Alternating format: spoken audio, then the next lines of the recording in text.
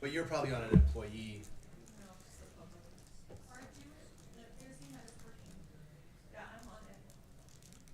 Really? Okay.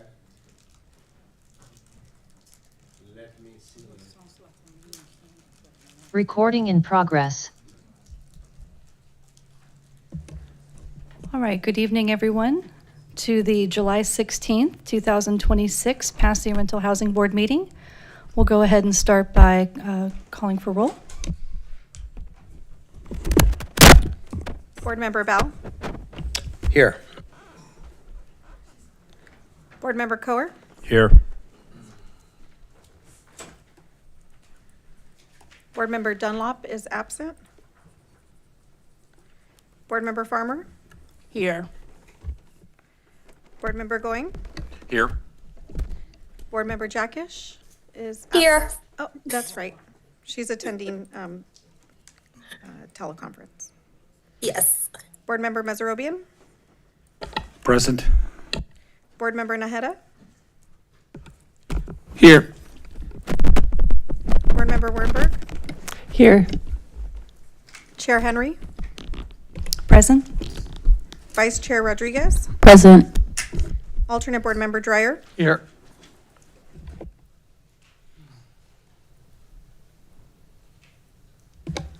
All right, thank you very much. We have quorum.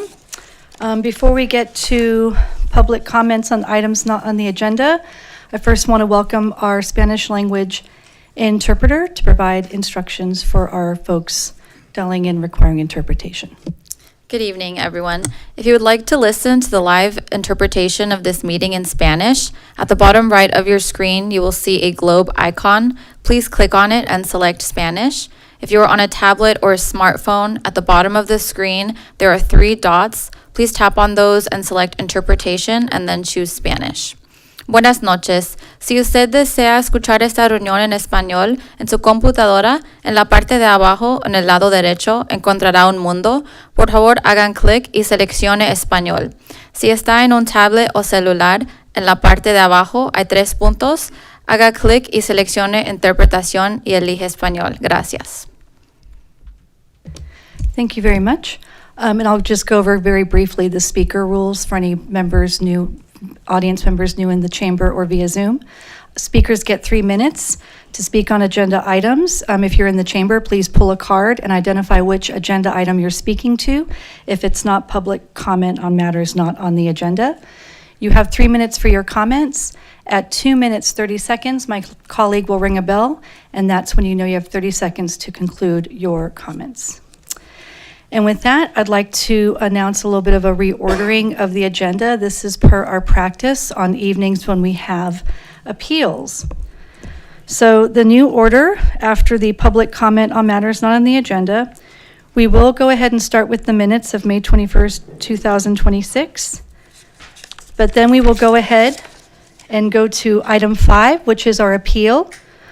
So I believe the parties are in the chamber for the appeal. That will be the second item we hear on the agenda to be respectful of our community members' time.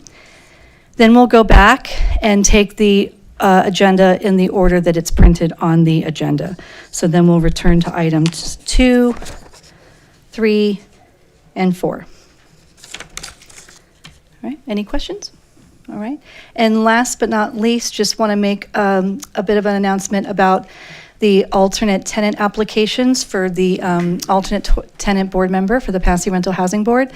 I understand that this item will be going to the council in August and that the application window is still open. Should you have any questions about the application for alternate tenant member of the Pasadena Rental Housing Board, please see Mark Jomsky, the Pasadena City Clerk. All right, and with that, we'll go ahead and begin with public comment on matters not on the agenda. Okay, we have one public comment by Dr. Gary Hampton Madhotep.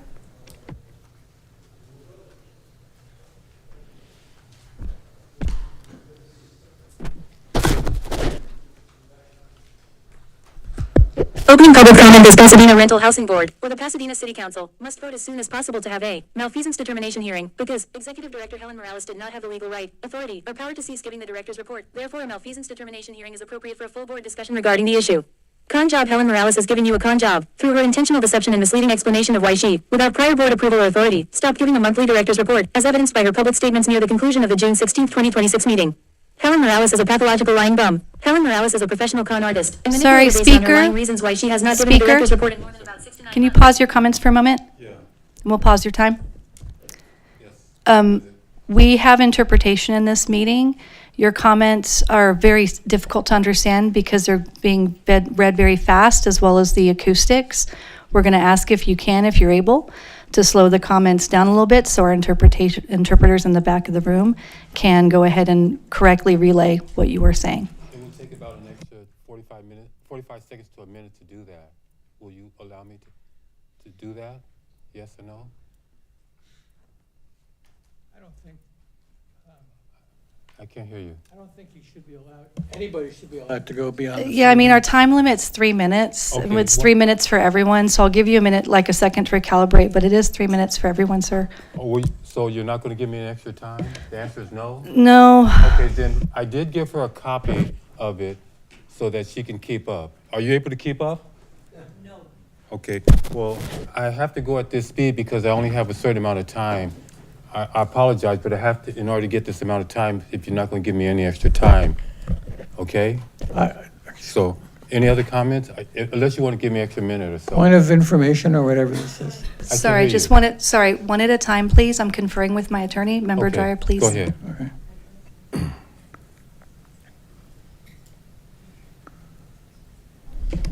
Got it. Our attorney's just reminding me that as you do with your comments, they are distributed to members of the board, and we do receive them and read them.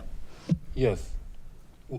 So what are you telling me? I'm telling you, you have 3 minutes to make your comments. We're asking you to make them in a way that our Spanish language interpreter can interpret them. But sir, that's ultimately up to you. Okay, I'm gonna keep at this speed, okay? Here we go. 9 months, which I have been reminding this board and the public at each and every meeting. The problem here is that we have toxic femininity and low testosterone subservient men, which you can see if you just open your eyes. And the uncontested, unanimous vote of the re-election of Chair Allison Henry is another good example. Who the hell is in charge here? It should not be Helen Morales' unilateral decision, without prior authorization from the board, to cease giving a director's report, but instead, only having a quarterly report only 4 times per year, versus a once-per-month director's report, which would be 12 times per year, which was the policy before she secretly changed it, which is an actual and documented malfeasance action by this lying and very manipulative person. The real and obvious reason why Executive Director Helen Morales abruptly stopped having a monthly director's report is because this chronically lying person does not like my very extremely impactful and loud harsh criticism against her terrible and very harmful executive directorship. This is a direct and real example of the dishonesty and manipulation cunningly planned and executed by Helen Morales, with her hidden goal of deceiving this board and the citizens of Pasadena. No confidence and no credibility. This act totally destroys Executive Director Helen Morales' credibility, and you should have no confidence in Executive Director Helen Morales. This board should also do an administrative review of the wrongful and illegal hiring of Helen Morales. Executive Director Helen Morales wants to avoid the criticism of her wrongful and illegal hiring, and also investigate the improper and illegal hiring of some past board members who recently resigned or was removed. Also, a deep federal investigation of financial corruption in Pasadena is needed. Morales is prioritizing and pushing her own personal objectives and goals, and that is why a standing committee is urgently and importantly needed, immediately, like yesterday. There could be one standing committee for all the following tasks: compiling and writing the approval of minutes, writing the agenda, and deciding future agenda items. More than 2 years of multiple and repeated requests and suggestions. There have been many multiple and repeated requests and suggestions by several board members that have been totally ignored for 2 or more years. L for some item requests. You must know and ask the following statement and question to your dedicated deputy city attorney. The Pasadena Rental Housing Board has the authority and power, vested in Article 18, to terminate the executive director. Is that correct? How much time do I have left? 33 seconds. Okay, thank you.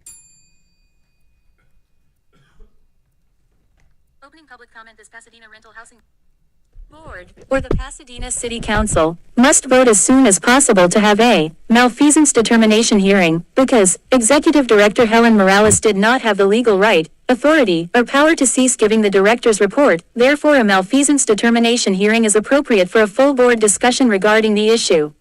Con job. Helen Morales is giving you a con job through her intentional deception and Thank you. misleading That concludes your explanation of time. why she, without Thank prior you. That board. concludes your time. Sorry, I couldn't hear you. Thank you. That concludes public comments. Great. Thank you, everyone. So we'll go ahead and go to the minutes of May 21st, 2026. While everyone's looking at them, I actually have some notes about the minutes from that meeting.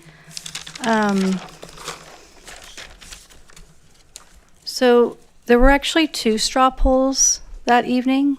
I rewatched it this afternoon, and only one is referenced. The first straw poll, I asked who would support spending money for the facilitator for our proposed working meeting workshop. No hands were raised. I did do a second straw poll and asked who felt we should spend money on a facilitator, and there were hands raised. So I don't feel the minutes accurately represent. Also, there were some directives. I had asked if we could, besides Philip Leclerc was mentioned as someone we could ask, but I did also ask if we could find out who else in the city or at our price point, and remember, Ms. Robian, it was hard to hear you in the meeting. But I do remember at that time you asked if we had something in the budget for a facilitator, and the answer to that question was yes. And so then I asked the director to either find out if we had someone in the city as a colleague or someone in the department who would be facilitating this, or someone at our price point, which, if I remember correctly from the budget, was $5,000 or $6,000. None of that's contained in the minutes of the May 21st meeting, and I see a few of you nodding your heads remembering that discussion.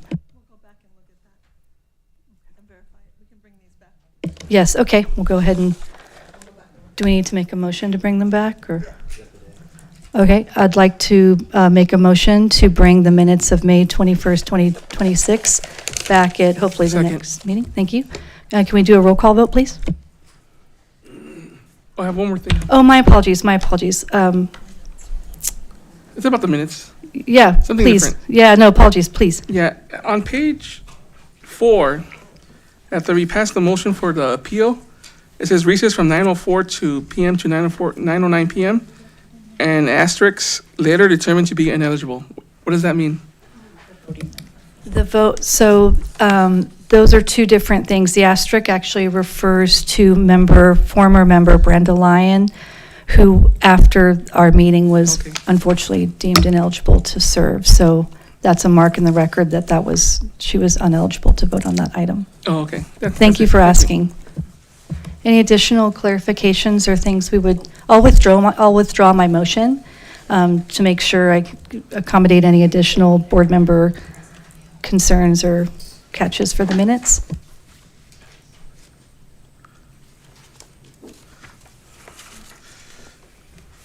Right, my apologies. And we'll go ahead and do public comment, and then afterwards we can go ahead and do the motion for the minutes to return. So we'll go ahead and take public comments on the notes from the May 21st, 2026 Pasadena Rental Housing Board meeting. We have one by Dr. Gary Hampton Modhotep.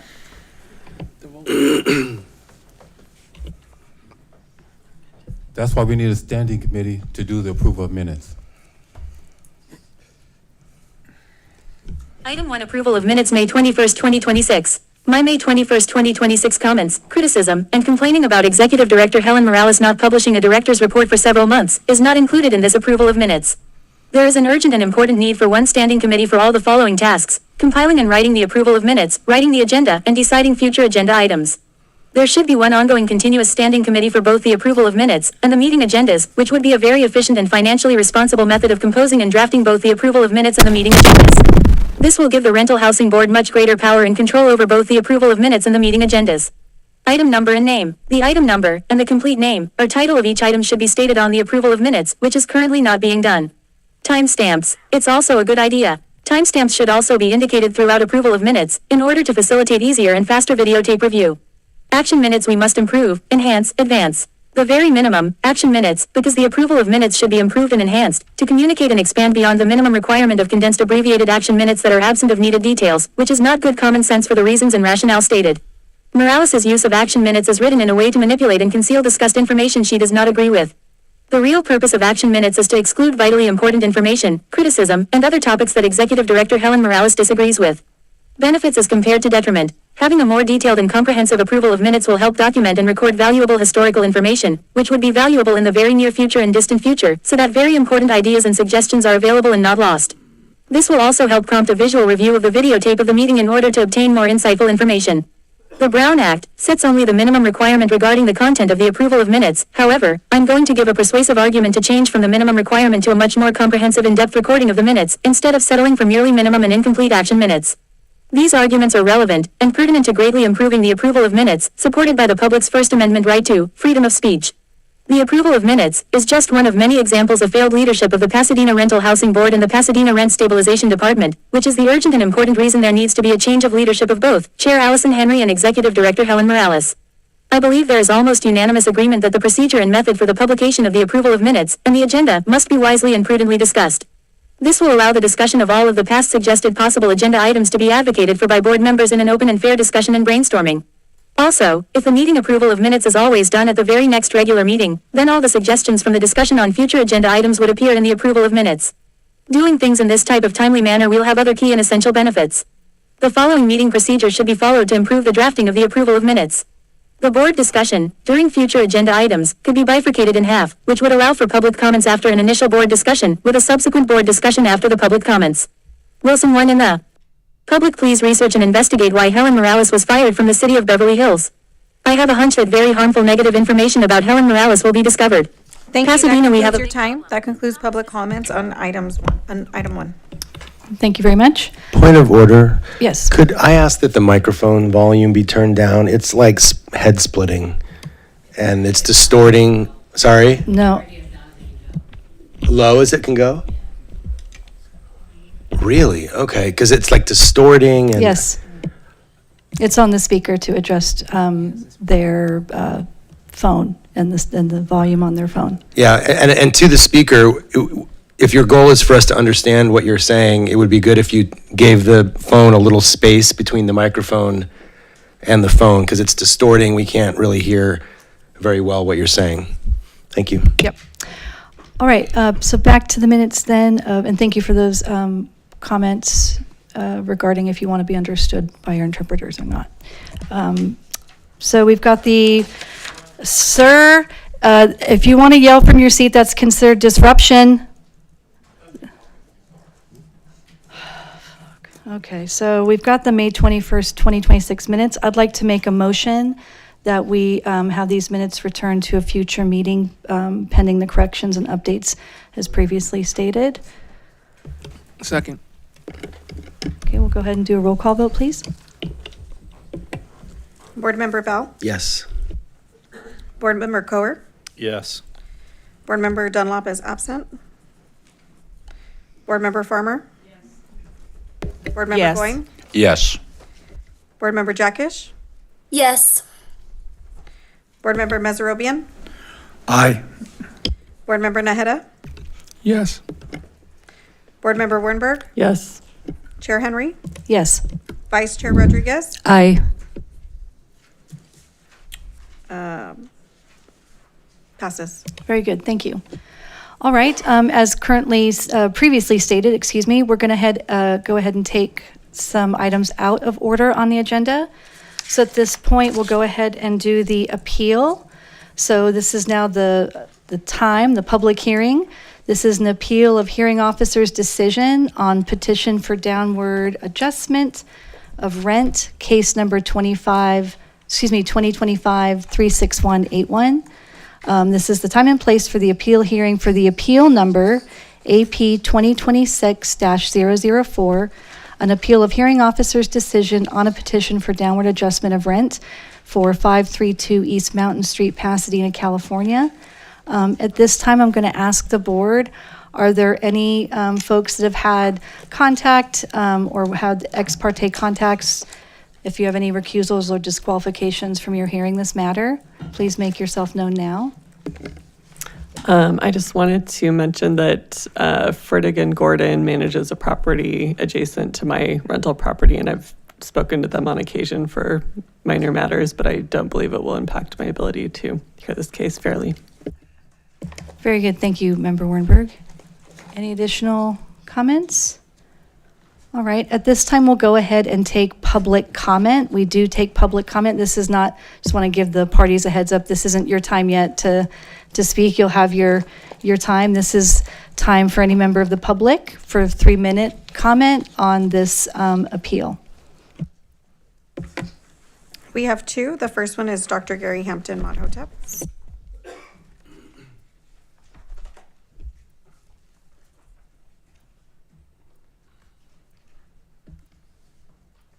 Just a second, let me adjust the volume just slightly, please. See how this goes? Work with me just 1 second.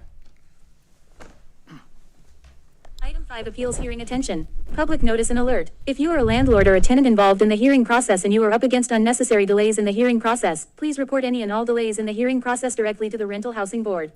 Any delays in the hearing process has primarily been intentional by Executive Director Helen Morales, because she primarily wants to continue to propose an unlimited number of unneeded rules and regulations, which will only increase the size of the Rent Stabilization Department to the detriment of the citizens of the city of Pasadena. Executive Director Helen Morales is a master manipulator who thrives on power and complete control of others. Also, as stated in the text of Measure H, attorneys for landlords are entitled to attorney fees, which I'm sure an attorney would zealously pursue under Measure H. It is obvious that the current appeals hearings procedure is a detriment to both tenants and landlords. At some time, in the not too distant future, you will start to get cases thrown back to you by the Superior Court with very severe reprimands and rulings against this unqualified to hear appeals, Pasadena Rental Housing Board. If you think my criticism is tough, just wait until you are legally reprimanded and criticized by the court system. Public comments should also be allowed after the appeals hearing testimony and deliberations, but before a final vote is taken by the board. Instead of writing hundreds and hundreds of pages of wasteful rules and regulations over the last 3.5 years, instead you should have started conducting hearings as your first course of actions. I advise you about this at the very first meeting that I came to and gave you my landlord complaint, and assuming that my landlord-tenant complaint would be on a path to a hearing in front of the full 13-member board. However, I was unprofessionally disrespected and treated like dirt by then Vice Chair Brandon Lazy Lamar, with the majority of the Rental Housing Board bullying me because they thought I was stupid and weak, while they totally and completely intentionally disrespected me. Hopefully, in your wisdom you see the need to reassess, and very critically reevaluate the entire and complete implementation of Measure H. Please, it is vitally and urgently important to begin a turning point, as soon as possible with the dismantling or downsizing of the Rent Stabilization Department. How much time do I have?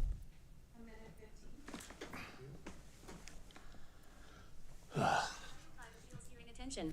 Public notice and alert. If you are a landlord or a tenant involved in the hearing process and you are up against unnecessary delays in the hearing process, please report any and all delays in the hearing process directly to the Rental Housing Board.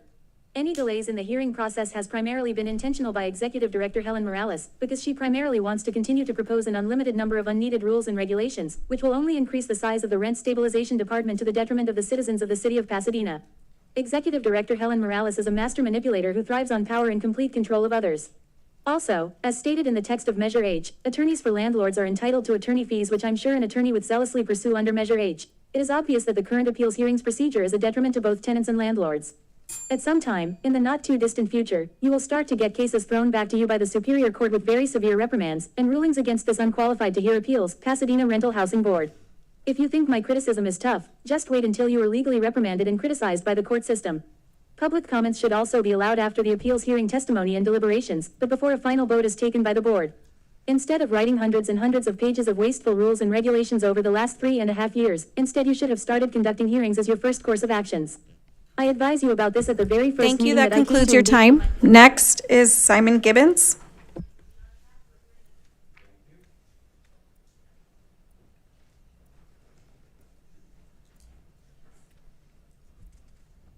Good evening.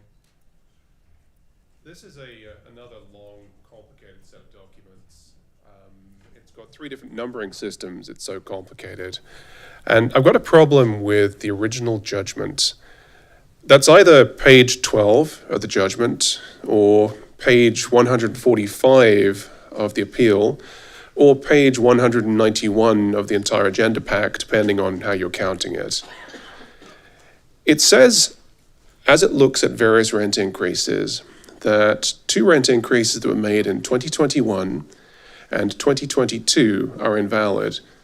Those are made in October 21 and October 22, and it's claiming that under Measure H, these are not valid rent increases. This is absurd. Measure H did not exist then. Measure H came into being in December of 2022, and making false and defamatory claims about a landlord that they made invalid increases in rent that were legal under California state law at that time is deeply unhelpful. It is creating a record that is unfair to that landlord and that might end up being used later to cause problems for them. This is not the first time that one of your hearing officers has made this claim. Let me be really clear. Measure H did not exist in law until December of 2022. Any actions taken by a landlord in Pasadena before that were under state law or under whatever existing civil codes there were within the city. They were not being governed by Measure H. It's really important that we stop this kind of false declaration, which is only going to result in consequences down the line for landlords who are doing the right thing, who had no reason to operate under a rule that didn't exist. So once again, for clarity, the very first paragraph, page 12 of the hearing, page 145 of the appeal, page 191 of the agenda pack, making false claims about what happened in 2021 and 2022. We deserve better for this kind of quasi-judicial procedure, so please do ask your people to fix these problems. Thank you. That concludes public comments on item 5. Allison. Thank you. Yeah, and I'd see, you're in the queue. Yeah, go ahead, Member Dreyer. I guess I want to ask our attorney a procedural question. So the appeal is the language is used as a quasi-judicial operation, which is like we're the judge of a court. I don't understand how public comment on a judicial action should be allowed unless it's a character witness for, like in court for the defendant or the plaintiff or something. I could be wrong about this, but Public comments allowed on all sorts of appeals at the city council. I mean, we're a little late in the game for this to be raised as an issue. We've had public comment on all of our appeals.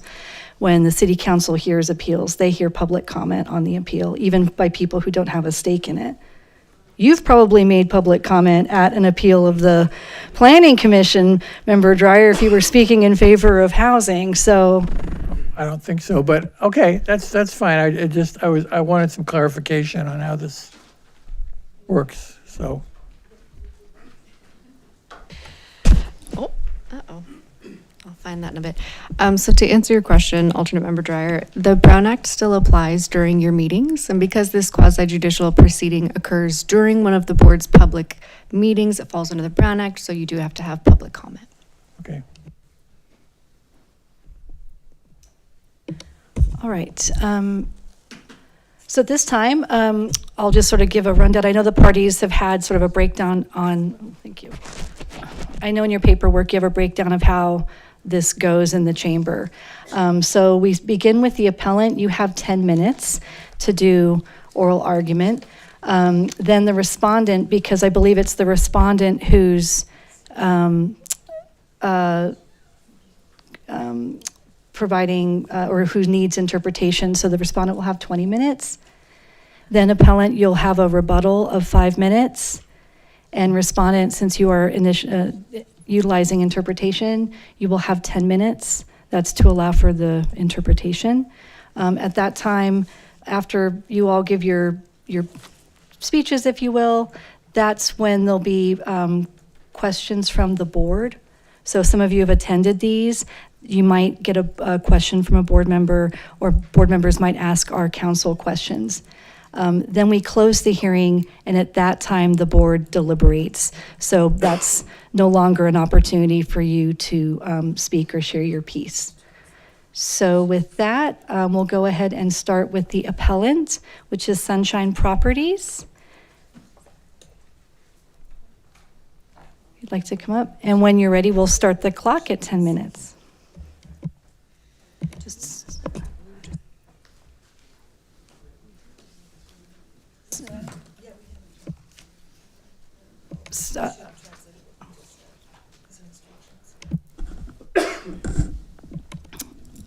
Sunshine Properties, just one moment, please. I was just getting clarification on the council, my council. Interpreter, were you able to, did you get all those instructions? Okay, thank you very much. She's hearing the interpretation right now. Got it. Okay, thank you. We've had problems in the past, so thank you for your patience, appellant. All right, and with that, go ahead and begin. You have 10 minutes. Okay.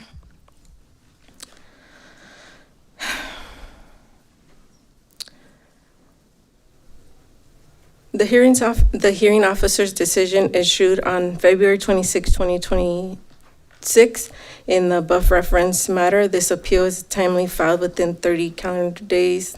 Okay. We do not dispute the entirety of the hearings officer's findings. The appeal is limited to two discrete issues where respondent respectfully submits that the decision does not fully account for the evidence presented and the equitable circumstances of the case. The hearing officer granted a monthly rent reduction of $124. That's $62 per parking space based on petitioner's temporary inability to use two assigned parking spaces during active construction hours. We respectfully submit the following in support of a reduced or time-limited rent adjustment for this issue. The parking restriction is a temporary and authorized by a valid City of Pasadena permit. Respondent, Sunshine Properties, obtained a city-issued permit to construct an ADU on the property. The parking restriction exists solely to protect tenants' vehicles and facilitate safe construction. Petitioners retain access to the parking space the majority of the time. Construction actively is limited to daytime hours, Monday through Friday, from 7:30 to 4:30, representing approximately 40 hours of restricted access per week out of 168 total hours. Petitioners have unrestricted access to their parking space during all remaining hours, which equals approximately 23.8 hours of the week. The reduction even at the floor of the schedule should further calibrate to reflect this partial availability. No-cost street parking is available during restricted hours. Petitioner Rosa Sanchez confirmed during this testimony that there is no cost associated with the finding alternative parking during construction hour. This further supports a reduction. And then parking has not been removed permanently. We ask that the monthly parking reduction to an amount that properly reflects the partial and temporary nature of the service interruption, given that the petitioners retain access approximately 76.2% of the time and have no cost alternative parking available during restricted hours. Petitioners' parking spaces are unavailable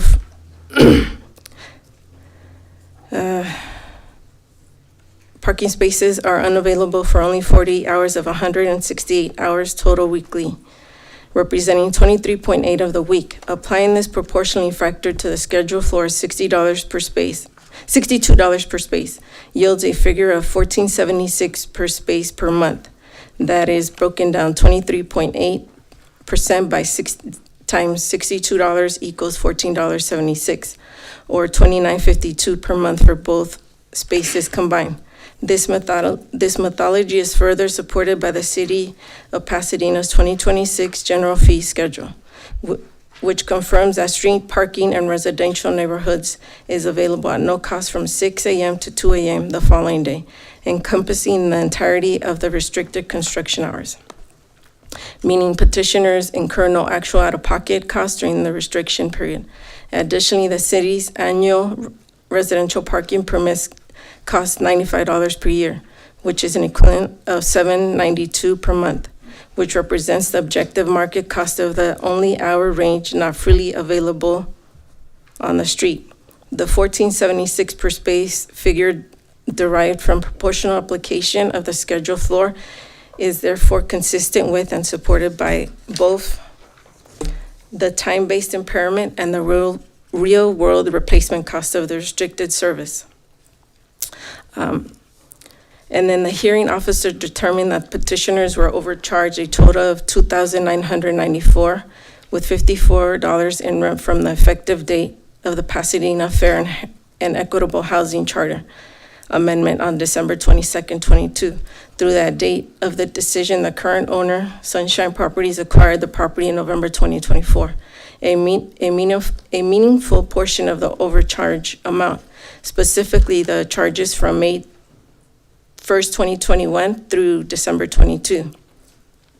The current owner had no knowledge and no involvement in the rent overcharges that occurred prior to the November 2024 acquisition.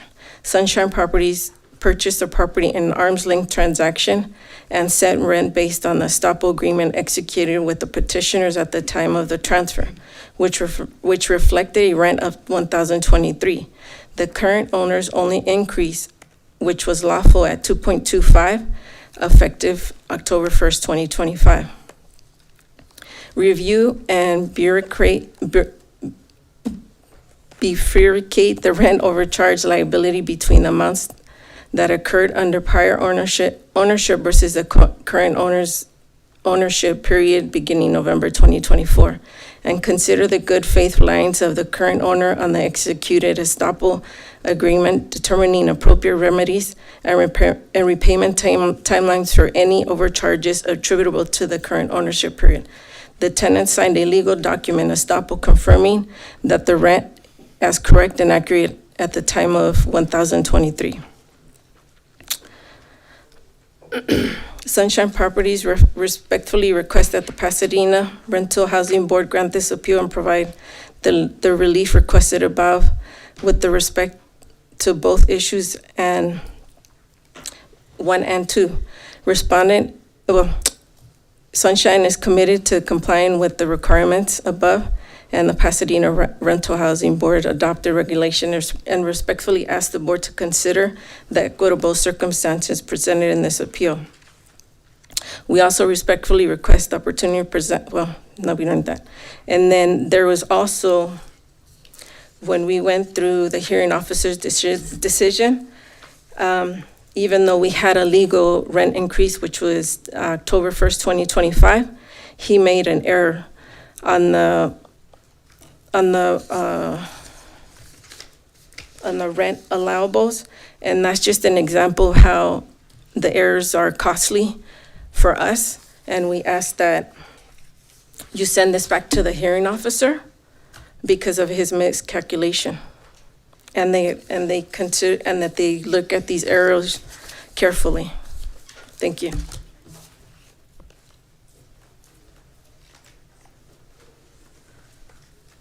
Thank you.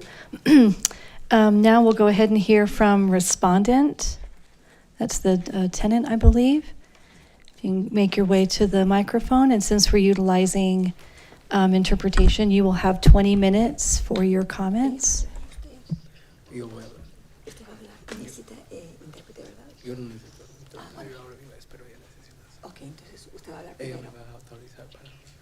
Que me da mucha tos. No, no se preocupe. No. Ok, diga una oración y yo la interpreto, y diga una oración y yo la interpreto. Me presento. Sí. Mi nombre es Rosa Sánchez. Hello, my name is Rosa Sanchez. Yo vivo en el 532 East Mountain Street. I live at 532 East Mountain Street. Apartment number 2. Por casi 30 años. Been living there for almost 30 years. Entonces, pues ahorita con la nueva personas, los nuevos dueños. So right now we're living with the new owners. Pues ya tenemos más de un año con eso del parking. It's been over a year now with the parking situation. Mi carro siempre lo tengo que sacar para la calle donde encuentre parking. I always have to take my car out to the street wherever I can find parking. Antes de las 7 de la mañana. Before 7 a.m. Porque así dice la nota. Because that's what the note says. 7 a 7. From 7 to 7. Entonces, ya con mi salud y mi edad y todo, he empeorado. With my health and with my age, it's just gotten worse. Con mis pies. My feet have gotten worse. Tengo atención médica del doctor de los pies, ni sé cómo se llama. I'm receiving medical attention from a foot doctor. I don't know what you call that.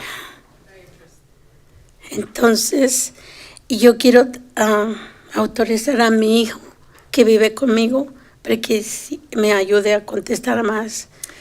My son lives with me, and I'd like to authorize him here in front of you so that he can speak for me, so he can speak to you.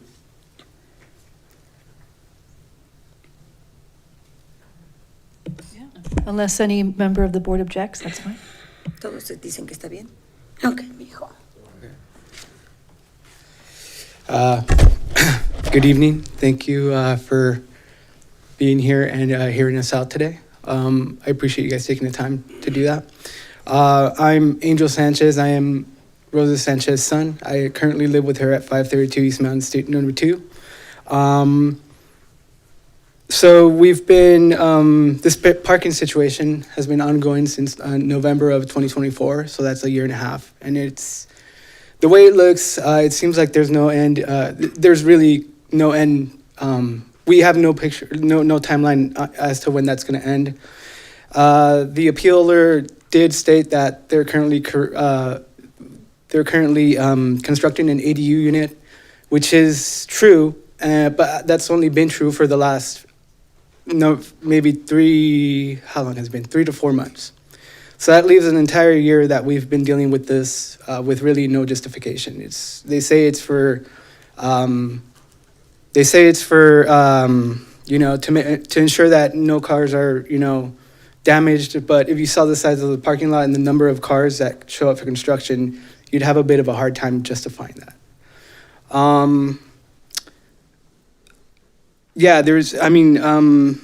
In regards to the hours that we have, when we submitted the appeal, we submitted documents number 2 through 6.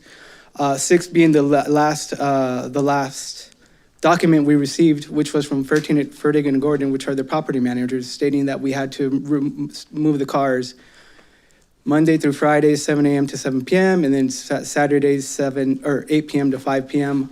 We haven't received, the appellant stated that the hours have been minimized, but we haven't received a notice since. So that notice that we received on May of 2025 is the last one we received, and that's what we go by, because if things, were to escalate, we'd find ourselves in trouble, right? Yeah, we haven't received an updated note changing those hours, and even though they do leave at certain times, they state that they leave at certain times. That's inconsistent, and that's been especially true the last few weeks, where they've worked even past the 7 p.m. Deadline for construction that the city of Pasadena has on multiple days. So they're inconsistent in that. There's a lot of inconsistencies. In regards to the second issue, which is the overcharge of rent, we're no longer pursuing that. We're kind of dropping that issue. We just have no interest in following that. My mother, under the advice of some consultants, thought she should do that, but upon further, looking into it on our own end, we decided to withdraw our complaint for that. But in regards to the parking situation, we're 100% for the decision that the housing board, or the decision that was made on the for that. We don't have anything else to say. ¿Hay algo más que? Is that? You said everything. Okay, thank you. Gracias, thank you. Okay. At this time, we'll go ahead and have the rebuttal from our appellant, Sunshine Properties. And you'll have 5 minutes to make your comments, your rebuttal. Thank you. I do have pictures of showing when we do have a lot of workers on site. So I disagree with him 60% of the time. So like I said, there's days that we have more workers coming in because of time conflicting schedules that they're able to come and help me. So thank you, by the way. I guess that's kind of what I was fighting, is just the parking situation. And the reason why we also took parking was when the property was purchased, it was in bad shape. They had never done anything to the property. So we've done a massive amount of repairs through the exterior and interior. So that's the reason why we took the parking away during limited times, because we didn't want to be dealing with flat tires, people blocking us in, people not wanting to move the vehicles, and that's instances that we have had. And I also have pictures of those issues happening. And because there's a lot of tenants that are not compliant, that if we ask them to move the vehicle, they won't move the vehicle. So that's the reason why we just chose to just block off a certain amount of time. And we have reduced the hours, but why they weren't advised that the hours had changed is something I will be talking to the property management that they do provide. And these last those few instances that he's referring to, there had been emergencies that we had to take care of. We just couldn't leave people without water, without gas. So there's been plumbing issues because, again, the property has never been taken care of, and that's something that they don't see. They just see we're there just to be there, and that's not the case. If you guys want, I can provide you pictures of all, not just the permits that we've been pulling for the plumbing, electrical, windows, siding, insulation.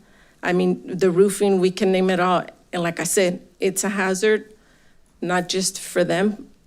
For them mostly, and that's what they don't understand. And I don't think some of you guys don't understand that. If something falls on them, then we're held liable. So that's the reason why we choose to just block off that time. So I hope you guys really take that into consideration, that the parking reduction be lower than what you guys are asking for when it's not even remotely close to the Pasadena general fee, scheduled parking. Thank you. Thank you for your comments. At this time, we'll have a rebuttal from the respondent. Can I ask the responding parties, can you designate one speaker if it's going to be Ms. Rosa or her son? Because depending on who's speaking, if it's our English speaker, you'll also get 5 minutes. If it's our Spanish speaker and needing interpretation, you'll get 10. But we just need. Will it be you, sir? Yeah. Okay, so we'll Sorry, give you yeah. 5 minutes to make your rebuttal. Yeah. Okay. So responding to the property the property owner. So the issue isn't necessarily of the hours, but it's also of how long this has been going on for. And we've like I mentioned previously, we've been doing this for a year and a half. There's been no timeline set for when construction is going to be completed. We do not take for granted what the property manager has come in, or the owner has come in and done, because if you ask us, yes, the apartments were in a state of disrepair. There's no question that we appreciate what's being done, but there's also a balance there needs to be a balance in, we need to be comfortable living where we are, and having to do this for a year and a half. And I don't doubt we're going to go into 2 years and even longer at this point. There needs to be a balance.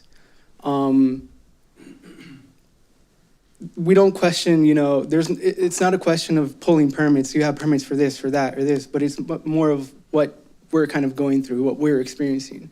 It's a huge, huge inconvenience, If this was only going on for a few months, that'd be fine. But again, I come back to the fact that this has been going on for a year and a half, and there's no timeline as to when this is going to end, It's very frustrating. If the property managers were a little more open, or property managers or the owner were a little more open about how much longer construction was going to take, maybe we'd be more accommodating, or we'd be less frustrated. But we get no word about anything, like she admitted, we haven't received communication about the change in hours. We're on guard, every day to see if they're going to show. There are certain days where we don't know if they're going to show up or not, so we have to be on guard, ready to move our cars, because we don't want our cars towed or moved, removed off the property.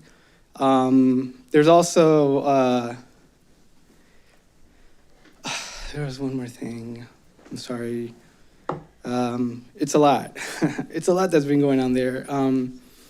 But again, we acknowledge that the property manager has come in and made improvements. We welcome that. There's no question about that. But again, there needs to be a balance in, us being comfortable and accommodated, and it doesn't feel like that's currently happening. So, there was one more point.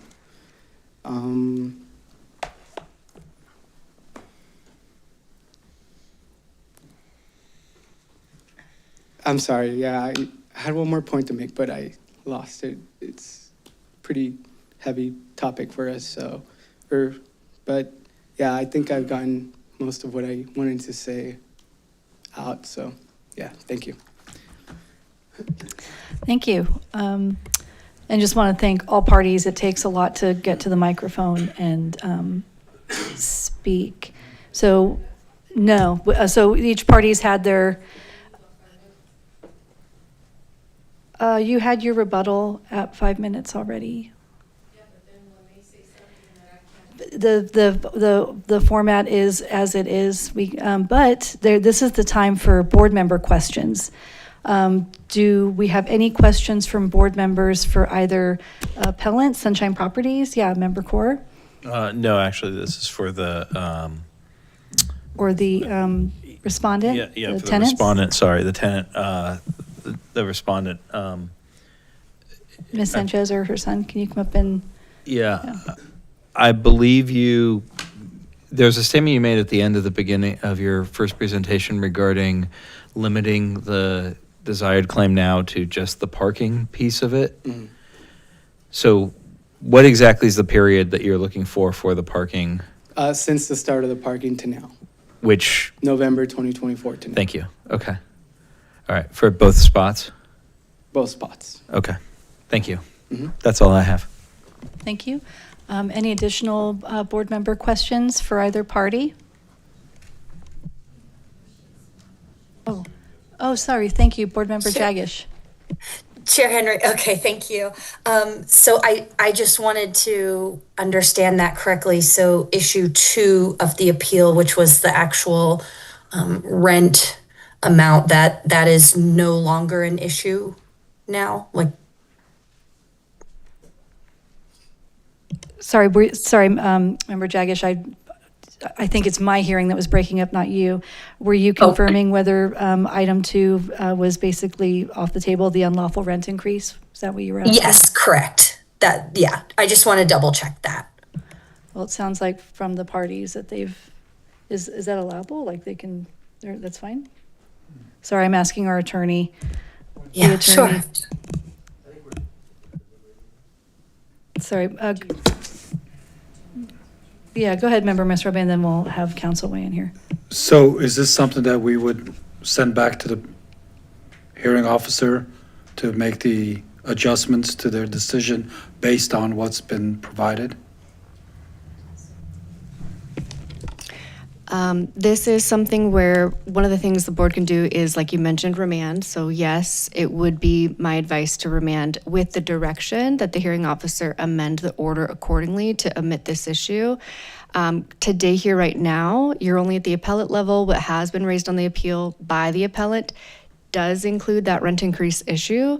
And so, at this point, it's the appellant's game, so to speak. If you want to kick it back to where it is the petitioner raising the issues and which ones they want considered, that would be at the hearing officer level, because the petitioner filed their downward adjustment of rent. So you would be kicking it back if you wanted to, so that the hearing officer could omit that issue and amend the order accordingly.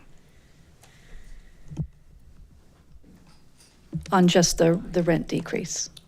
But we could affirm the decrease, item 1, the decrease in housing services. Is that correct? Okay, the parking. Okay. Any additional questions from board members? I have a point of order question of a follow-up on that. So, I'll wait.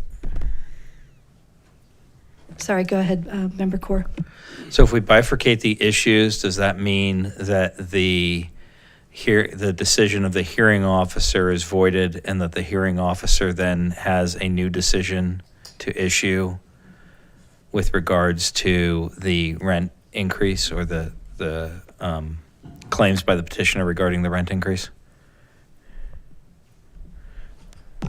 So if you're bifurcating, or if you're only handling the parking tonight, then you would essentially be leaving the unlawful rent increase issue alone for tonight. So yes, in that sense, bifurcating, but only in the sense that you're leaving that one alone for the hearing officer to amend the order, change, decide what the parties want to do. And that's where they could deal with, the tenant no longer wanting to pursue that. So tonight, all you would consider, if that's your choice, Right. is the parking. So if I could just, one follow-up question, does that mean essentially the hearing officer would then issue a new decision covering the whole of the matter, which would incorporate what we decide on that parking issue and what the hearing officer later decides on the petitioner's issues otherwise raised or not raised? Not quite. So you would be issuing a remand with a direction to the hearing officer that the hearing officer amend the hearing officer's order to update it as to what the parties want. So you wouldn't have to have it come back to you. You would just be giving that direction tonight. Okay, thank you. Any additional questions from voting board members? Doesn't look like it. Yes. Yeah. Well, we've got all of our at-large members. Okay. All right. Any final questions from board members before I close, or to the parties before I close the hearing? I have one question. after we voted on the order, is it possible for us to, excuse me, to revisit the issue of why the hearing officer is quoting the date October 1st, 2021? Because I am very unclear on that. Do you want to, that sounds to me actually like a clarifying question, which I think is like allowable at this time anyway. Okay. So go ahead and, I mean, that question's posed. Okay, he's Pose it. in his decision, as the public comment raised earlier, he's saying that the landlord's first rent increase was to take effect on October 1st, 2021, which he then says is invalid as no increases were to take effect prior to 2022. But again, Measure H hadn't been passed in 2021. So I don't understand how that could be judged into legal rent increase as long as it complied with this, whatever the state had at the time. So I'm going to answer part of it, and I'm kicking it to people who get paid far more than I do to answer it. The first thing is the rent rollback. So this provision, you know, the law does have the rent rollback for the rent to be rolled back if the person was in tenancy, right? So is it May 17th, 2021? I'm not certain if that's true. Is it true? It's in the charter amendment. Yeah. So in terms of the rent rollback, but then it sounds like there's another. May I interject to explain what I think is happening here?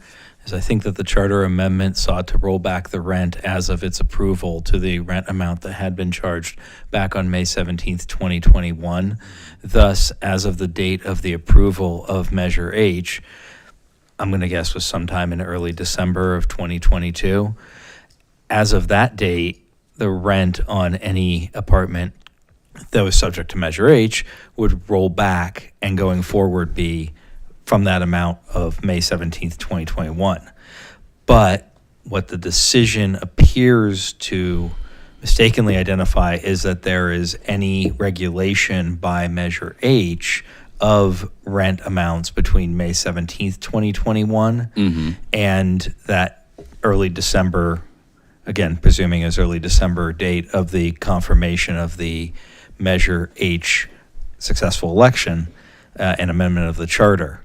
And I think that's the issue, is that the current decision is worded poorly in that it implies that there was a problem with the rent increases, because between, as I understand it, between May 17th, 2021, and then approximately a year and a half later, December of 2022, a landlord was allowed to raise the rent per the state law limit, which I think was 8% at the time, but don't quote me on that. But for the sake of this, let's just presume.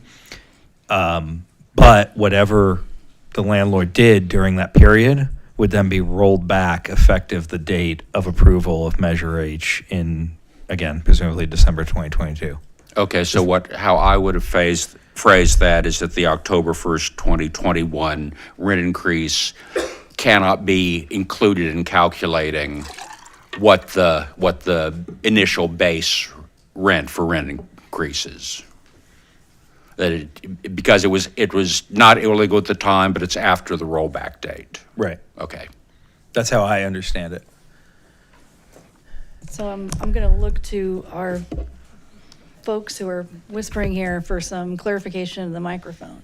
Thank you for asking your question, Member Goins. So yes, as members have said, the charter does require that rent rollback to May 17th, 2021 as base rent. And then after that, using the AGA to calculate what the proper rent increase would be. But it does require that initial rent rollback to whatever rent was on that date. That answers my questions. That's what I like to hear. All right. Actually, I have a follow-up. I'm still wondering why it says it's an unlawful rent increase, because that makes it sound like the issuance of that rent increase on October 1st, that the person wasn't like clairvoyant to know that in the future there was going to be this rollback, is it not clumsily worded?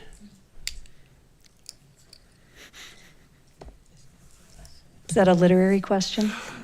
Maybe, I don't know. I mean, no, I think it's a legal question. No, Like, I mean, joking aside. Yeah. Yeah. Why is it say Because it does sound clumsy, unlawful? right? It sounds, yeah. It was invalidated later on by the rollback, but at the time it wasn't an unlawful, was it?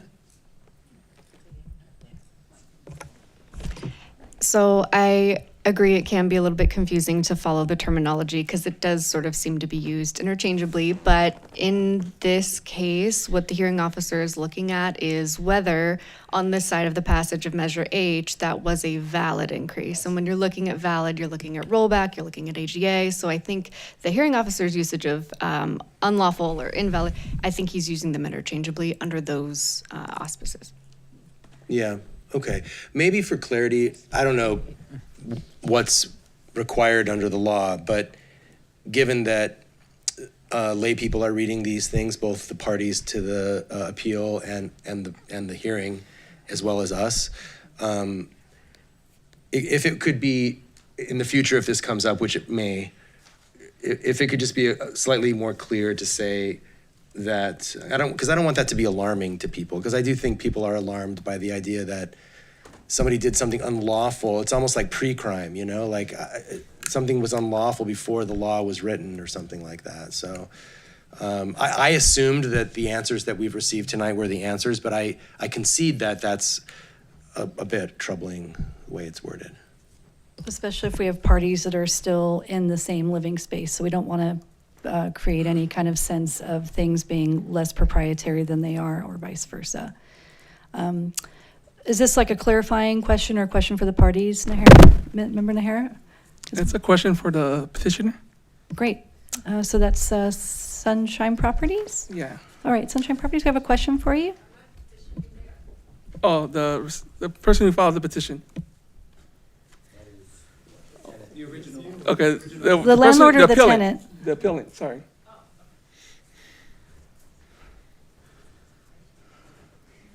My apologies to you.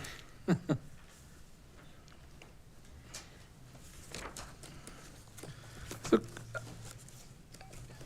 I'm looking at, I was trying to look at the fees, but I'm gonna take your word for it. How much does the daytime parking cost for Pasadena? Annually is $95 a year. You can look it up on the Pasadena. Did you even offer that to the tenants, or you just expected them to do it on their own? At this point, yes, I was, but I mean, at the beginning of the construction, I mean, you could be honest, I'm not gonna get mad. No, actually, we didn't, because we didn't think it was gonna be so complicated with the tenants to work with them. Okay. I don't always get welcome to do some of the remodels. Unfortunately, I was lucky with them, but with other tenants, I don't get the same. So it's hard when everything's fully occupied to be able to remodel not just the exterior, but the interior. Because we have to block everybody out. We have to block off spaces. We have to let people know and remind them not to go here, not to do that. So like I said, it's hard. It's not easy just putting a wand to it and it's miraculously, the renovation is done in a month. It doesn't work that way, unfortunately, with fully occupied.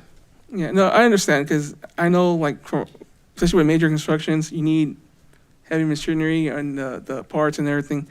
So, I mean, I get where you're coming from. You're trying to improve the property, but I guess since this is a new law, especially for you and to us, I guess we gotta evolve with it. So maybe next time you think ahead of getting what's necessary for the tenants. I know it may seem cumbersome.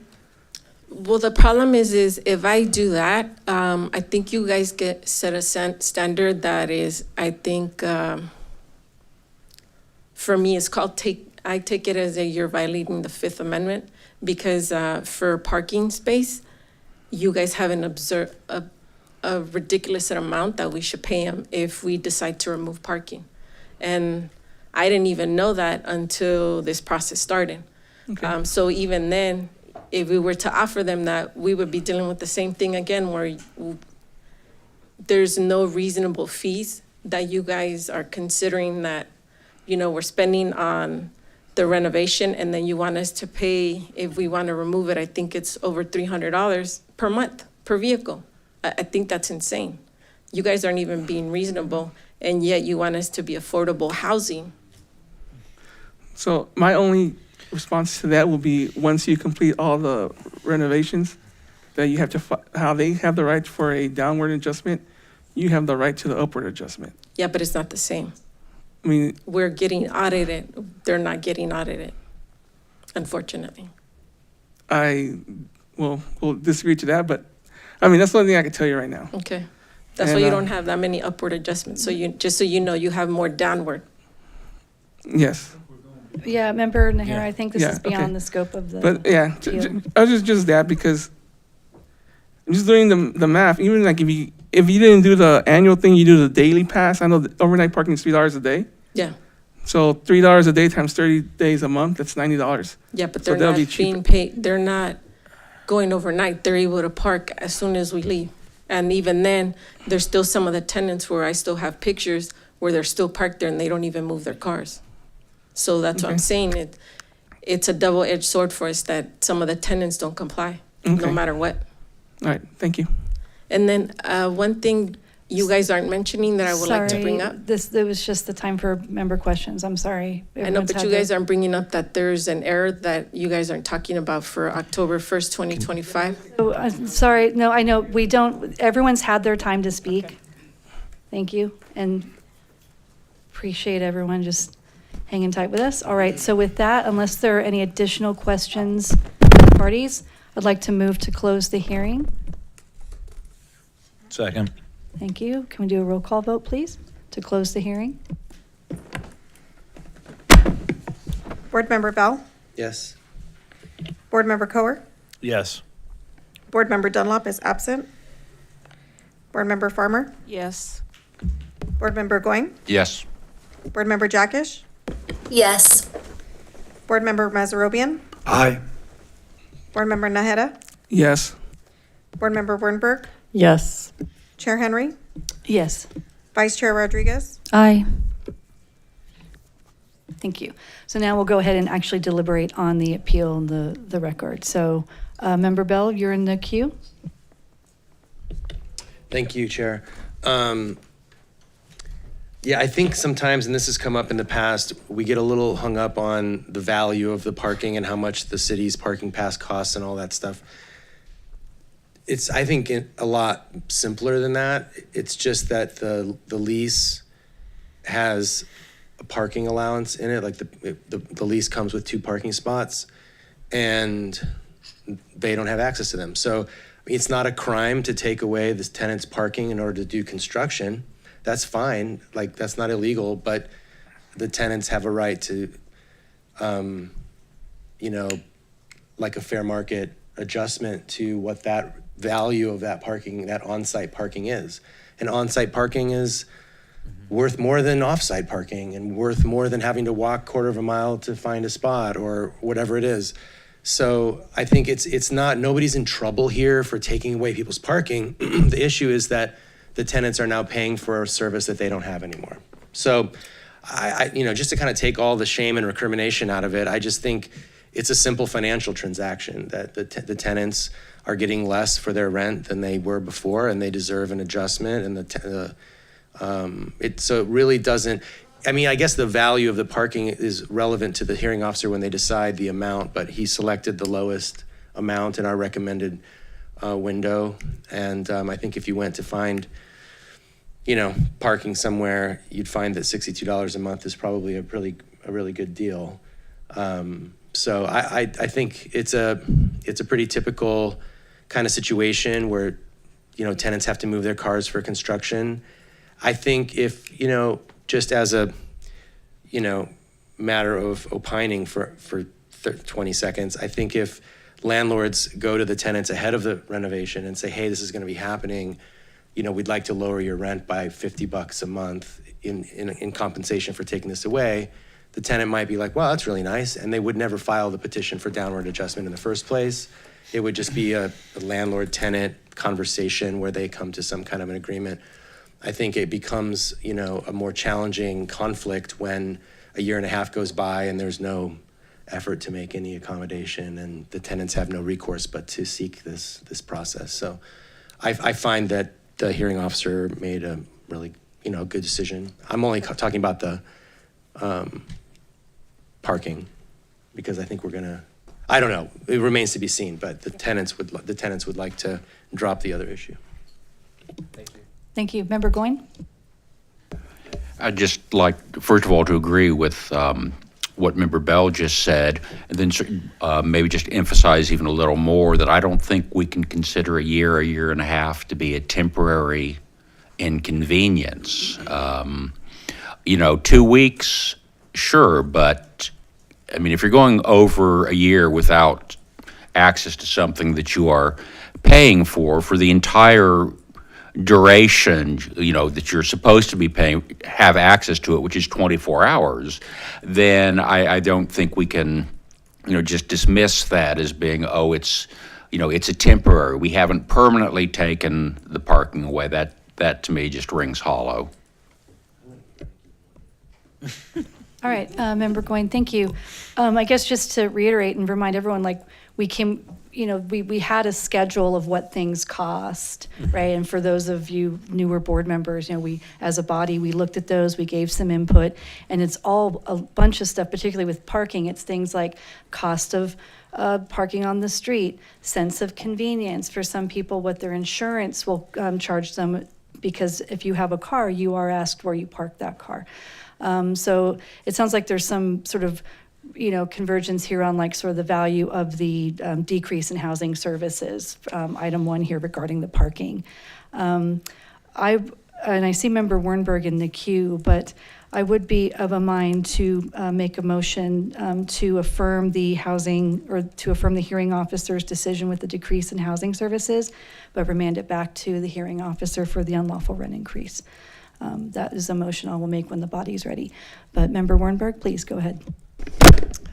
I also agree that it's not just, even though the parking is available at night, the inconvenience of having to move your vehicle at 7 o'clock every morning and move it back at 7 o'clock at night, that's also a value. But I had another question with the schedule. I don't think I was able to participate in that discussion.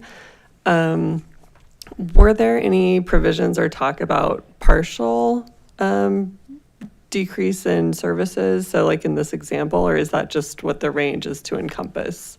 Because it isn't removed, and daytime parking is free.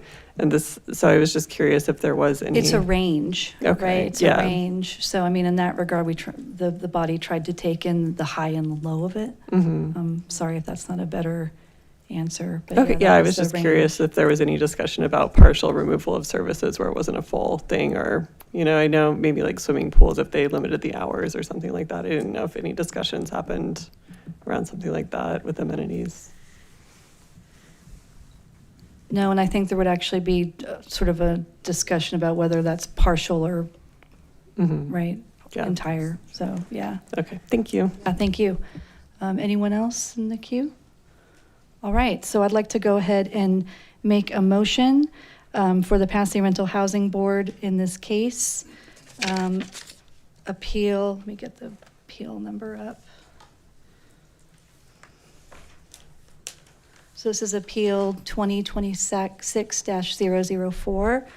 I would like to make a motion to affirm the hearing officer's decision regarding the decrease in housing services and remand back to the hearing officer the item around unlawful rent increases. And with our specific instructions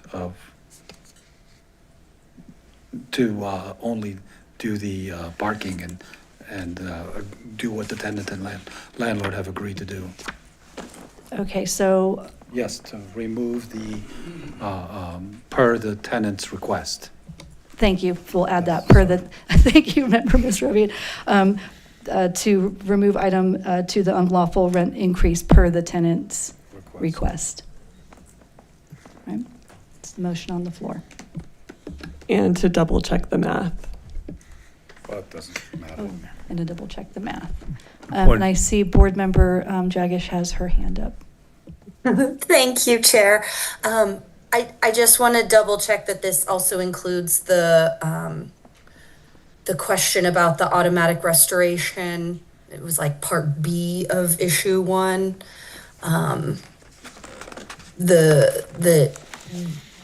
There needs to be 30-day notice given once the construction is complete that rent will be restored. That was the kind of Part B of the appellant's ask. And it didn't get discussed too much.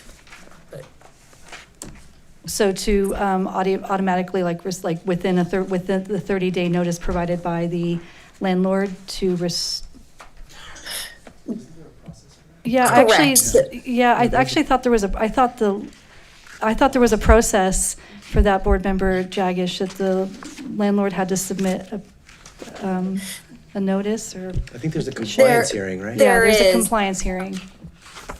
Okay, because in the documentation, the appellant was asking for some, it sounded like how I understood it, some additional something. But in the hearing in point 17 and 18 of the hearing, it says, that it will be, and you need to give 30 days notice. I just want to make sure that when we're issuing this, or when we're voting on this, that includes both pieces that they were asking about.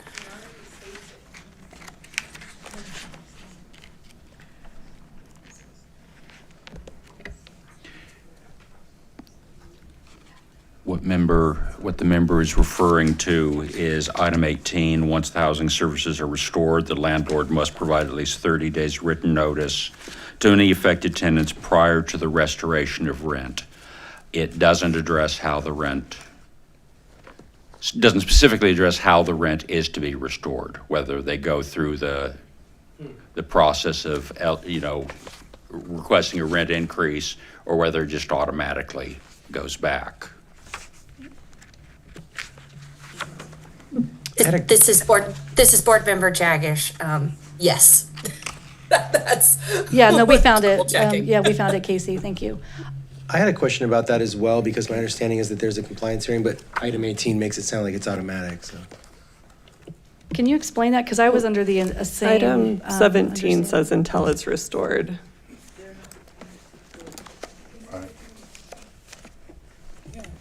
So to clarify on that point, yes, there is the availability of a compliance hearing. That's available if, for example, someone is not following a hearing officer's order. So if this doesn't happen in the time ordered, then there could be a compliance hearing, either to prove compliance or that something was done, or to prove that this has not been followed. But as it is, these are sort of self-effectuating, if that makes sense. And if you are affirming, then it would go forward. Makes sense. Thanks. So let's go ahead and clean up the motion, right? Can I withdraw the previous attempt to do a motion on this and welcome legal support here? So my motion is to, one, affirm the hearing officer's finding regarding the decrease in housing services, with the provision that once the landlord has provided 30 days notice for, I'm sorry, because I'm making a dog's dinner of this, and I don't really want to be making a dog's dinner of this. Love the legal help. So this is the motion that we have recorded so far. It would be to affirm the hearing officer's decision as to the parking or decrease in housing services, and then remand the hearing officer as to the rent increase issue. And that was the amendment from member Ms. Robian. There was another point I wanted to clarify with member Wernberg, something about checking the math. That piece I did want to see which issue that referred to. Just with the rent amounts. I know in a previous one, there was also some math errors with the amounts, so. But if we're not discussing that with the parking, so. Yeah, so if you guys are gonna go with the chair's motion, then you wouldn't be touching the numbers on that point. But that's the current motion on the floor with need of a second. The concern was, is everything included in that motion that needs to be including the provision for this? Yes, so what we went through just now was the 17 and 18 of the hearing officer's order being included if you do affirm the parking issue. Member Nahara, I see you're in the queue. Is that to second or with a question? Question, because now you're talking about the rent, sending it back to the hearing officer about the rent amount. What would be the correct amount the tenant have to pay the landlord? If you still have that question open. Point of order, there's actually no second on this motion. No, there is not a second on this motion at all. I'll second the motion. Lovely. And Thank you. And I don't think that would be for the hearing officer to figure out, not us, I think. Because it sounds like the tenants are waiving that. May I clarify, Member Bell, for the record, you're saying that you think it would be for the hearing officer to figure out and not for us to figure out? Yeah, the whatever, if the tenant withdraws their claim to the rent reduction based on previous rent increases, then the hearing officer would have to declare what the current rent is, I guess. Or maybe it just goes back to whatever they were paying before, I don't know, but that's not really before us. Right, we're just dealing with. I just want to know, for the record, that they know. Why? That they know what they're gonna pay the rent. Because until they change the order, because as I'm getting confused, you're sending the unlawful rent back to the hearing officer. So until that gets educated to him, the amount they gotta pay is what the hearing officer has already said. If I may, my understanding Yeah, is. basically it means that the remand means that the tenant can withdraw that. The second item, the unlawful rent increase. Okay. I just probably overthinking it. Thank you. Okay, member Ms. Robian? Item 3 addresses that on page 148. Answers your question.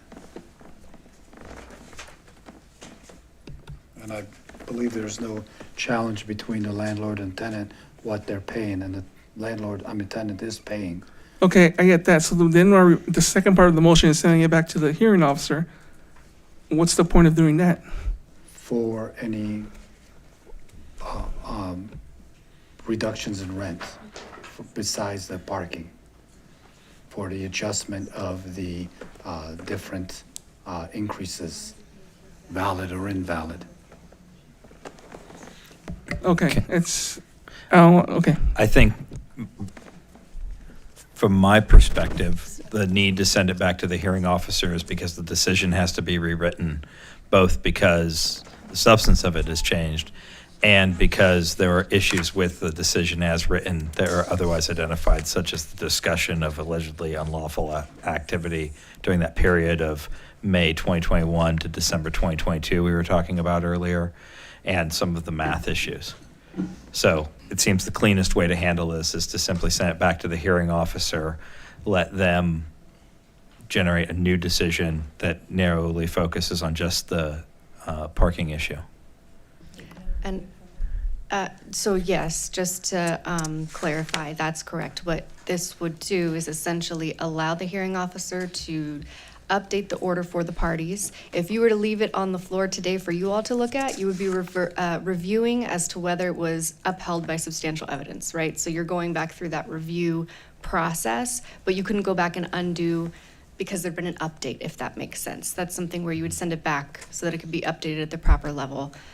If you wanted to, and if it would help members be more comfortable with the motion, and if the chair would be amenable to some sort of friendly amendment by one of you all, you could also add further direction to the remand that the hearing officer clarify and confirm what the parties would be paying and responsible for. Do I hear a friendly amendment, Member Nahara? I'd like to offer an amendment. But unfriendly or friendly, all right. Friendly amendment, exactly what the council said.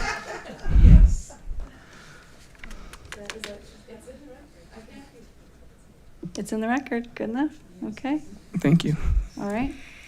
I second. Okay. This is okay by, I'm okay with that. And Member Bell, who was the original second, is okay with that. We do have a motion on the floor. We'll take one more question, Member Goin, but then we do have a motion on the floor that will have to. Just to be absolutely clear for us and for the public, what we are saying is that as soon as the parking spaces are again available, the landlord can give the tenants a letter that says, 1, your parking is available, 2, 30 days from now, your rent is going back up by the amount it was reduced. They do not have to come back to the department. The landlord does not have to come back to the department. That's correct. Thank you for asking that clarifying question. Very important. Let's go ahead and take a roll call vote. Okay. Board Member Bell? Yes? Board Member Coer? Yes. Board Member Dunlop is absent. Board Member Farmer? Yes. Board Member Goin? Yes. Board Member Jackish? Yes. Board Member Meserobian? Aye. Board Member Naheda? Yes. Board Member Wernberg? Yes. Chair Henry? Yes. Vice Chair Rodriguez? Aye. Motion passes. Thank you to the parties for saying their piece. Really appreciate all of your work. And at this time, we'll go ahead and proceed with the agenda as is published. So we'll go ahead and go back now to item 2, which is consider potential amendments to Pasadena Rental Housing Board Regulations, Chapter 5, the petition process related to pre-hearing settlement conferences, and Chapter 6, hearing procedures related to requests for continuances, time waivers, valuation guidelines, and board appeal de novo hearings. I believe we have a staff presentation. Yes. Hello, Welcome, good evening, board Stacey Harrow. members. Stacy Harrow, Senior Hearing Officer. Good to see you all again. So I'm here tonight with item 2, which is to consider potential amendments to the regulations, Chapter 5 on the petition process and also Chapter 6 on the hearing procedures. Before we get started, we have a lot of material to cover here, but I've got it split up into discrete topics that I'll go through one by one. I think the best use of time would be for me to complete the presentation, and then I'll take questions on each topic one by one after that. But I would just like to preface this by saying this is the first time, it's a new business item that the staff is here presenting these issues to the board. There is no actual proposed language here, and there will be no vote tonight here. We're just asking the board to consider potential amendments and to provide staff with direction. I don't have I do, a clicker. Okay, thank you. Uh-oh.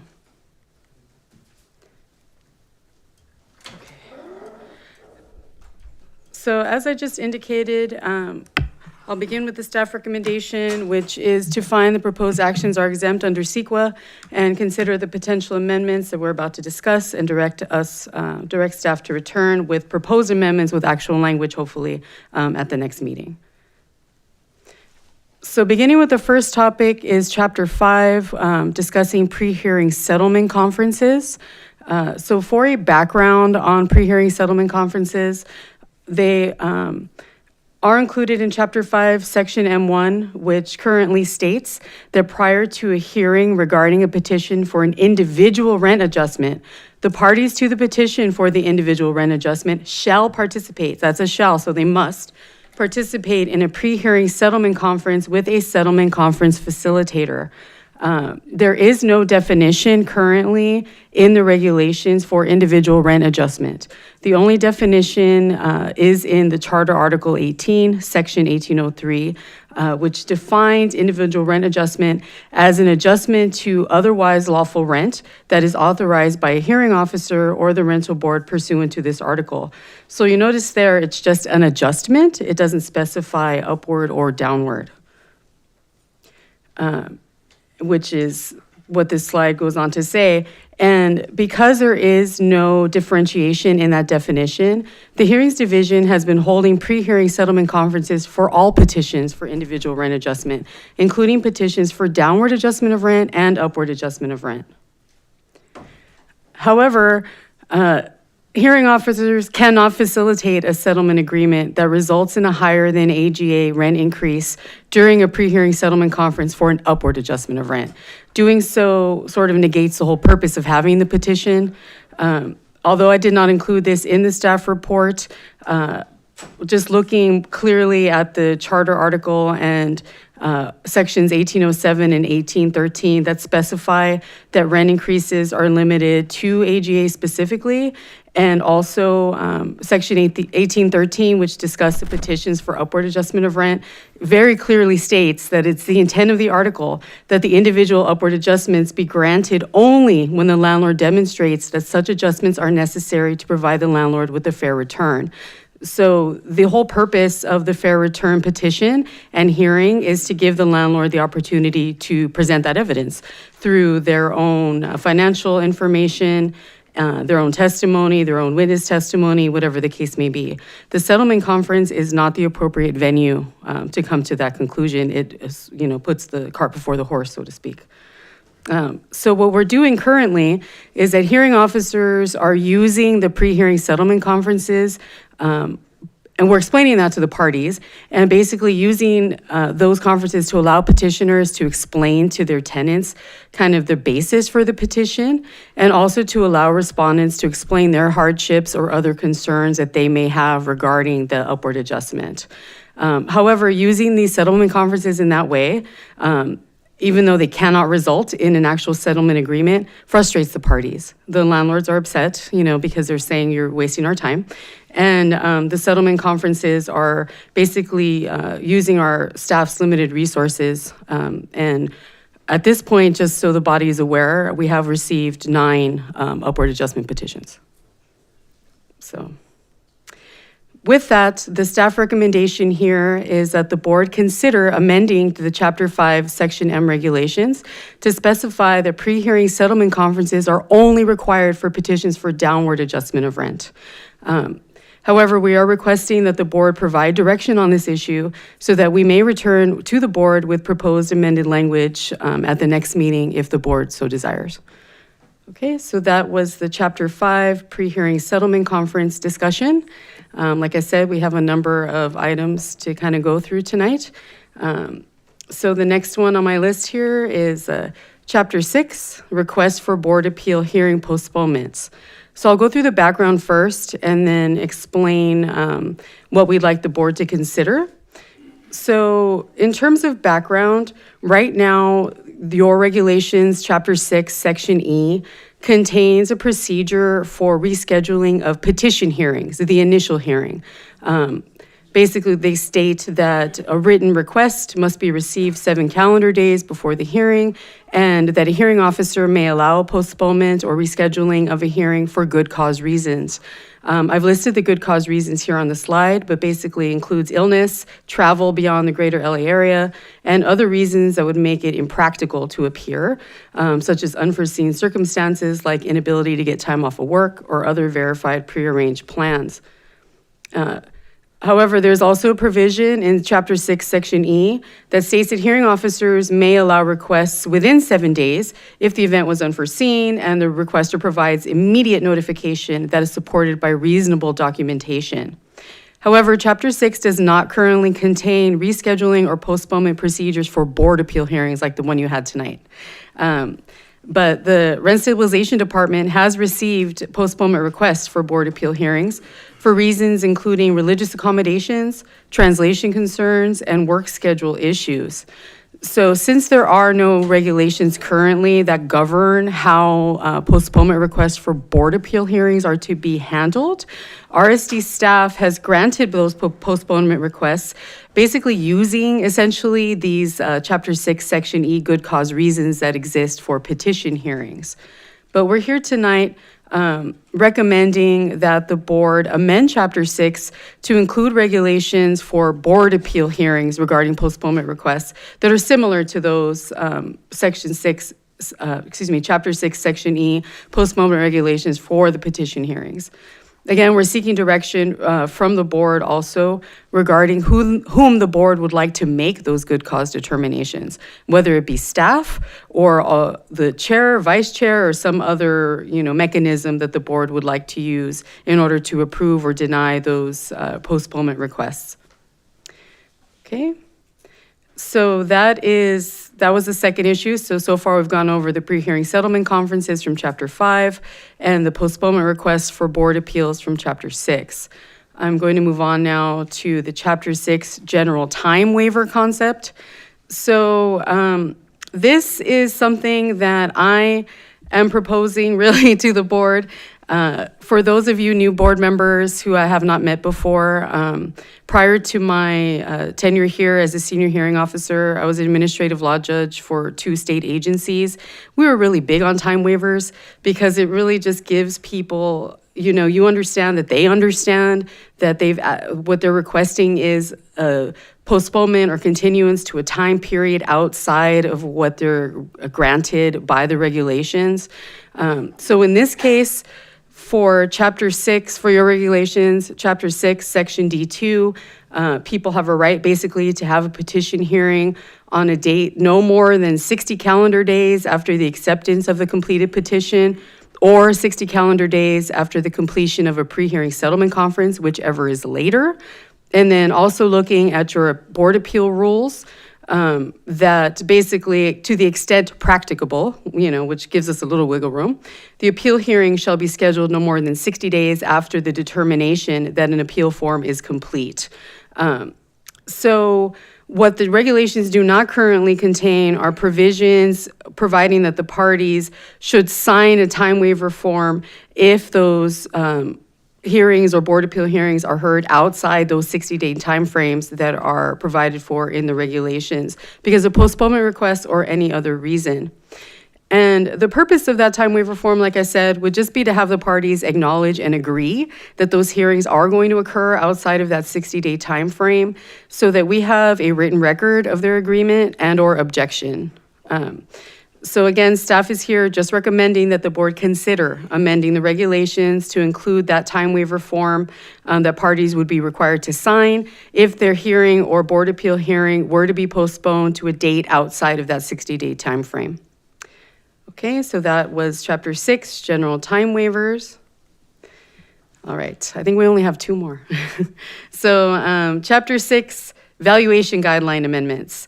So this one's pretty straightforward. There was AB 628, which was signed in October 2025 and updated California Civil Code Section 1941.1.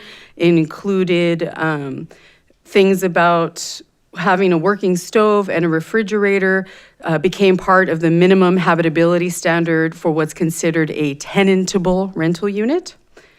Currently, our valuation guidelines do not contain that language because they were written prior to AB 628.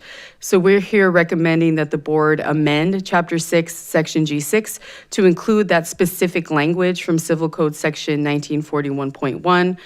The language is here, basically that a dwelling shall be deemed untenantable if there is no stove maintained in good working order for leases entered into, amended, or extended on or after January 1st, 2026, and if there is no refrigerator maintained in good working order, and that the regulations amendment should also include that a tenant and landlord may mutually agree when the lease is signed that a tenant may provide and maintain their own refrigerator. I note there is no similar provision for stove.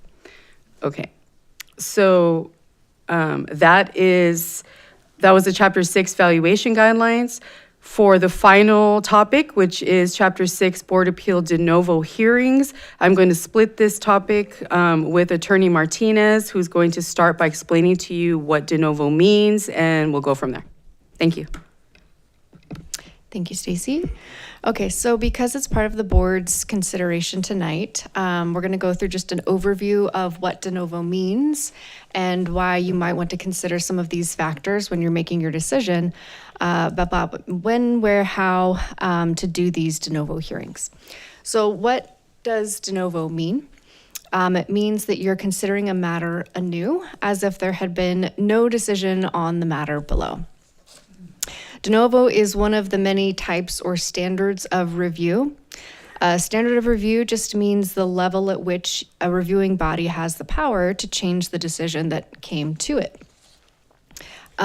When you're speaking in terms of review and what power you might have to change a decision, you'll often encounter the word deference. And so in your own regulations, for example, you do have that word deference to explain how much you have to respect, for lack of a better word, what was done before you and what you can or cannot touch. Language in the case law is disturb, or whether you can disturb the decision below. So as it says there, a standard of review prescribes the degree of deference given by the reviewing court, or in your case, the reviewing body, to the actions or decisions under review. Next slide, please. And I won't go through each of these, but just some examples here before you of what other standards of review might be in other contexts. For example, for constitutional issues, courts look at rational basis, intermediate scrutiny, strict scrutiny. For other civil cases on appeal, courts will look at if something was clearly erroneous, if there was an abuse of discretion by the trial court. And then in these administrative hearings, obviously you're looking at substantial evidence. Sometimes courts review government agency actions or government actions to see if they were arbitrary and capricious. What you all are focused on are those last two, substantial evidence and de novo, which again just means an independent review or exercise of your own judgment. And as it says there, and as we'll get more into in further slides, it does also depend on what you're looking at. So there might be a different standard of review depending on whether you're looking at a question of fact or a conclusion of law. Next slide, please. Now, this slide might look familiar from your appeals trainings, but your own rules actually dictate exactly which standard will apply, whether you're looking at a question of fact or a question of law. So for example, when it comes to fact questions, the example here is, was mold present in the unit? Was that a condition that existed at that time? You do give deference to the hearing officer's decision on that point. And what you're really doing is deciding whether there was substantial evidence, not necessarily whether you agree or would have made the same decision, but was there enough evidence to support that decision or judgment call? On the converse, if you're looking at a legal conclusion and application of law, some sort of question about the law itself, you do have your own judgment to exercise independently, and that would be what we are discussing tonight, a de novo review. So in that sense, this board already has exercised a de novo review. Next slide, please. Now this is a lot, this block of text before you, but this is simply a recitation of exactly what you all have in your regulations as to standards of review and de novo in particular. So I won't go through the first section there, again, questions of fact versus questions of law. But it is important to note that it says the board shall not reweigh the evidence or second guess the factual findings of the hearing officer, even if there's contrary evidence in the hearing record. Now that's the case when, again, you're stuck with those questions of fact and giving deference. If you're going to embark on a de novo hearing and do a proceeding that way, it is, again, brand new from scratch, as if nothing else had happened before the parties came to you. You can do that as to the entire proceeding. You can do that as to specific issues, and that would be within your discretion to make that decision when you decide to do a de novo hearing. Now, unlike what you've been doing up to this point, you would be looking at whether the parties are meeting that burden of the preponderance of the evidence. So before, in these hearings, you've been looking at whether or not the hearing officer's decision is supported by substantial evidence. And we've gone over what that means in the in the appeal trainings. In a de novo hearing, you would be looking at whether whatever either party is trying to prove is supported by a preponderance of the evidence. And we'll look at what that means in just a bit. Questions of law, we've already talked about that. If you do hold a de novo hearing, and this is again straight from your Chapter 6 regulation, Section I for appeals, You would be doing those in the same manner that is set forth in Section F of your regulations of Chapter 6, which establishes how these go for hearing officers. So you would mimic, or you would put yourself in the place of a hearing officer and then follow that procedure. Next slide, please. Thank you. And this is Section 8 itself. So essentially, you would be following what has been written out for the hearing officers to whom you've delegated this authority to do at the very beginning level. But now you would be doing it yourselves. So you would be bound by what is written in there. And that'll be important when we look at the decision points you would need to make if you were to do this process. And it is a little bit complex. Your duties as the hearing officer essentially would be to receive evidence, whether that's documents, physical evidence, or witness testimony.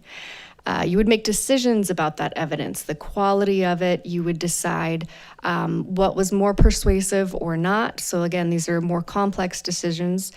And then you would ultimately decide what you would admit into evidence and what a party, had satisfactorily proven or not.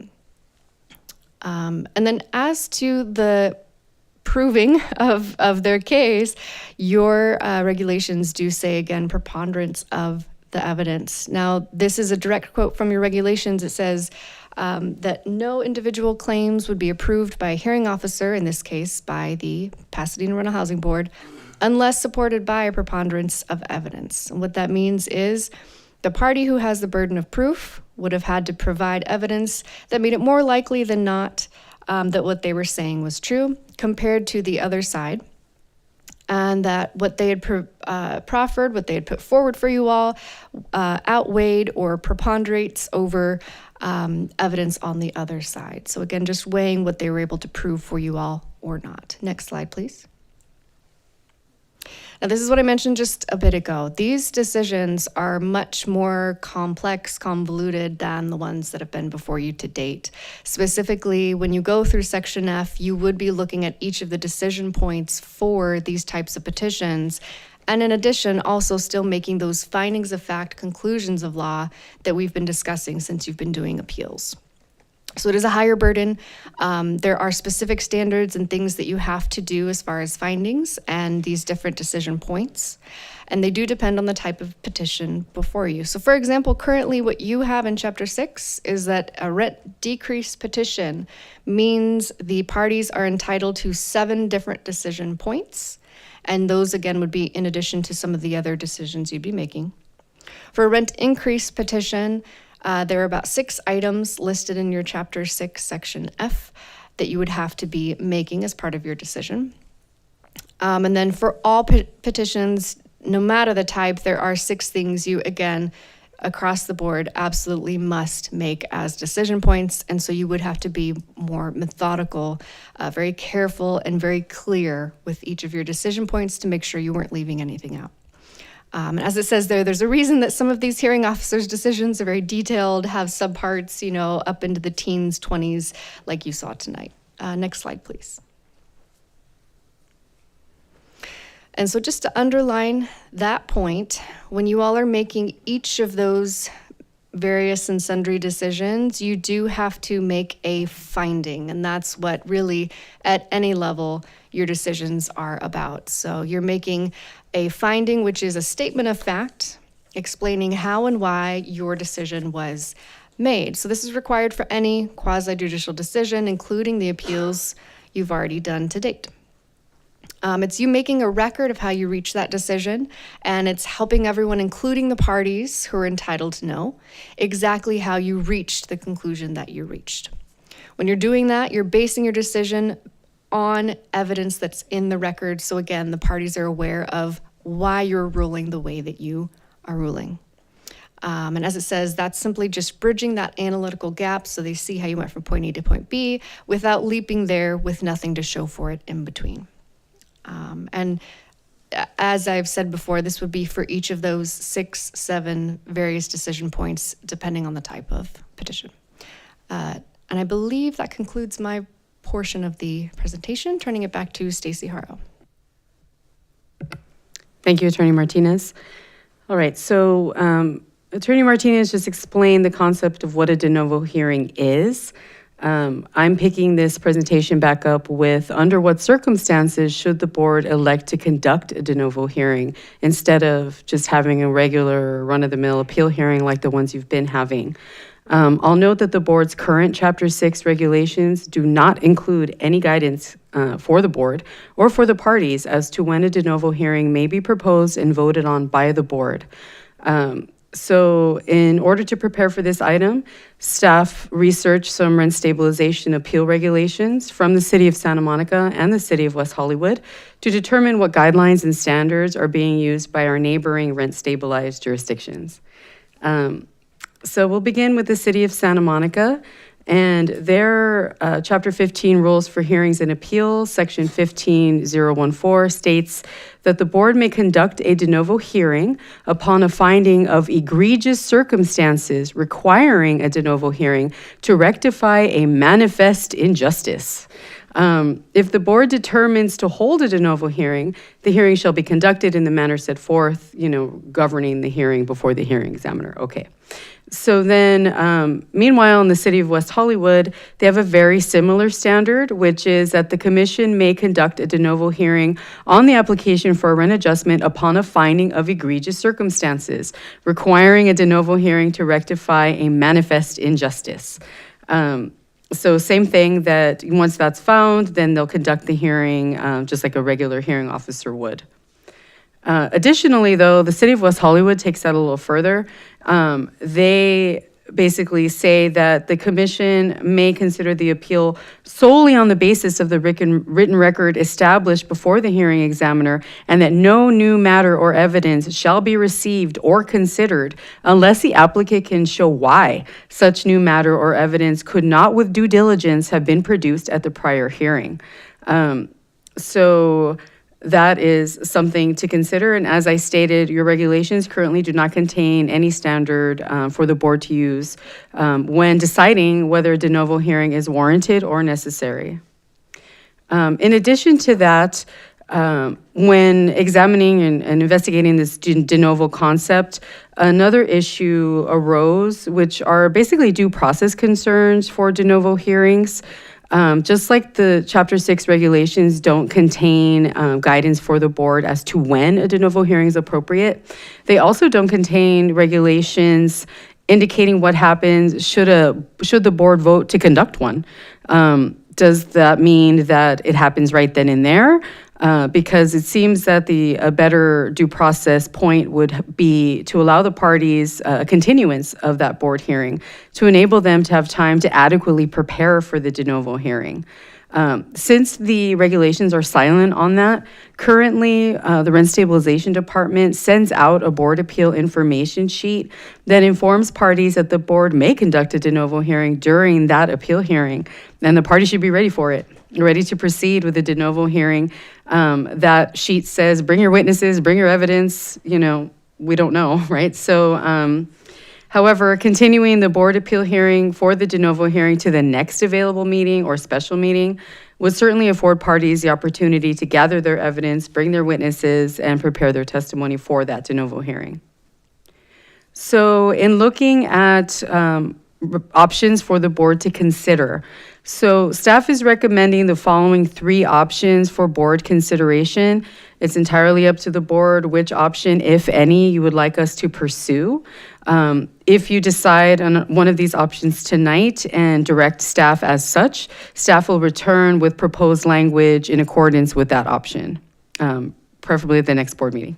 So for option 1, this is a combination of both the standard in which the board should follow in order to decide to do a de novo hearing, plus adding in that due process element. So that would be that staff recommends using a standard for the board appeal hearing and amending Chapter 6 to include the same or similar language as is used in the City of Santa Monica and the City of West Hollywood, which is in the case of egregious circumstances, to correct the manifest injustice, right? So we're looking at that as a standard for when the board may consider a de novo hearing as opposed to a regular appeal hearing. You can also include or amend the language to state that, similar to the City of West Hollywood's requirement, that allows new evidence to be introduced only when the appellant can show why it wasn't produced previously with due diligence at the prior hearing. But along with that same option 1 is that second piece, which is the due process piece. Staff is recommending the board consider amending Chapter 6 to include an actual hearing notice period that aligns with your petition notice period. Right now, your regulations state that parties must have a 14-day notice prior to their petition hearing. So the staff is recommending the board consider adding similar language for a de novo hearing to Chapter 6, meaning that the board shall continue the de novo hearing to the next available board meeting or special meeting if that chosen date allows 14-day notice for that de novo hearing. The board may also consider including regulations stating that the board may inform the parties verbally during that initial appeal hearing where you make that de novo vote, but then that a written hearing notice shall be sent to the parties that provides at least a 14-day notice for the de novo hearing. So that's like a 1-2 combo, option 1. Option 2. Option 2 is basically, if the board wants to consider and choose to not adapt a standard for when the board can choose to do a de novo hearing, and you leave that part alone. But then the second part, the due process part, option 2 is to include that due process standard like we just discussed, continuing a de novo hearing to another board meeting where there's 14 days notice and all the parties have time to prepare. So that's option 2. Leave the standard of when to have a de novo hearing alone, but add in the due process element. Option 3 is status quo. Don't amend the regulations for when you can have a de novo hearing or provide a required hearing notice period for de novo hearings, which is what the regulations basically mean now because there are none, indicating either way a standard or a due process period. So staff is seeking direction from the board regarding which option, if any, that the board would like staff to return with proposed language for that Chapter 6 amendment. Okay, so that were all of the topics tonight. I know it's kind of a lot, so we can go through them again as the board has questions. But we are, just to remind the board, recommending that the board consider these potential amendments and direct staff to return with proposed amendments, actual amendment language as desired. And I'm available for questions. As I indicated, if you'd like, it's up to the board, of course. We can go topic by topic or however you would like to proceed. Thank you, Stacy. Really appreciate actually the combination presentation from yourself and Attorney Martinez. I counted 5 items, right, for us to think about. I think, we seem to, I'm going to take a pause for a moment to make sure we don't have any Zoom issues. We all good for the Zoom? Yeah, okay, that was scary. We don't like technical glitches. So let's go ahead and do this. So some of these items actually are quite simple in terms of like law updates around fridges and ovens, et cetera. But let's go ahead and first field any board member questions. Then we can go to public comment. Then we can do some deliberation and providing direction for the department. So Member Dreyer, do you have a question? Yeah, I have a couple of questions. Stacey, that was really helpful. Alyssa, that was very helpful. So I don't know what happens in West Hollywood or in Santa Monica or in any other jurisdiction that has rent control, but basically, I don't know for fact gathering, the way a hearing officer would be doing if we had a de novo hearing or not. Would we be doing fact gathering? So if I may, Member Dreyer, yes. So basically, if the board chooses to, of the majority of the board votes to conduct a de novo hearing, the entire board would be acting as the hearing officer, having a whole new hearing, hearing testimony and evidence like for the first time, making a hearing decision that basically trumps the first one. So it's as though the first one is gone and your hearing decision now stands in its place. Okay, so how long, on average, is the hearing officers, are those hearings with both parties? How long does it take? I mean, it depends on the hearing itself, but I would say our hearings are normally set for 4-hour blocks. So we have 8 to 12, usually reserved. If I know that there are several witnesses or, very intense testimony, for example, in an upward adjustment of rent hearing, there's a lot of evidence there, I mean, there can be, 100+ exhibits, things like that to consider. So it just kind of depends on the nature. Okay. We do have still the majority of downward adjustment of rent petitions, I would say 4 hours on average. Okay. So I'm just trying to figure out here how feasible this is. Okay, because we've got, rather than one hearing officer, we've got 10 or 11 people who all want to ask questions.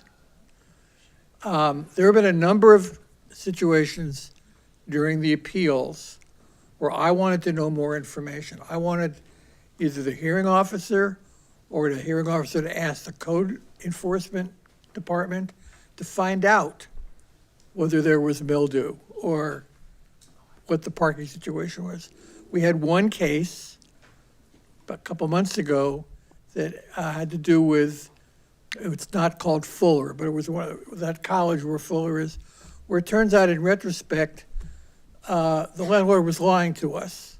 And we found that out later, that he actually had more information and was more involved in the selection of tenants, and he pretended to say, I have nothing to do with that.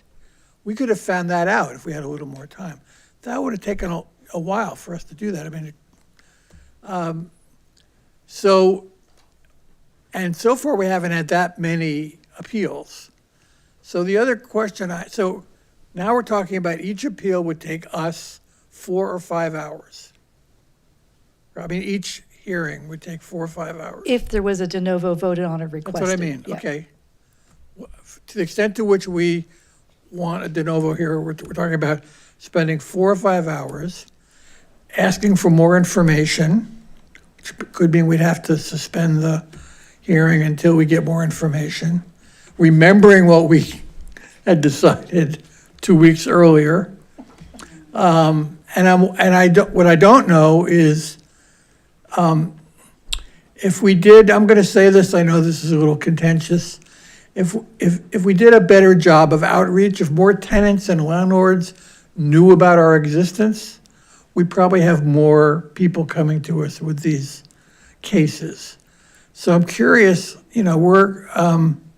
we're bigger than Santa Monica, we're much bigger than West Hollywood. How many cases do they have in those cities? Do you have any sense of how many they hear and how many do they hear de novo? Just to give us some sense of like what the order of magnitude is? We don't currently have that information, Member Dreyer, but we can certainly return with more information regarding that. My understanding, and our hearing officer did come from the city of West Hollywood, is that they're pretty on par, at least West Hollywood is, with the number of petitions that we've received. Okay, so West Hollywood is, what is it, a third of the size of Pasadena or something like that? And they have the same number?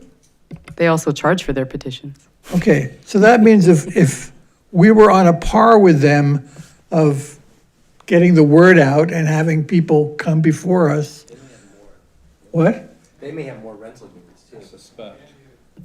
Sorry, Okay, we need to, so- if we're so- speaking, we need to speak into our mics. Sorry, go ahead. Okay, so anyways, as part of coming back with more information, I'd like to know that. I'd like to know, like, can you give us some estimate about, given what West Hollywood and Santa Monica and maybe some other cities, how many appeals they have, how many hearings they have, how many de novo hearings they have, how long they take? Because if we're going to be spending most of our meetings every other week, if we had 2 hearings, we'd be here for 8 or 9 hours. Well, if I may again, Member Dryer, I think that's part of why we brought this item tonight, Yeah. is to indicate to the board that you may consider limiting the circumstances in which you hear a de novo hearing. I get that. You know, so that hopefully they wouldn't be so time-consuming and prevalent. Yeah. Exactly, and right now we have nothing. Correct. Right. And so the question that, this will be my last thing. So the question is, in other cities, how many hearings do they hold? And how many of them are de novo, and how does that compare to us? Because if we don't know the answer to that, we don't know what kind of quicksand we're gonna be in. So are you looking at a percentage then, so that we can compare what ours is percentage-wise? Just to clarify. Yeah, and also, given the number of rental units in each of those places, how much intake do they have to do to get to the point where they're holding a hearing? How long does it take, and how many of them are there? Because we could wind up being totally an appeal body or a hearing body. And a lot of the work that we need to get done wouldn't get done. I wouldn't necessarily agree with that, but to your point that once we promulgate all regulations and that seems to be out of the way, we could just be hearing appeals, right? Yeah. Okay, thank Any you. other questions? All right, Member Bell? Yeah, just recalling that this is a time for questions. I do have thoughts on other things that I can bring up later, but the only question that I have is around the refrigerator stove situation. The idea here, I understand, is to indicate in the guidelines that, this wouldn't just be a downward adjustment issue, but it's untenable without those items. But isn't that the case for lots of things on that list? Like Correct. windows and doors, and so would we be noting on all of those different things that it's untenable without closing windows that close and all that? So right now, those valuation guidelines and that chapter in general just refer to that civil code section. They don't really specify the circumstances in which something is considered untenable directly. But I feel as, when we come back with proposed language, that's certainly something we can consider if we're going to call out the fridge and the stove. Right. Right? Should we call out all circumstances in which something is untenable? That We can certainly look at that. Yeah, I would like that, because that really addresses a question that I brought up back when we passed those regulations, which is, I didn't want to give anyone the impression that you could simply not provide something and just pay a fee for it. You know what I mean? Like if I was like, I don't feel like putting window locks on my windows, so I'm just gonna reduce the rent by $50 and, we're all good. So you will have to reduce your rent by $50 and you will have to put locks on your windows. So it's not as though with the parking situation that we heard about tonight, that could theoretically go on indefinitely, right? Because there's no civil code that says parking must be required. So they could theoretically never return the parking to the tenants and the rent would stay reduced and that would be it. So I think it would be worth noting which items in that list are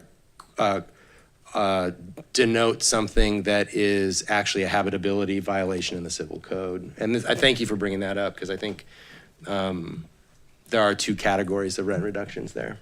Board Member Bell, if I might add, that I think the biggest distinction with this is we have a statutory reference we can go to. In some of the other ones, we might need code enforcement to go out there and make that determination. Oh, I see. Here, in this case, we can make that determination by the tenant coming in and claiming, I don't have this.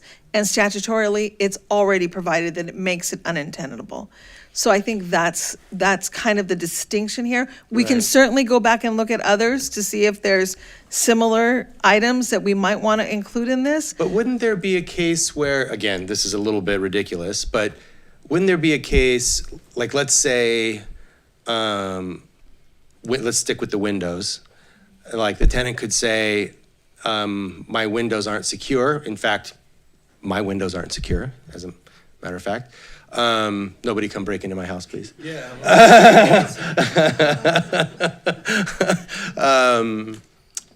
Yeah, that was dumb. Hopefully nobody knows where I live. Member Bell's address, by the way, is, Thanks, Peter. But so you're saying code enforcement would have to go out and inspect the windows, but couldn't likewise a tenant say, I don't have a fridge provided to me, and the landlord could say, they absolutely do have a fridge, and the tenant could be lying about that for some weird reason, I don't know why, and the landlord says, no, I provided a fridge. Wouldn't then somebody have to go out and? Well, that's a question of a fact, right? A question of determination of fact. I think this has to do with the determination of law. That law says if you don't have one, they've already granted to make it untenable by the state law. Okay. So I think that's the distinction, but I could be corrected. Well, I think the other issue is that just goes to the heart of what a hearing officer does in every decision, right? Is that we're taking the evidence as it's presented and making a determination. By preponderance of the evidence has, someone proven, well, the petitioner proven their case, right? If they say there's no fridge, well, did you provide photos, witness testimony? Did the landlord then refute that by providing receipts or other witness testimony? We're looking at the case as a whole. And then, of course, the best, would be an outside code compliance person. And we do, part of our petition for downward adjustment, instructions are being updated to encourage, if they haven't been already, to encourage people to file code compliance complaints or things of that nature that they can then use in their downward adjustment petitions. And housing counselors are actually recommending that when they're working with them to file the petition. So they do recommend getting a code enforcement order. Okay, so maybe there's a subtle distinction there, but that's just my thought about clarifying something that's a reduction in services that's not legally required, like the loss of a swimming pool, versus something that would be legally required. Right, but we can certainly That's a look good at point. whether there are other things that are as black and white as the fridge and stove to include. Thank you. Very good, thank you. Member Wernberg? Yeah, I just wanted to clarify. So the stuff in refrigerator is just to bring our regulations into alignment with the recently passed law, correct? Correct. Yeah, okay. And then I was wondering if there's been a problem with a lot of requests for pushing back hearings or rescheduling hearings, or if it's been pretty smooth. I think that for about, I'm not sure how many board appeals there have been, 8 or 9, I think at this point, right? About half of them have had postponement requests for one reason or another. So it's kind of a gray area right now because there are no regulations indicating who should make that decision. So staff, we've been saying, well, this would be considered a good cause reason under the rest of the regulations, so let's go with it. But we just thought it would be cleaner to come to the board to see if you had a preference or consideration as to how you'd like that to be handled. Okay, great. And then the de novo hearings,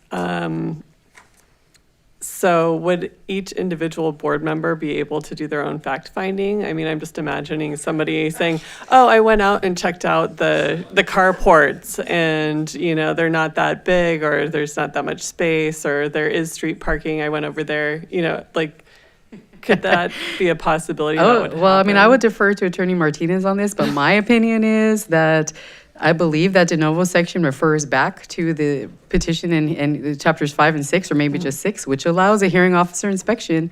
So if you're standing in the shoes of the hearing officer, then there are no regulations that say otherwise.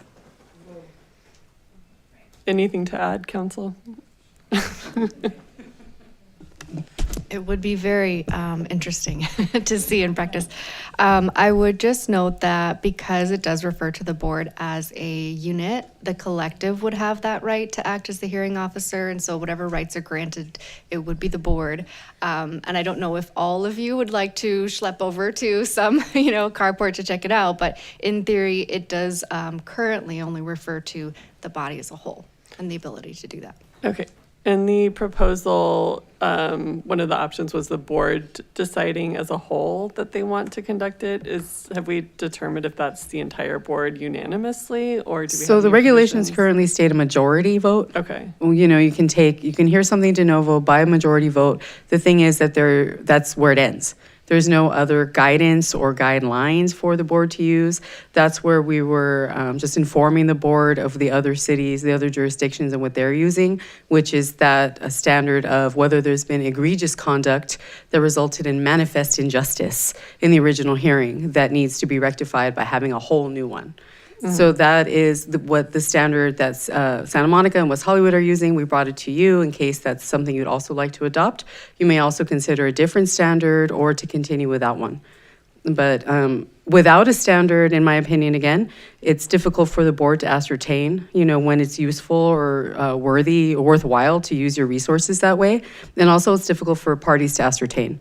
If they don't know every time they show up to a board appeal hearing, am I going to have a whole new hearing? Am I not? Like, what's the standard here? So I think it's useful to have some guidelines, but it's up to the board to make that determination.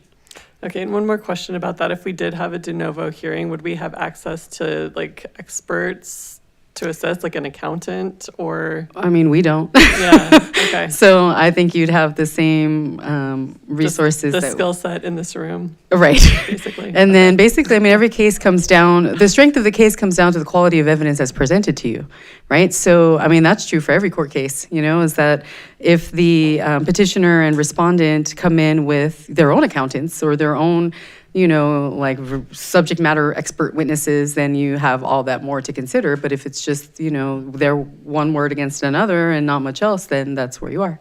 And you have to make that determination. All right. Thanks, Stacey. Certainly. Right. Thank you, Member Warburg. Member Goin?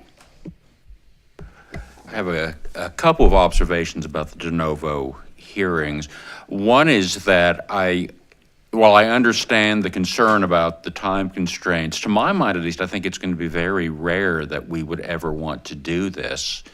Even if the manifest injustice was that someone had concealed evidence, I think what we would probably do is remand it back to the hearing officer so that they could consider the previously concealed evidence. And, we wouldn't say, oh, no, there was an injustice, so we automatically have to handle it with the de novo hearing.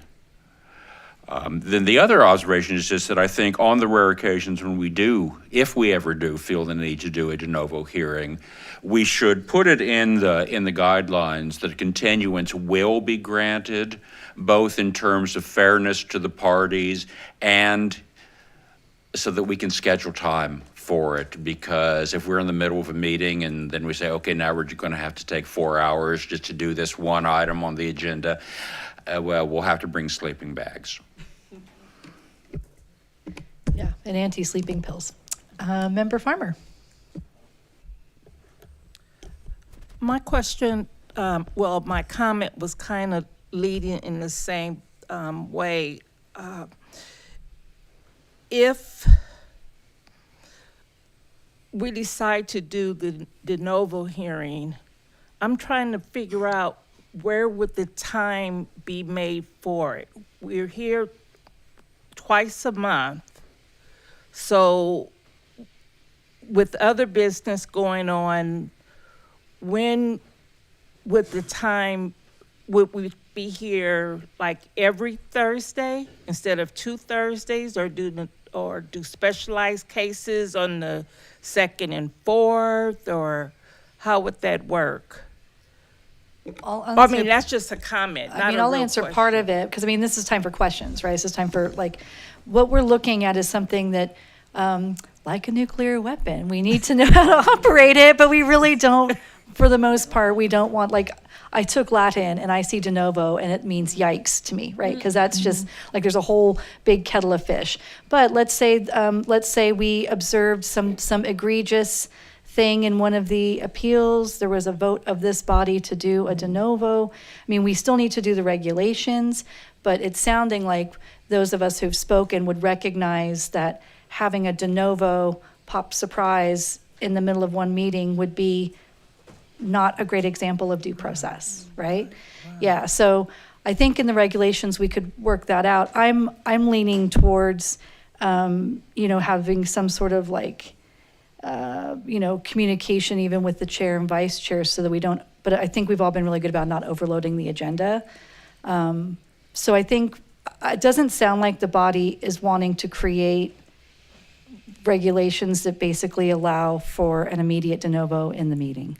It's sounding like everyone's, or at least those who have spoken, that would, like, there would be a continuance, there would be some sort of regulations, 14 days or more or set a date.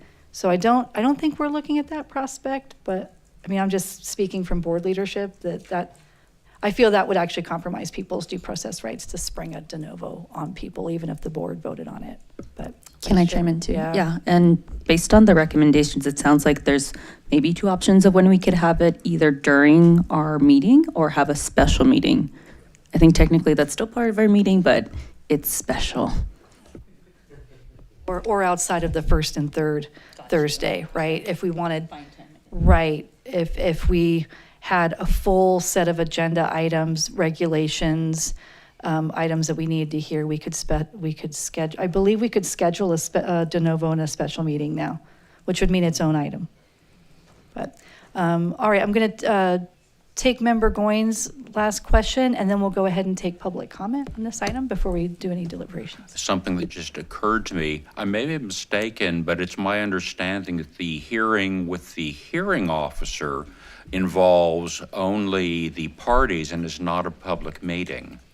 Would our de novo hearing be a public meeting, or would we have to close the session? Hearing officer-led hearings are open to the public.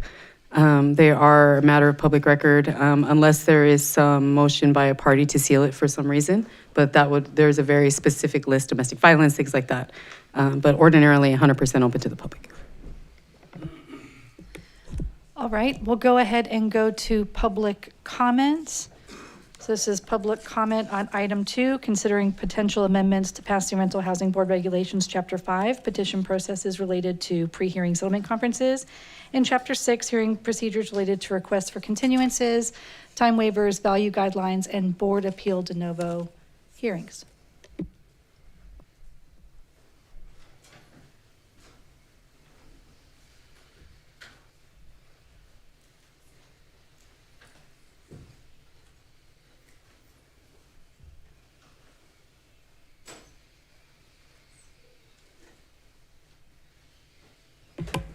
So we have 3 public comments. The first one is by Dr. Gary Hampton Madhotep.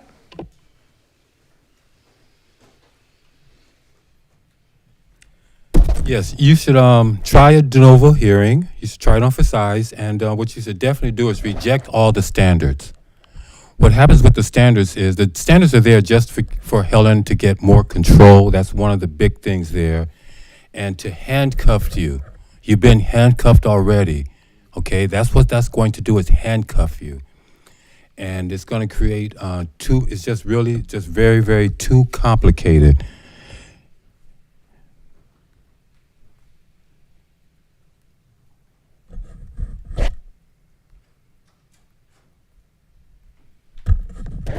Item 2, Chapter 5, and Chapter 6. More totally divisive, expensive, complicated, and hostile, bureaucratic style BS, unnecessary rules and regulations. Even with complaints coming from you board members about the non-publishing of the director's report, Executive Director Helen Morales is pushing for and proposing more unnecessary rules and regulations that have a catastrophic negative effect on residential property values, which are plummeting because of the improper implementation of Measure H, due to the 1,000 or so pages of unnecessary and harmful rules and regulations, which promotes totally unnecessary friction and heated hostilities between landlords and tenants. The following question should be asked regarding this proposed amendment. Where did the idea regarding this specific proposed amendment come from?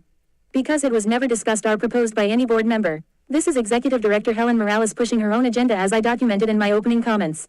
These multiple proposals should have been discussed as future agenda items by the Rental Housing Board before being prioritized on the agenda by Executive Director Helen Morales. Important agenda items requested by multiple board members are not appearing on the agenda as requested numerous times. Again, I ask you, who the hell is in charge here? This board's subservient weakness and lack of control is evidence of the group incompetence that is on full display. This is a type of voluntary stupidity. Again, and again, over and over, more totally divisive, expensive, complicated and hostile, bureaucratic style BS, unnecessary rules and regulations. Even with complaints coming from you board members about the non-publishing of the director's report, Executive Director Helen Morales is pushing for and proposing more unnecessary rules and regulations that have a catastrophic negative effect on residential property values, which are plummeting because of the improper implementation of Measure H, due to the 1,000 or so pages of unnecessary and harmful rules and regulations, which promotes totally unnecessary friction and heated hostilities between landlords and tenants. The following question should be asked regarding this proposed amendment. Where did the idea regarding this specific proposed amendment come from? Because it was never discussed or proposed by any board member. This is Executive Director Helen Morales pushing her own agenda as I documented in my opening comments. These multiple proposals should have been discussed as future agenda items by the Rental Housing Board before being prioritized on the agenda by Executive Director Helen Morales. Important agenda items requested by multiple board members are not appearing on the agenda as requested numerous times. Again, I ask you, who the hell is in charge here? This board's subservient weakness and lack of control is evidence of the group incompetence that is on full display. This is a type of voluntary stupidity. I hope you're listening. I hope you're starting to listen. I make good damn sense. You don't like me, but I make good damn sense. Reject this shit. Get rid of Helen. Get rid Thank of you. her. That concludes your time. Next speaker is Dennis Jebbia. I don't think I put item 2 on there, sorry. This de novo situation, I get it. We don't have time at these meetings. But this isn't, for you sports fans, an instant replay situation. Do we want to get it right? So I think we need to really think about how we can provide for de novo trials. And this is probably more of a comment or question for Deputy City Attorney Martinez. Can we have a smaller amount of people hear the de novo hearing? Can we have it on a special meeting like some suggested? Can we have it as a regular hearing like other things? But I really think we should really think this through because we want to get it right. So, go sports fans. Next is Simon Gibbons.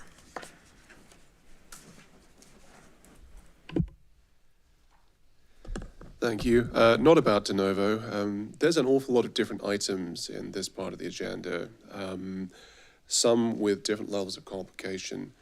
One part of it is about how you're assessing habitability and the way that it impacts on the rent that should be payable. California Code 1941.1 is engraved across my heart, making sure that we have working plumbing. I am tomorrow installing a new stove. These are normal day-to-day things, but they're important. A complication you're getting in the regulations is they try to fix every problem in every possible situation. 1941.1 has changed because of the new Assembly Bill, which has brought in fridges and stoves. You don't need to list every single element. It's done for you. It's there in 1941.1. And this is a way you can make this regulation and other regulations simpler. Let them change instantaneously whenever the state changes them, rather than having this peculiar situation that apparently right now I could just choose not to have a fridge and until you guys catch up, you can't do a thing to me. That doesn't feel like the way we should be operating. So please take a look at simplifying to improve this regulation. Thank you.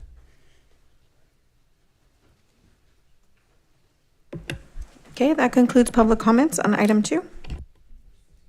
Great, thank you. So Vice Chair, I see you are in the queue. Awesome. I do want to thank you, Stacy, for bringing this up. I think it's very important that we do provide the language to this very complicated process. I could see that you're looking at things on like the constituent side and just trying to make sure that like everything is clear and that we're following a process that everybody is on the same page. So I appreciate that attention to detail.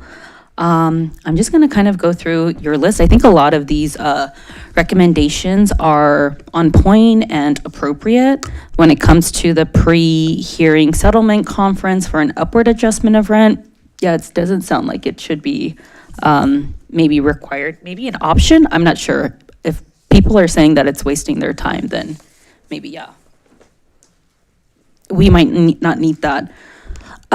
What else do we have here? A postponement. It sounds like a time form waiver. That sounds great. I like the idea of a written kind of document so that everybody's on the same page. We also have the evaluation guidelines. Makes sense so that we can stay up to date with the statute. Oh, that was one of the ones that I just missed. I'm so sorry. The request for a continuance, and there was kind of like an appeal postponement, and there was a question of should the staff kind of make that decision, or should it be the board? I'm thinking about just like the time, like we have limited time here. We meet 2 times out of the month. I think it would be probably more appropriate for the staff who are already dealing with that paperwork, that information, to make that decision, review the documents of whatever is provided if they want to have that postponement, and then make the informed decision if they want to grant it. I feel like that would be better for the rent stabilization staff, as opposed to maybe that person waiting for that question to come to the board as a whole, or even the vice chair and chair. I think it just could be expedited if the staff, since they're already dealing with that information, to review it and make that decision. And then when it comes to de novo hearings, I do really like option 1. And I like the language that's provided by West Hollywood. I like the idea of a written notice. I like the idea of 14 days from a written notice. I am leaning towards, not having that de novo the same day that we make that decision, because I don't think, I don't think us as a board are coming into here thinking that we're going to be a de novo. I could imagine it being a long process until we finally reach the end of like, okay, this should be a de novo. Also want to state that, thank you for the explanation and breakdown of de novo, kind of reminding us of the severity of that power that could be placed upon us. And I think it's something that we should take very seriously and, on a kind of emergency basis if needed. And I think it should be option 1 with the notice, and hopefully having it scheduled at a future meeting. But I appreciate you bringing up all these points. Thanks, Vice Chair. And I'll be curious to hear other statements around the dais. I hope we kind of sort of fall in line with some of these that seem to be like common sense recommendations, right? Like the settlement conference. I can only imagine how frustrating that is, that you show up to a settlement conference you technically don't need. I would be interested regarding the board appeal. While I agree with most of what Vice Chair Rodriguez said about the efficiency of staff, I don't think it would be a bad idea, though, to just like as we do the agenda planning meetings, to keep the chair and the vice chair in the loop. Partly because it's usually through the chair and vice chair that we know people are going to be absent. So if we know folks are going to be traveling and we've got a minimum of quorum, I mean, this really happened more when we were between board members rather than like many people traveling and going on their holidays. But I would hate for us to be hamstrung if there wasn't some sort of like planning between the board leadership and the department. But that's really it. I'll be curious to hear what the rest of you think about the various options of the de novo. Basically, with what one speaker said, this to me has actually been my worst nightmare, that we haven't had procedures up yet, and that like this is possible, because one of the ways we show this works is due process rights, right? That people get their due process rights. So I'm really happy that option 1's been drawn up, so we have clear standards that are used by other municipalities, and pretty clear ones, right? Egregious conduct. I mean, that's a pretty big deal, right? And there are probably more discussions about what's going on in the department if we're hearing a lot of those, or new evidence. But I'm also really appreciative that we could have some sort of option where in real time we can give parties their notice here in the chambers, but that they would still have a little bit of flexibility with the 14 days notice in writing. So really protecting all these things, because I don't have a printer anymore, y'all, and I'm telling you, like, I look at all these things that the tenants and landlords are putting together for their records, and I'm just like, anytime you have to do any kind of record of anything, it's a huge ask. So I'm glad that we've drawn up some procedures that I think would give people the most amount of time. And we don't charge for any of our petitions or appeals, right? So that comes with an open door for all. But the stricter, reliable standards, if we come up with them, I think would assure people of experience consistent with their rights under United States law. So with that, I'll go ahead and what I'd like to do is see what the rest of you say around like where you're falling on these things, and then direct staff. I would like us to be deciding on a few of these items by the next meeting, right? So with that, I'll go ahead and pass it to Chair. Oh, actually, yeah, thank you, Board Member Jagish. You're realizing that you're always in our hearts, but sometimes not in our line of sight on Zoom. So I see your hand up. Please go ahead. Well, Go to and I Bell. wasn't sure if there were other people in the queue or not. So I just wanted to quick say, as far as the pre-hearing settlement conferences, Stacy, I so appreciate you bringing this up, as people who are, involved in this on the day-to-day basis and thinking about how it's working and how it's not working. What you're bringing to us is so responsive to that, and that's just a beautiful thing to see and hear about the staff just being so responsive. So thank you. I was wondering, and I'm not sure if this is helpful or not, because it said in these pre-hearing settlement conferences that you're taking the time to explain petition positions and requests to the other party. I think if we're not going to require those for upward adjustment of rent situations, then is there a way that everybody can get all of the information that they need from each other, so the parties can get that from each other, kind of almost like, it sounds like that's kind of operating almost like discovery. But then is there a way for, the hearing officers to, impart all of this information that you are sharing in these, whether it's just on the website or So, whatever that may be? I understand the question, Board Member Jagish. So we actually do have another proceeding. In every rent adjustment petition, there are 3 proceedings currently: the pre-hearing settlement conference, a pre-hearing conference, and then the hearing itself. So all of these things would then be pushed to the next proceeding, which would be the pre-hearing conference. There are actually other regulations that would need to be amended as well. There's something in Chapter 7 about tenants having their hardship things heard in a settlement conference. That would have to be changed to pre-hearing conference as well. So basically, we would just get rid of one of these conferences, but all of the same things would be accomplished in the next one. Okay, that is great to hear. Thank you. And then maybe I should have asked this during questions, but if we don't have this, could somebody ask for one of those? I mean, I don't really wouldn't see There wouldn't be a the point, necessary- right? Yeah, Because okay. the whole thing is that we literally cannot come to a settlement agreement that is to increase rent higher than AGA at this pre-hearing settlement conference without going through the entire fair rate of return petition hearing. Okay, then that makes total sense. So that's my thoughts on that. Thank you for, like I said, just being so responsive to what's happening on your day-to-day, and for the people in our community.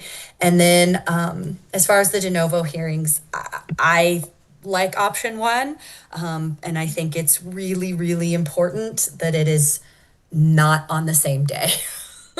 That for due process reasons, that we give people time to prepare, we give ourselves time to prepare, so that it can, I think like somebody mentioned in the public comments, so we can get it right. Thank you, that's all I have. Thank you, Board Member Jagish. Member Bell. Thank you, Chair. Just to quickly weigh in on these things, I think the pre-settlement hearing conference issue is really obvious, and I'm a little surprised that we didn't think of that sooner, but glad that you are bringing it to us now. The request for continuance, to me, it makes sense for staff to determine if it's good cause. I don't know that the board needs to be debating whether it's good cause, but I do agree that coordinating with the board leadership would be a great idea, so that we can make sure that we have appropriate scheduling. Probably that would happen anyway. I am a little surprised, and it's probably just my own inexperience, that it takes so long for things to go from the initial petition being filed to, if there is a appeal, it's like close to a year, maybe, or 9 months or something like that. So, yeah, and and that may be just a result of that, just how long it takes. A question that I should have probably asked during questions is, when one party asks for a time waiver or like a continuance, does the other party have to agree to that, or is it, is that mandatory? So generally, we're getting these requests for postponements when both parties are trying to settle.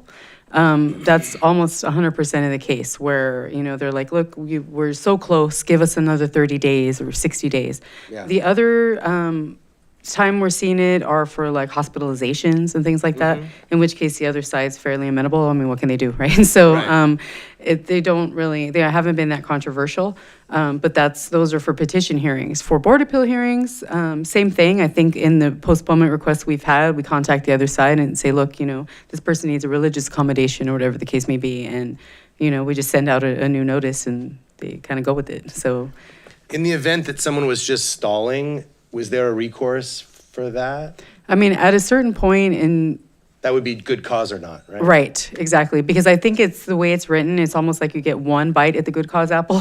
Okay. And after that, you're like, going to let's need a lot bigger, documentation or reason than the first bite. Got you. Okay. Yeah, that would be my only, it does take a long time just by its nature. So thanks for that context. That helps a lot.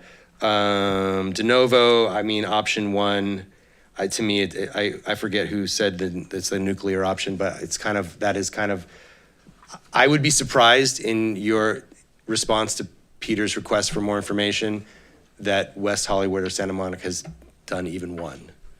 Maybe they have in 40 years or 50 years, but to me, it would have to be a complete dereliction of duty on the part of the hearing officer, which would maybe entail their termination of employment or something. Like, it would just have to be so crazy, right? Egregious. Yeah, that I just can't imagine a case in which 13 of 11 of us are better at this than him or her. Like, I just don't, I can't picture it trying to do this by committee. Even like the Supreme Court only has 9, right? So, this would be 2 more than that. And appeals judge panels are 3. And like, it's just, to me, it's like almost something you could make a sitcom about or something. It would be really challenging. And that's not to say that there wouldn't be a time, and it's good that we have it there as a safety mechanism, but I do think the egregious bit is an important inclusion. I'm really excited to hear how many of these that West Hollywood and Santa Monica have done. I don't know, go to like Polymarket and make a bet on this, but like, I bet it's less than 5 in their entire existence. And obviously not the same night. Yeah, that should, I think, almost go without saying. So that's all for me. Thank you. Member Dreyer? So I just want to say I agree with everything the vice chair said. I think we should go with option 1. I liked her emphasis on which of those things to emphasize. I hope that Ryan's right and that we find out that there aren't many de novo hearings, so we don't have to really worry about it. I'm not wagering that much money. Okay. But it does bring up another question. I was originally going to ask, if we have de novo hearings, who puts the binders together? There's a lot of paperwork. There's a lot of fact-finding. 13 people can't do this. It's like writing a speech by committee. It doesn't work. And so I'm just sort of curious, if there are de novo hearings in these other cities, how the hell do they do that?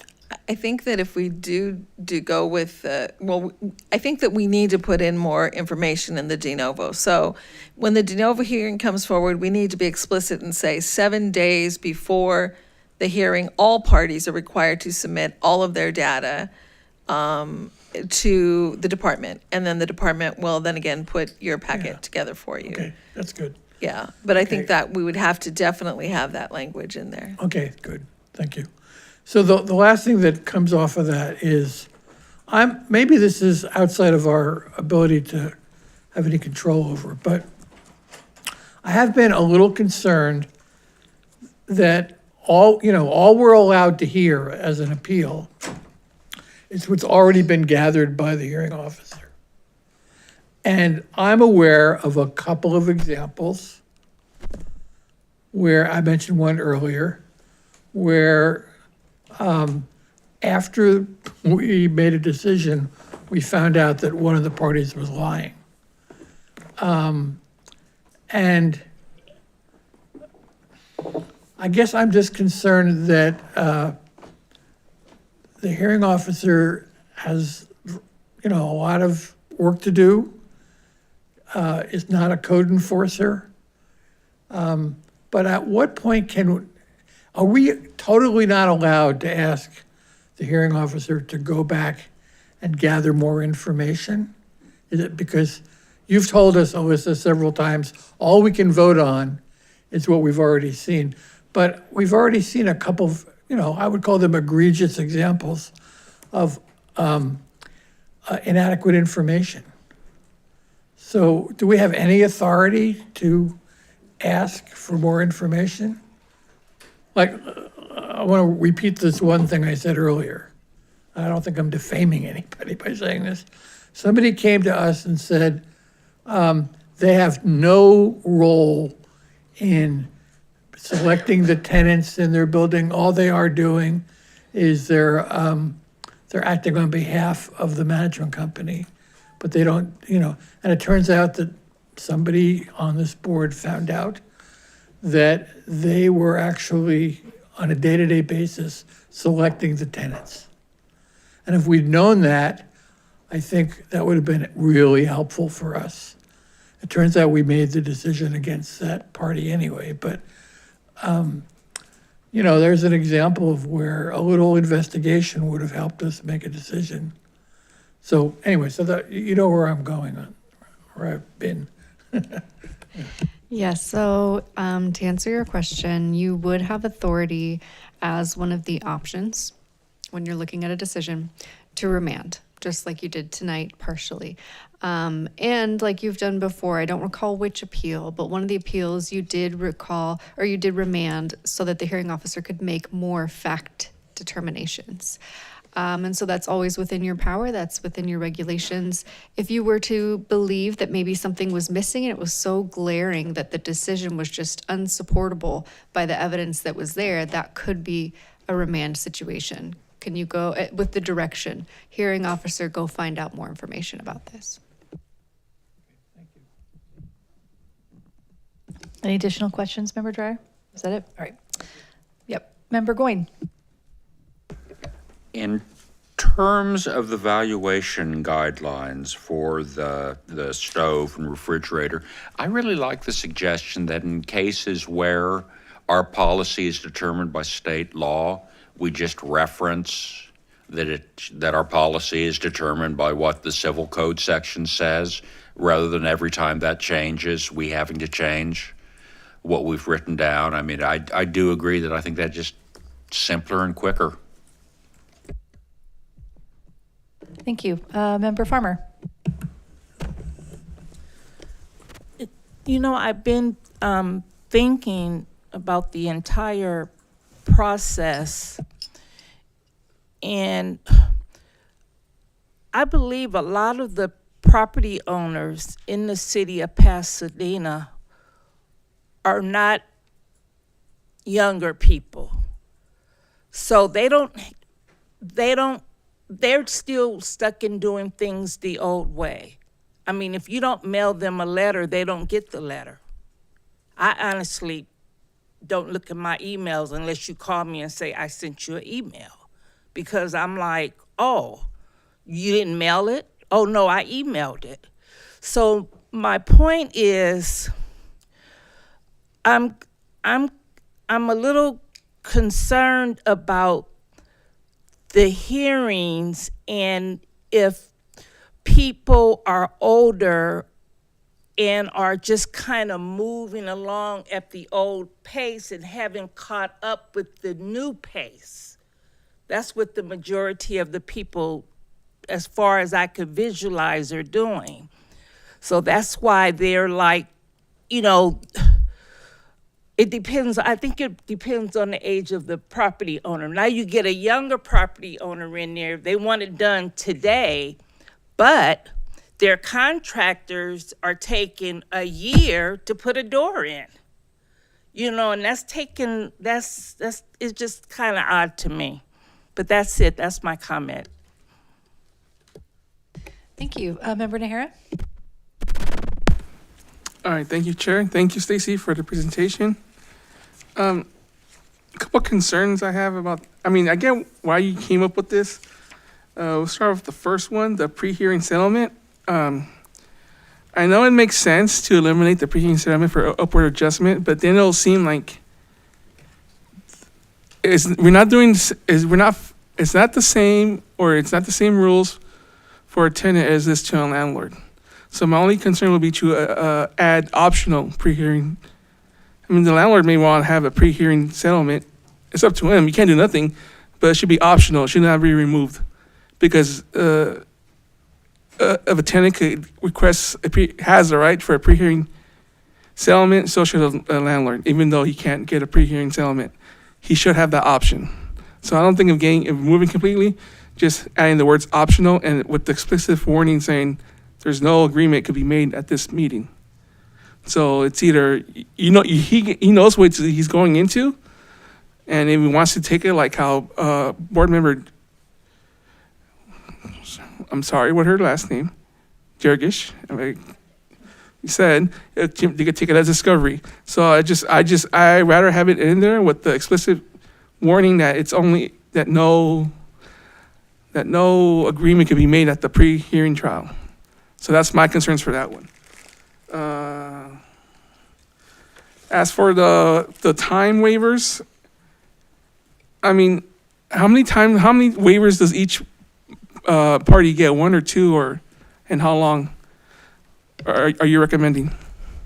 So far, there hasn't been a limit. I think the largest number of continuances granted, I think, has been 2, maybe 3, where parties are actively trying to settle, and it's a case of like, repairs being made, but again, contractors taking longer than anticipated, and they're like, we need another 30 days, another 60 days. But in those cases, the parties have agreed. But where I get nervous is, okay, now we're way outside of 60 days. I don't have a document that you guys have signed acknowledging that that's okay. I don't want you to come back later and say, hey, the RSD didn't give me my statutory time frame that's required. So that's why I like a time waiver. And that's why I made the suggestion. So we could put a limitation to it saying, as long as they're negotiating and the landlord's in good faith trying to repair the problems. Right. So what it is every time there's a continuance request like that, the hearing officer that's assigned to the case agrees or not. That hearing officer has to make that decision as to, yes, I, concur with this, or no, you've had enough time. We're having this hearing. Right? So it's a hearing officer determination every time they ask for it. It's not like an automatic grant. Okay. See what I'm saying? So the time waiver comes in after the fact. If the hearing officer has agreed and said, look, I'm finding basically good cause here to continue this case for XYZ reason, here's an actual written document that's going to, memorialize that agreement. And so everyone has that to refer to later when they forget why. All right, I was thinking differently. Like, I was just thinking, well, maybe it could apply too. Like, hey, I won't be, I'm busy that day, and I request a time waiver. No. So the hearing officer will have to agree, not just both members of the party? Correct. So what happens is one of the parties, usually the petitioner, will call us or email and be like, I had this hearing scheduled, next week or whatever, but I'm still really working with the tenant right now, or the landlord or whoever. Can we please have another 30 days?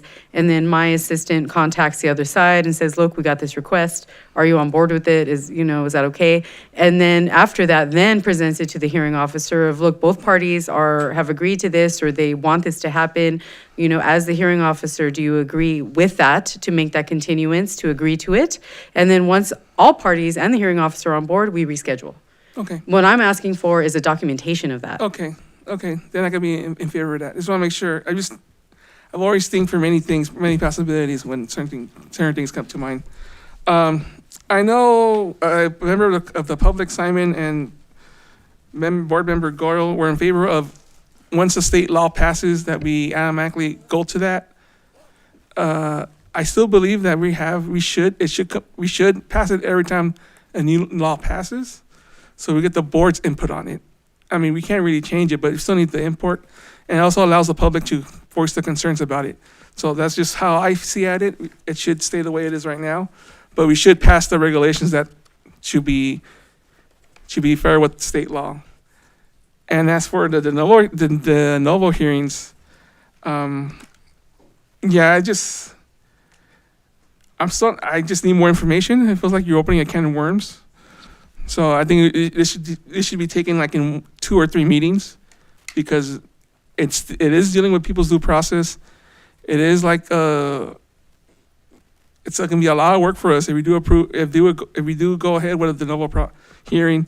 So I mean, I could approve every single of these recommendations by the next meeting, but for the de novo hearing, we should really be careful and take our time in getting it right. Thank you. Thank you, Member Nahara. Just a few things actually to what you said regarding the pre-settlement conferences for petitions for upward adjustment of rent. Tenants typically don't file petitions to pay more rent. If they want to pay more rent, you know what I mean? Like that's, yeah, but when they do the downward adjustment. But the downward adjustment petitions are not what we're talking about with getting rid of the pre-settlement conferences. So it would only be. The reason I bring that. Well, hold on. The reason why, you've got this pre-settlement conference, the department, as Stacy explained, the department can't give settle something ahead of time, right? But if you're the tenant, if you want to pay more rent to your land, you technically wouldn't even need to file a petition, technically. So under your logic, when has a landlord asked you to charge lower rent? It doesn't. But that's not the same thing. Yeah, but the thing is, it's a different process. It's a process, but it's an adjustment. One that benefits mainly the tenant, and the other one the landlord. And if we want to be equitable about it, we got to keep both processes similar. But we're not being equitable when we have a settlement conference that can produce no settlement and waste people's time. And that's I might why just add that I think, Stacy, maybe you can discuss who was actually more frustrated with this process, that maybe landlords are requesting that they not have these agreements because there's nothing they can settle. Correct. Right? So usually what happens with these settlement conferences for upward adjustments is, we send out the notice because it's required. Yeah. And the parties gather or, online or in person, and we explain, we started out by saying, look, this is called a pre-hearing settlement conference. We are not able to facilitate a settlement agreement today. We cannot make an agreement for a rent increase that's higher than AGA without going through the entire fair rated petition hearing, period. And then, but since you're here, you might as well explain, the reason to your tenants why you're asking for this increase. You have increased expenses, whatever the case may be. And then tenants, is actually in our regulations that if you have a hardship, this is your opportunity to explain that. So, but the problem is that parties are frustrated because they're like, why did you make us do this? Like, we can't agree. It's a misnomer. If you wanted to keep the settlement conference idea or a third proceeding, maybe change the name or something like that. Yeah. Because if you call it a pre-hearing settlement conference, it's wrong. Like it's misleading. So, I understand your point, right? Equity, I get it. I'm all about it. But, at the same time, there's something has to be done because it's leading to frustration and anger and frankly, a waste of resources. Yeah, just change it. It says this. If they don't want to use it, it'll be optional, or just have it there, and the landlord what, it's optional. I can't get but at least I still have the right to do it. They have it there, and it's just name it something discussion, else. I don't know what you want to call it, but it can't be settlement. Okay, thank you. Discussion or check-in, something like that. But yeah, what you bring back to us, maybe we'll have something in there. Just to point out too, there was a discussion about why these things take so long before it gets to the board, and these are the reasons. And so if we can cut out a hearing remember that on an upward adjustment, the moving party is the landlord.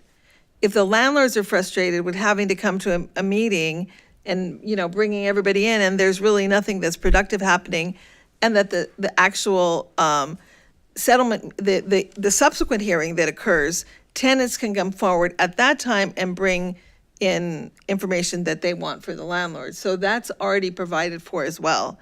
So again, it does create a process where it's taking us a long time to get through the petition process.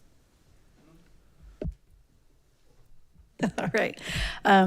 So I see Member Goins in the queue, so I'll just, it sounds like, folks have converged on some things.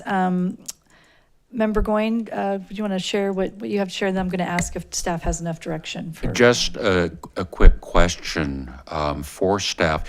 In an appeal to raise the rent, what besides the landlord's ability to make a reasonable return on investment is considered? That's a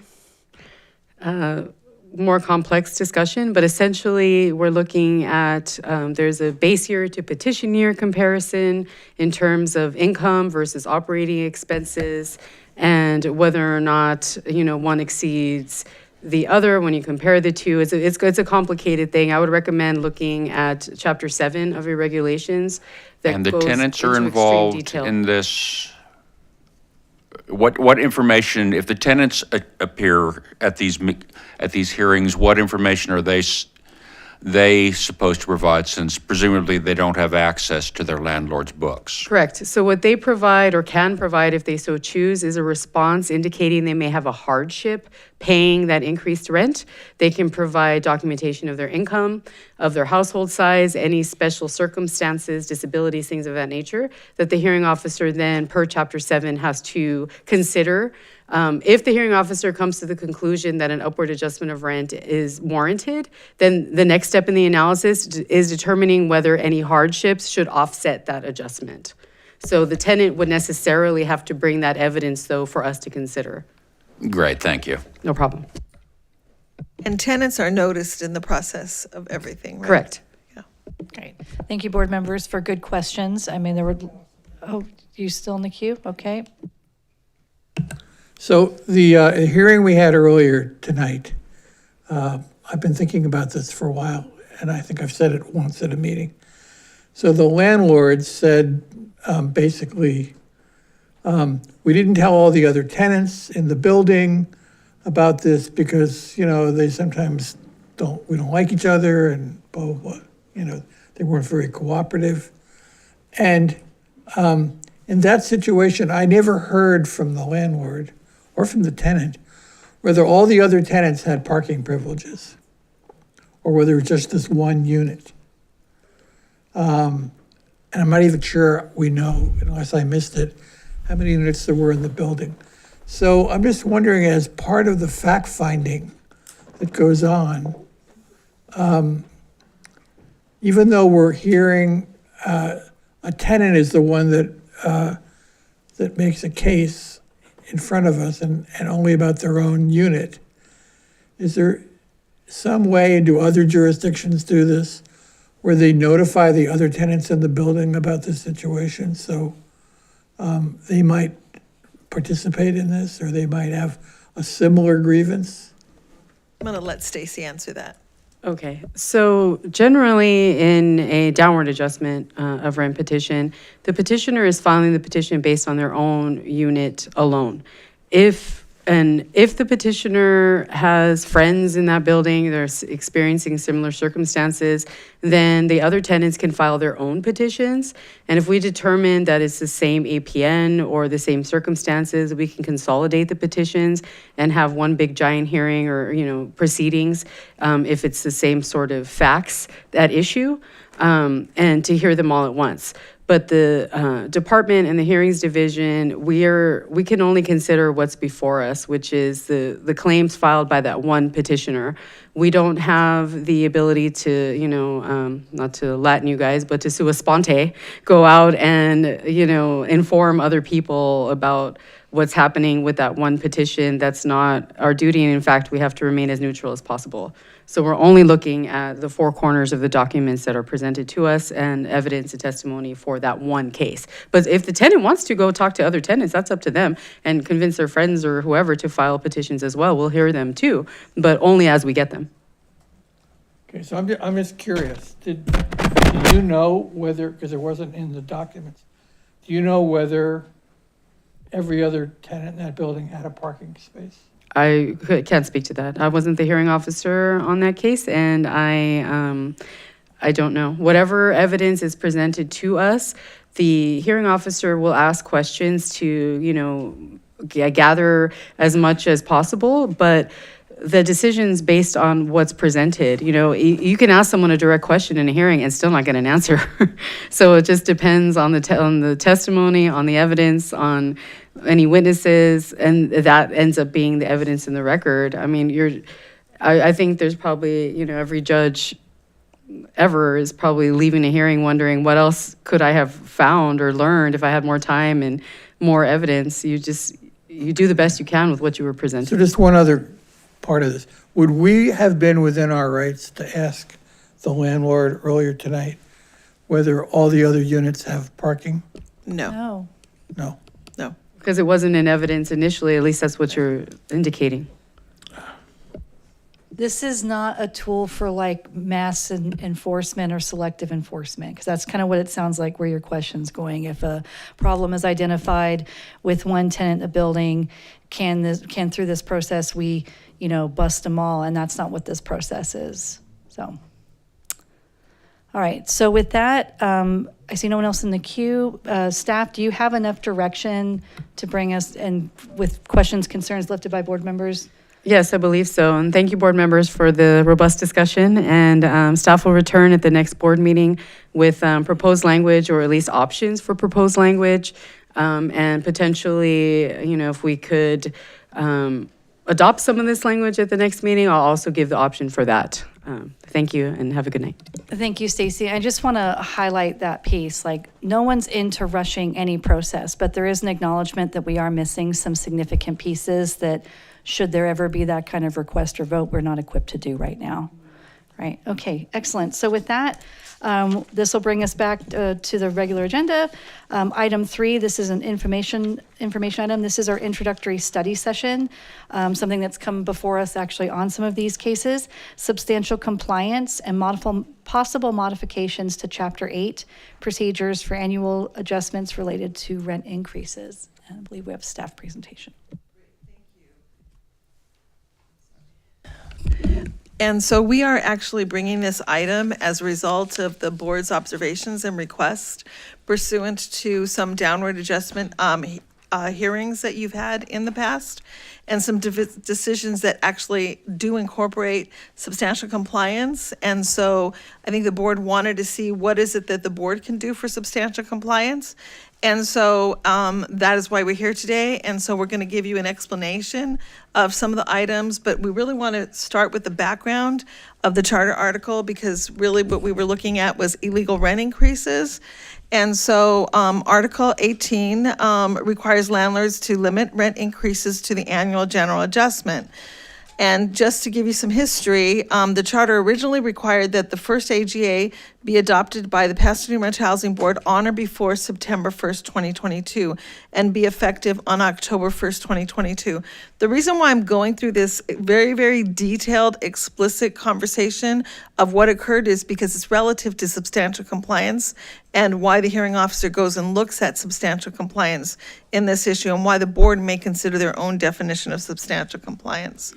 So it's important to note that the board was, although the requirement was before September 1st, 2022, the board was only first appointed in April of 2023. And Measure PR updated the language to require adoption of the first AGA 90 days after the board's first regular meeting. And so the charter requires that the annual adjustment, something we talked about earlier in this case, for tenancies prior to May 17, 2021, be set at 75% of the increase in the Consumer Price Index, which we refer to as the CPI, from May 2021 to May 2022. And for tenancies that commenced after May 17, 2021, the first AGA is 75% of the increase in CPI from the month the tenancy commenced through May 2022. The charter required that the board shall publish an AGA schedule based on the start date for the relevancy of tenancy, and the board did do that on their website. The charter required that a landlord impose any AGA within the 12 months between October 1st and the September 30th of each year in which the AGA is issued. If the landlord failed to impose the AGA during the 12-month period, then the AGA is no longer available. So the board held its first meeting on May 24th, 2023 as a special meeting. The board is, on that date, conducted administrative issues such as oath of office. They received an overview of the open government and meeting laws by the city attorney. They elected its chair and vice chair. They set meeting locations and times and conducted planning discussions regarding the organization of the work, which also included the creation of ad hoc committees. On June 7, 2023, the board approved the Goldfarb Lippman LLP as their interim legal services. And on June 14, 2023, the board received a presentation from Goldfarb Lippman on the base rent and the AGA. You can see the board's working quickly to deal with this issue of AGA. And on April 29, 2023, the board adopted 3 resolutions regarding the AGA. So on June 29, 2023, Goldfarb Lippman reported that because of the delay in the appointment of the board, and this was due to litigation challenging the charter, some landlords had already implemented a rent increase consistent with the first AGA. So the rent increases were consistent with the guidance provided then by the Pasadena Tenants Union.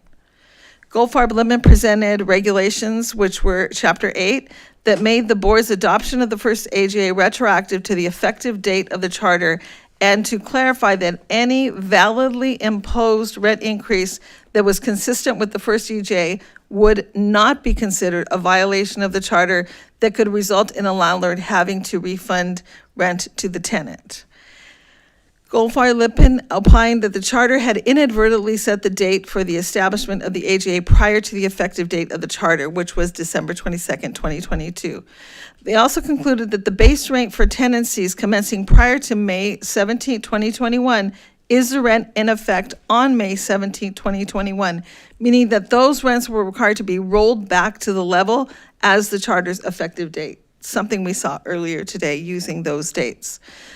They further advised that the board to adopt a first AGA for tenancies that commenced before May 1st, 2022, and a 2023 AGA for all tenancies. On August 23rd, 2023, the board adopted a resolution, Resolution Housing Board 2023-07, establishing the regulations, including rent withholding for failure to roll back rent. And this was in response to tenants that came in and reported that their landlords were not rolling back the rent as was required by the charter. On July 24, 2024, the board amended the regulations to exempt certain tenants receiving Section 8 vouchers from the rent rollback. And then on February 27, 2025, the most recent change and modification that was made to the regulation, Chapter 8, was the board amended the regulations to allow voluntary agreements to temporarily reduce rent due to the Eaton fire. And this was an emergency. I think we even had a special meeting on this, and the board moved forward on this very actively. So the charter article requires that Section D here, 1808, notice requires regarding rent increases or changes in terms of tenancy. And as part of the notice of the increased rent or change in any term of tenancy, a landlord must include the notice of existence of this article and the right to petition against any rent increase in excess of the annual general adjustment unless such rent increase is pursuant to an approved petition. That would have been like a petition for upward adjustment that we were talking about earlier. No rent increase shall take in effect until the requirements of the this subsection have been met. Article 1808E provides that under conditions under which which rent increases is not permitted. So no increase shall be effective if the landlord has failed to substantially comply with all the provisions of this article and all rules and regulations promulgated by the rental board. This is where we see the term substantial compliance in the charter article. And so we're going to go back a little bit. We talked about this already previously before in our last meeting session, the Petrus Act.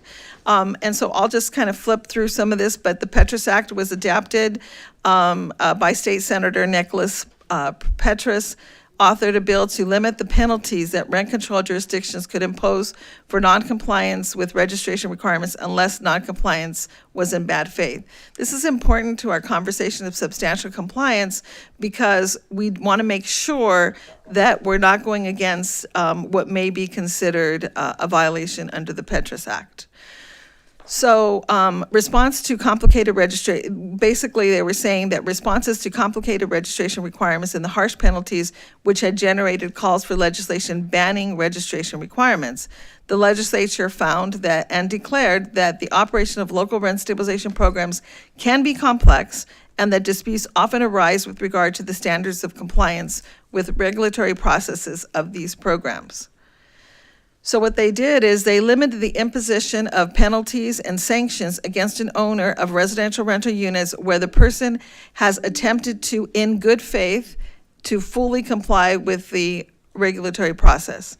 So an owner of a residential rental unit that is in substantial compliance shall not be assessed a penalty or any other sanction for noncompliance with the ordinance, charter, or regulation. And substantial compliance is defined as in 1947.7, the owner of a residential rental unit has made a good faith attempt to comply with the ordinance, charter, or regulation sufficiently to reasonably carry out the intent and purpose of the ordinance, charter, or regulation, but is not in full compliance and has, after receiving notice of a deficiency from the local agency, cured the defect in a timely manner as reasonably determined by the local agency.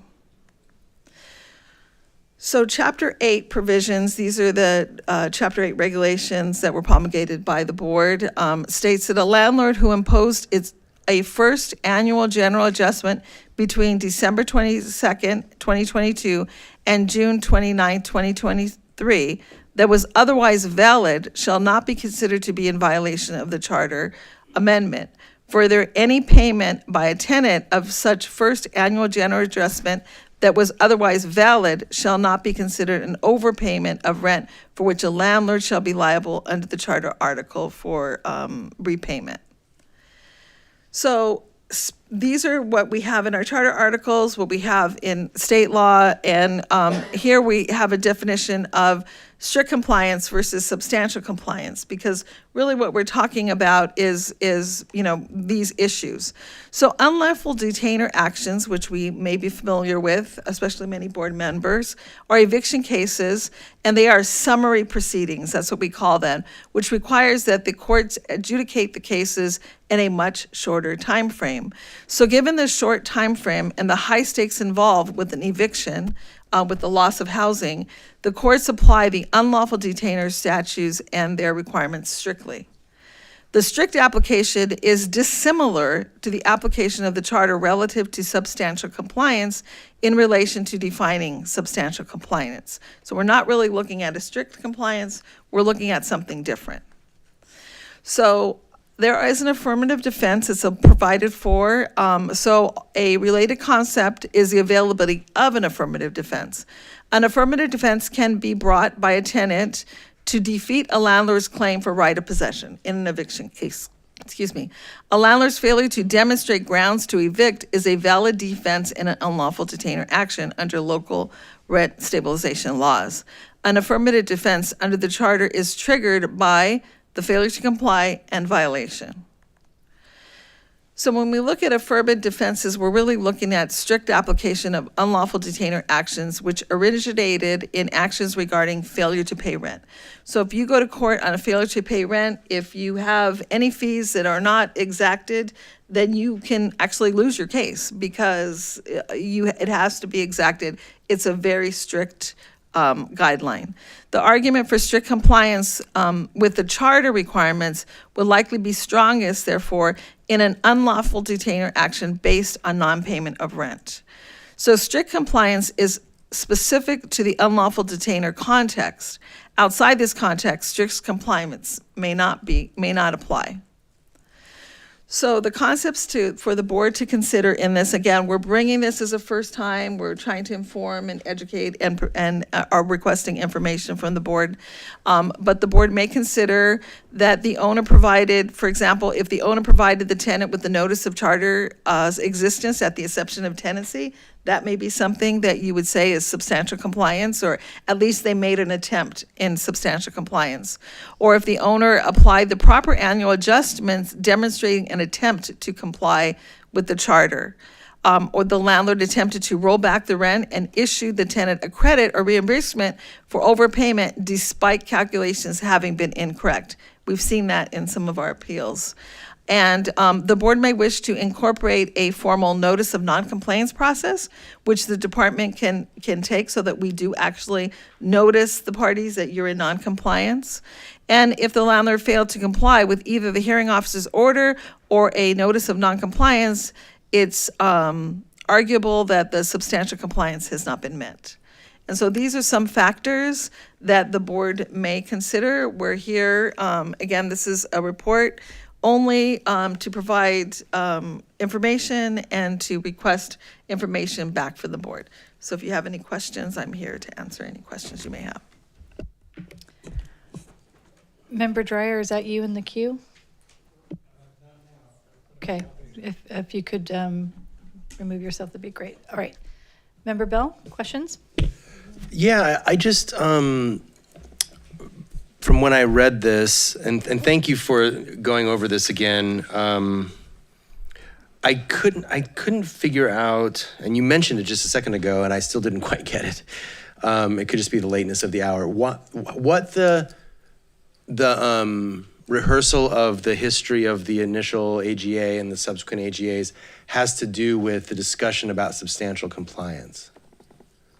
Because again, there was some time period in which there was kind of no knowledge, not no knowledge, it was limited. Limited. And the board was still trying to figure out things, and it wasn't the board's fault. The board was just appointed in 2023. Right. And so when we look at substantial compliance, we're really looking at giving a benefit of the doubt in some way, right? Right. And so that's why I think the effect of what happened and what occurred is important. All right. It's not a bearing on the fact that you didn't, I mean, strictly, we cited the reason why you weren't able to get, appointed. Right. There was litigation and there was other things going on. And so, but again, my point of providing, right when you did get your attorney, the next meeting, you were on it and you were trying to get all these things done. Mm-hmm. And then realized that some owners had taken the AGA and then made the decision, okay, well, we have to go back and make some modifications here. That's where we got to Chapter 8 regulations. Right, okay. And so that's the reason. Landlords were making a good faith effort Right. to meet the AGA as they interpreted it.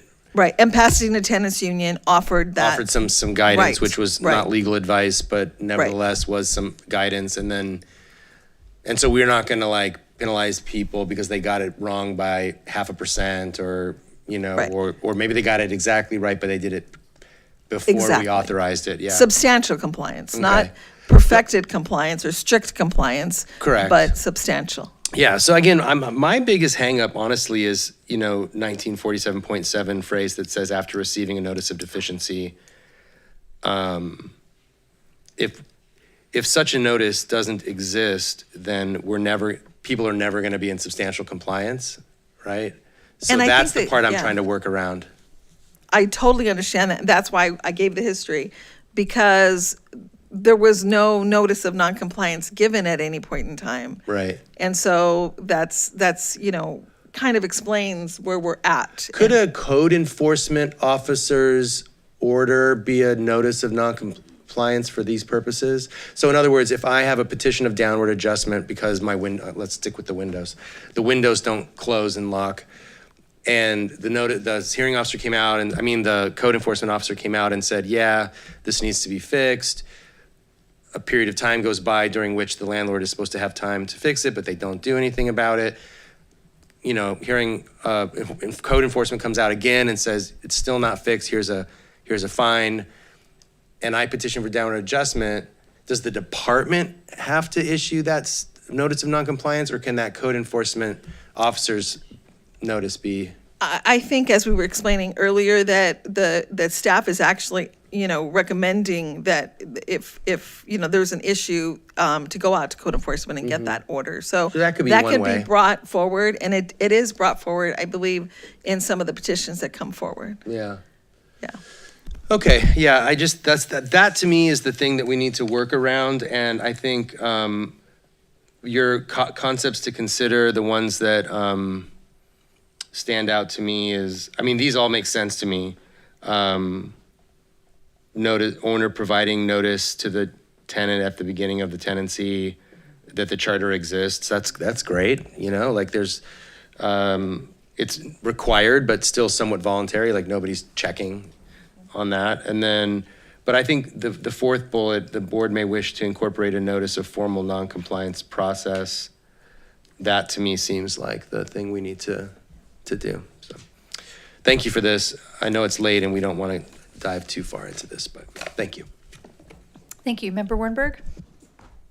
I just wanted to thank staff for putting this together, very comprehensive. I feel that Petrus is pretty, I feel like it's a good guide to use, and that so far with the appeals that we've had, I think the outcomes have been appropriate using that as the measuring stick. I also feel like having a formal notice of noncompliance is something that we should institute, because I don't feel that it's fair if someone doesn't know they're in violation, even if they should. And also, I know a tenant might bring that to somebody's attention, but that's also just a lay person's word generally. So that would be my recommendation as well. I was one of those landlords who knew that this had been passed, but there was no information. I actually paid a consultant to put together a notice for me based on other jurisdictions, because I didn't want to mess up. I didn't want to do it wrong. But again, there would still be some room for error because there was no official guidance. Thanks. Thank you, Member Wernberg. Member Dreyer? Yeah, so I agree that we should have a formal notice of noncompliance. If the landlord is required to provide the tenants with basically their rights under this, two questions. How do we know they did it unless the tenant comes to us and says, if you don't know your rights, you don't know your rights, all right? So why would a tenant come to us with a complaint if they didn't know that the landlord had to do it? So how do we find out? And secondly, is the notice supposed to be in English and Spanish, or just English? How does that work? So we, actually, the charter article requires that we do everything in English and Spanish, and why we have our interpreters at all of our meetings and trainings and almost everything that we do. So yeah, we will translate in Spanish too. So we're going to provide the landlords with the notice that they have to give to their tenants in English and Spanish. The notice of noncompliance would go to the owner. That would be telling the owner that they're in noncompliance with something. And that's where, for example, if an owner would come forward through a petition process and say, well, I'm in substantial compliance, and the tenant comes forward and says, well, no, here you've got a noncompliance notice from the department. So the hearing officer could make that determination and say, well, you're in noncompliance, I'm not going to go and use the substantial Yeah, but I had two standard. questions. One is, how do we know if the landlord provided the tenants with the information about their rights? Again, we don't police that. We don't go after that. That's something we don't do. But I think what we're saying is, for substantial compliance, a landlord can come forward and say, here's proof. The tenant signed it. I gave them at inception of tenancy the notice of existence of charter. And in that instance, we would say, okay, that's substantial compliance. Okay, and when we issue a notice of non-compliance, does it also go to the tenant? Yes, there would be a CC to a tenant. We can do that, yeah. Is that in the regulation? No, we're gonna have to make those regulations. That's why we're coming here. Okay, to you. so Yeah. that's one recommendation I Yeah, have, yeah, that the tenant receive the notice of non-compliance. yes. Anything else? Okay, great, thank you. Member Ms. Robien? Question I have is, we're defining what substantial compliance is through this process. Is that what we're trying to do? Yes, we're trying to amend the Chapter 8 regulations to define substantial compliance. Do we have any risk of conflicting with state law? Will there be one that can override what we're doing?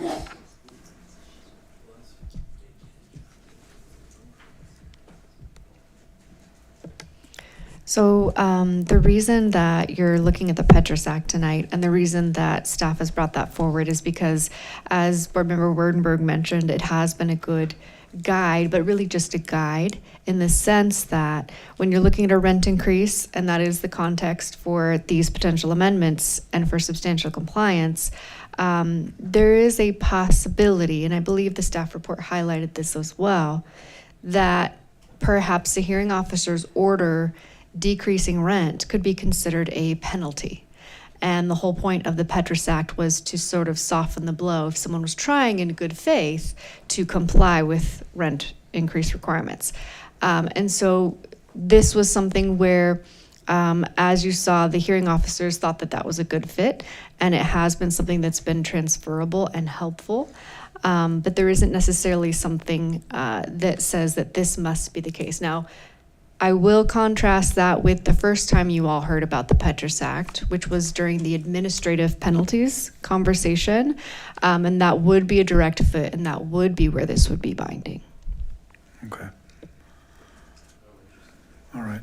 And also definitely back to the notice, I think we can't do anything without giving notices, so that's paper trail, everything for everyone, NCC.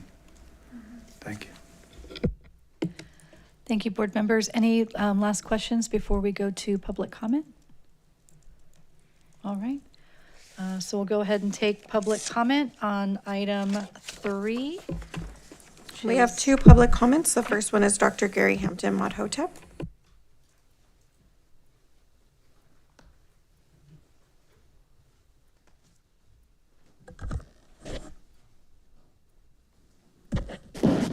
Item 3, Chapter 8 modifications suggested, and substantial compliance, and rent increases. More totally divisive, expensive, complicated and hostile, bureaucratic style BS, unnecessary rules and regulations.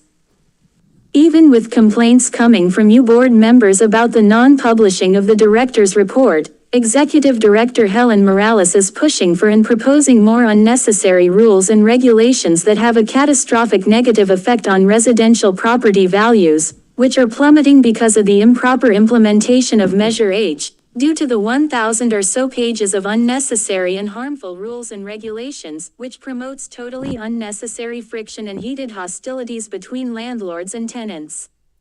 The following question should be asked regarding this proposed amendment.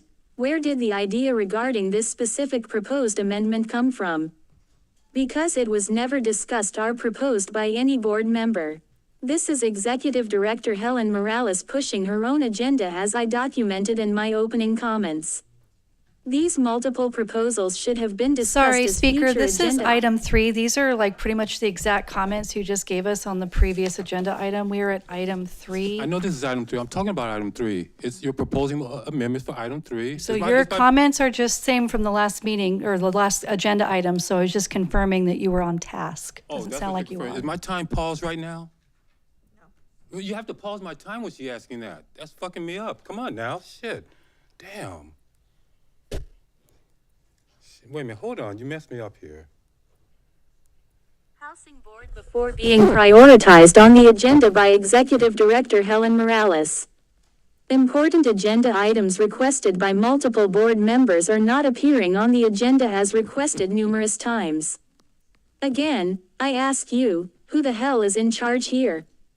This board's subservient Sorry, this weakness- is repetitive. This is repetitive, redundant against the Brown Act. Do you have any comments for item 3? This is for item 3. This is proposed amendments. I'm complaining about the proposed amendments, the similar arguments about I mean, the proposed same amendments. wording, which is redundant and repetitive and It's against not the Brown same. Act, It sir. goes on, it's incorporating other shit in it. I can say this. It's not repetitive. I can repeat myself, even if it's repetitive. I can repeat myself because this is about proposed amendments. I'm making a record here. I can repeat myself on this because this is a similar thing proposing amendments. So it's a similar arguments. What the fuck you don't understand? What the fuck you don't understand? Who don't get this shit? Who the fuck don't get it? How much time I got left? This is fucked up. It's the same thing. I'm saying the same thing. You understand my point. I'm making a record here. Stop fucking with me. This is, listen. Competence that is on full display. You just don't want to This hear is a this type shit. of voluntary stupidity. That's what the fuck it is. And again, over and over, more totally divisive, expensive, complicated and hostile, bureaucratic style BS, unnecessary rules and regulations. I can say this again. Sir, you Complaints seem coming really from you threatening. board You've got to members dial it about the down. non-publishing of the director's report. Executive Director Helen Morales is pushing for and proposing more unnecessary rules and regulations that have a catastrophic negative effect on residential property values. You really fucked up, Allison. Improper implementation I of can say Measure that. H, due to the 1,000 or so. You're really fucked up. You're really a fucked up chair. You really are. Can we ask the security from the police department I can cut. to intervene? Thank you. That concludes your time. Question should Next be asked. speaker What's going on here? is Simon Gibbons. Okay, thank you. Welcome up, Mr. Gibbons.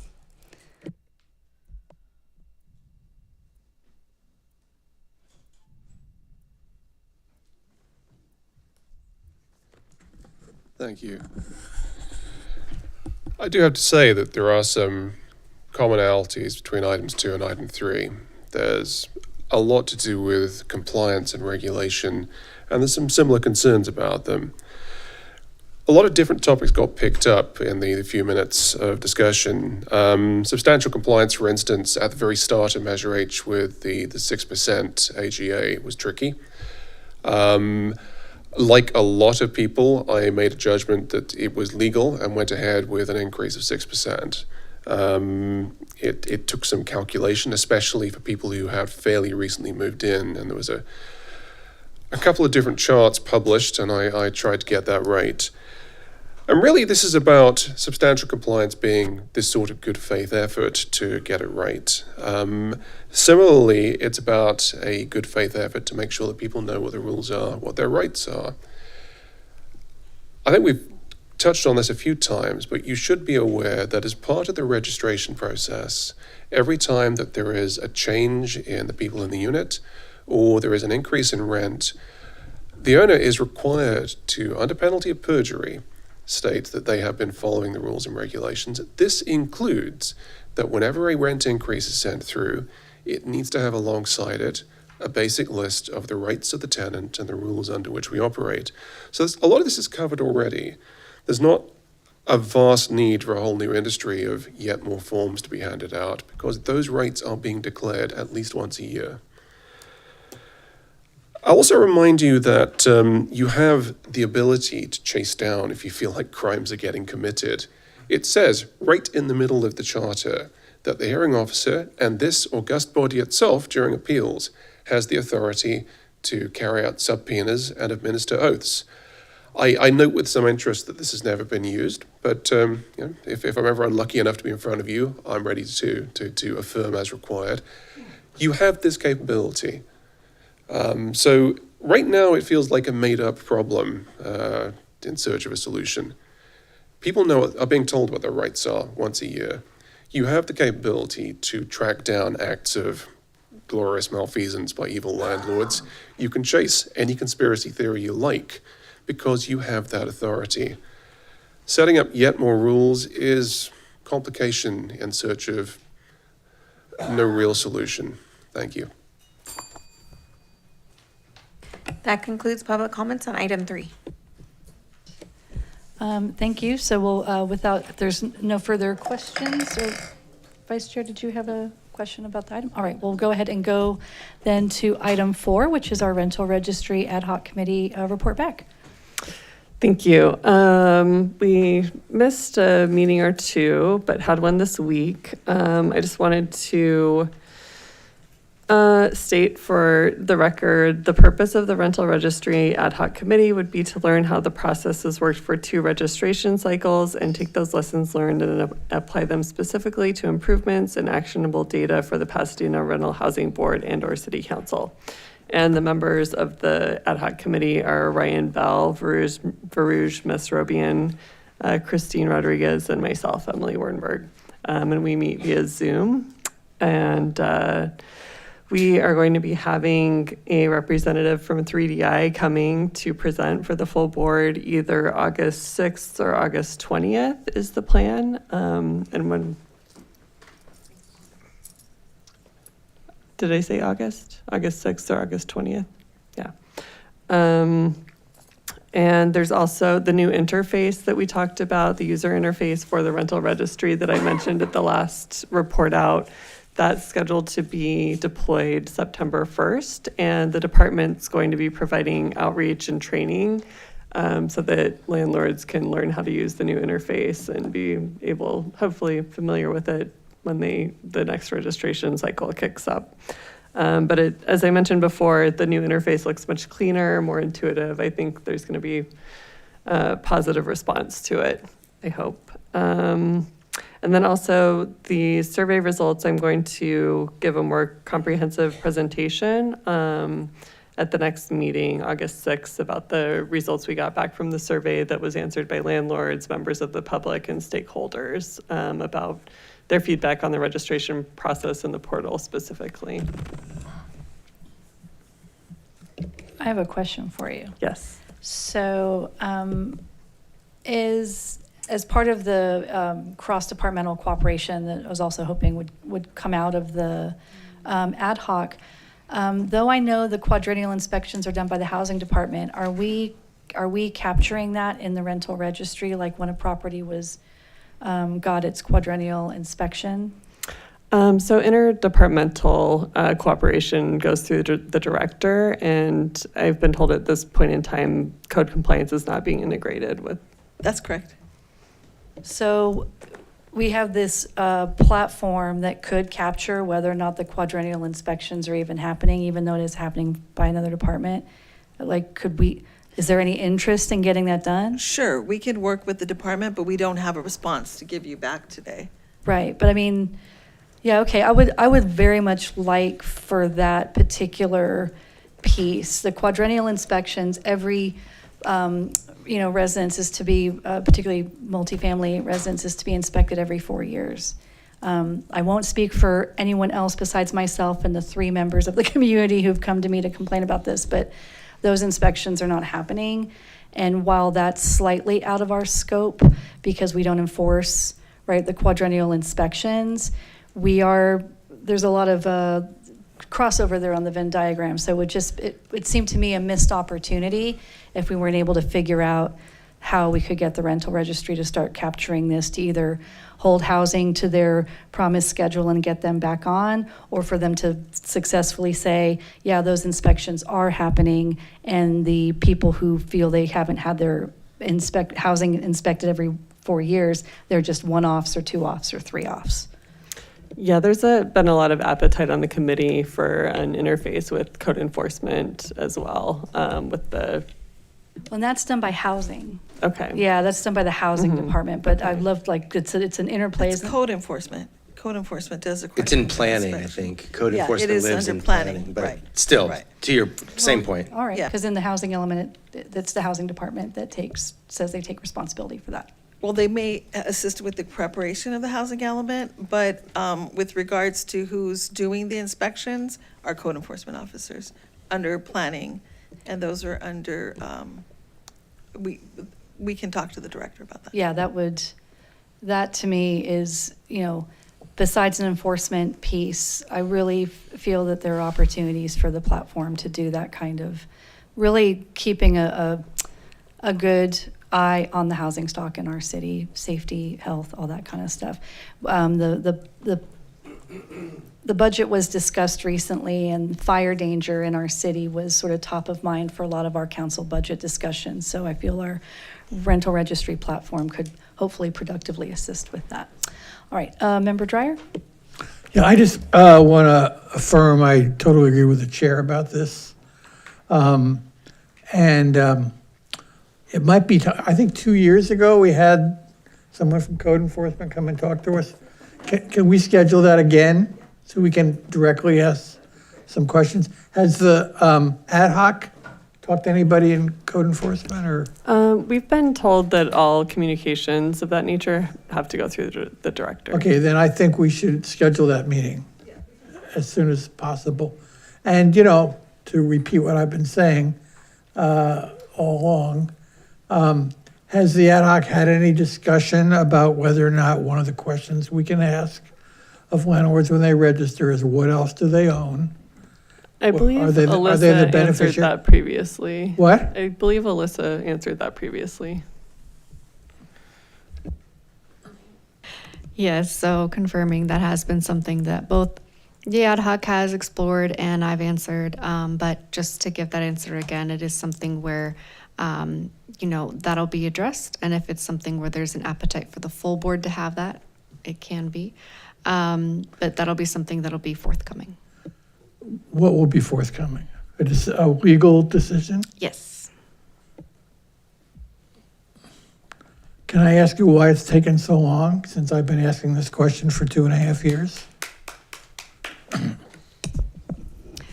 I would briefly note, just because I don't want to steal Board Member Wernberg's thunder on her item, this is something where it has been a question throughout the board's history. It has evolved into being sort of tied with the definition of a small landlord. The reason being that's sort of where that comes into play. If you are going to qualify as a small landlord, then you need to prove what you do or don't own in order to, again, prove that you qualify for whatever you're requesting. That's something that may be coming back to the full board, and that would be a discussion for that time as well. Okay, and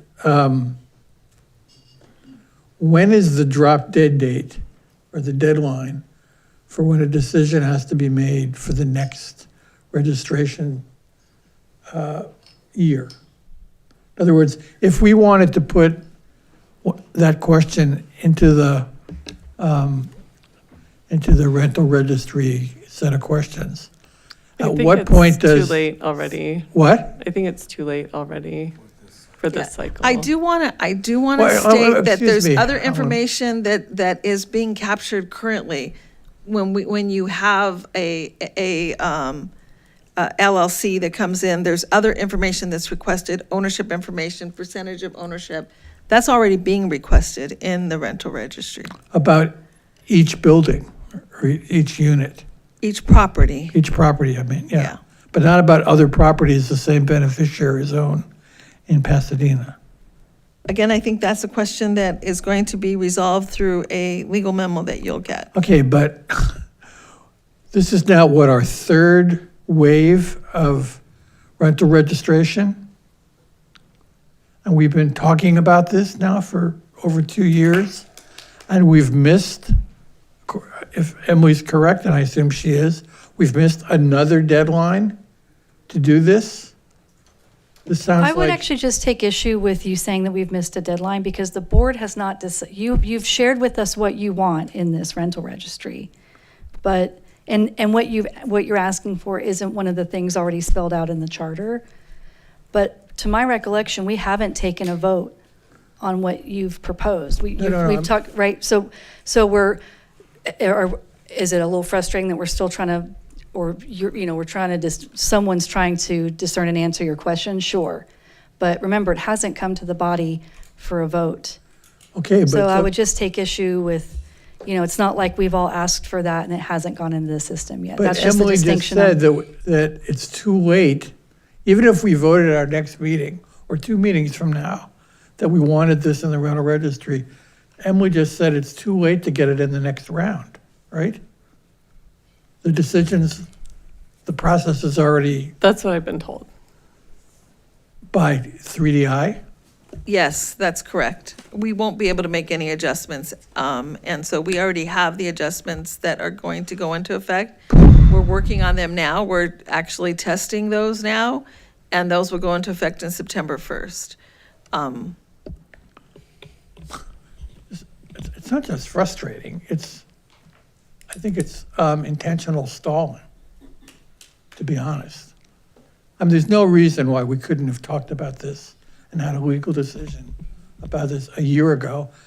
I asked for an outside legal counsel on this because we weren't getting one. And Alyssa, it's not, I'm sorry, please don't take this personally. I don't know who's making this decision, but it's really, there's no excuse for this having taken this long. And we haven't brought it to the board because we haven't heard from whether we can do this, do this legally.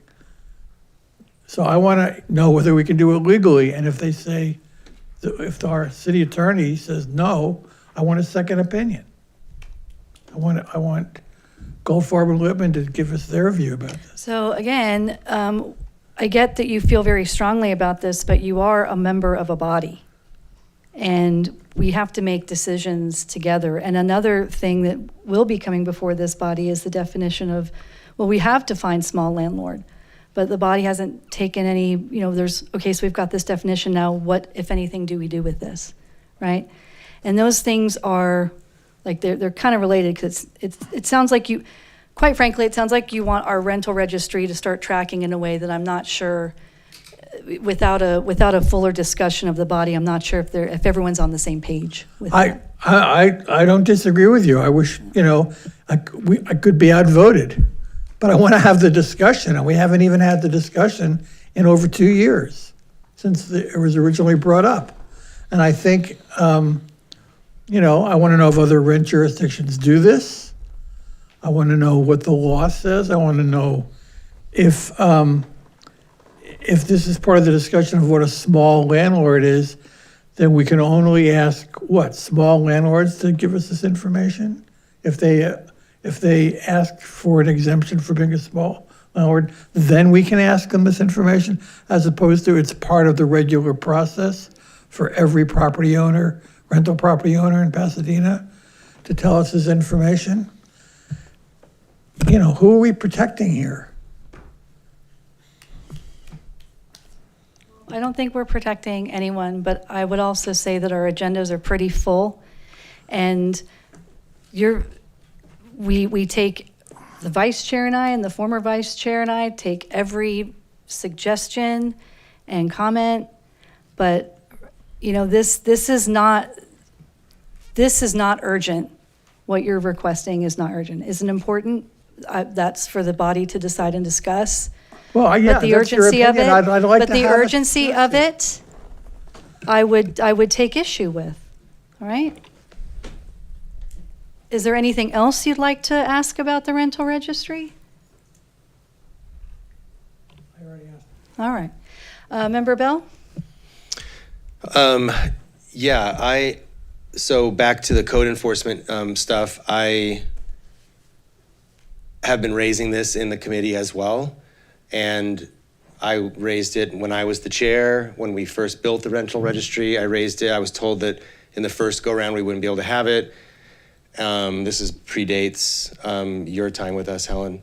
And then the second go-around happened. We couldn't add it. The third go-around. So it's sort of a similar thing to what Peter's saying. And I suspect that it's because code enforcement is having a hard time, getting out of their silo and playing with us, but I don't know that for sure. And I don't think anyone will actually admit that to us. Whether, I don't know how to find out what the problem is.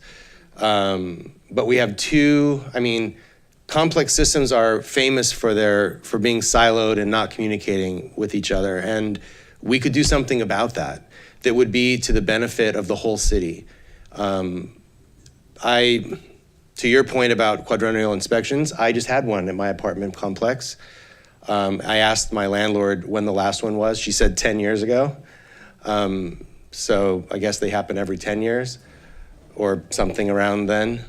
And I know that these departments are understaffed probably and underfunded, and COVID happened, and I get it. Like, I'm not trying to this isn't about extracting a pound of flesh from anyone.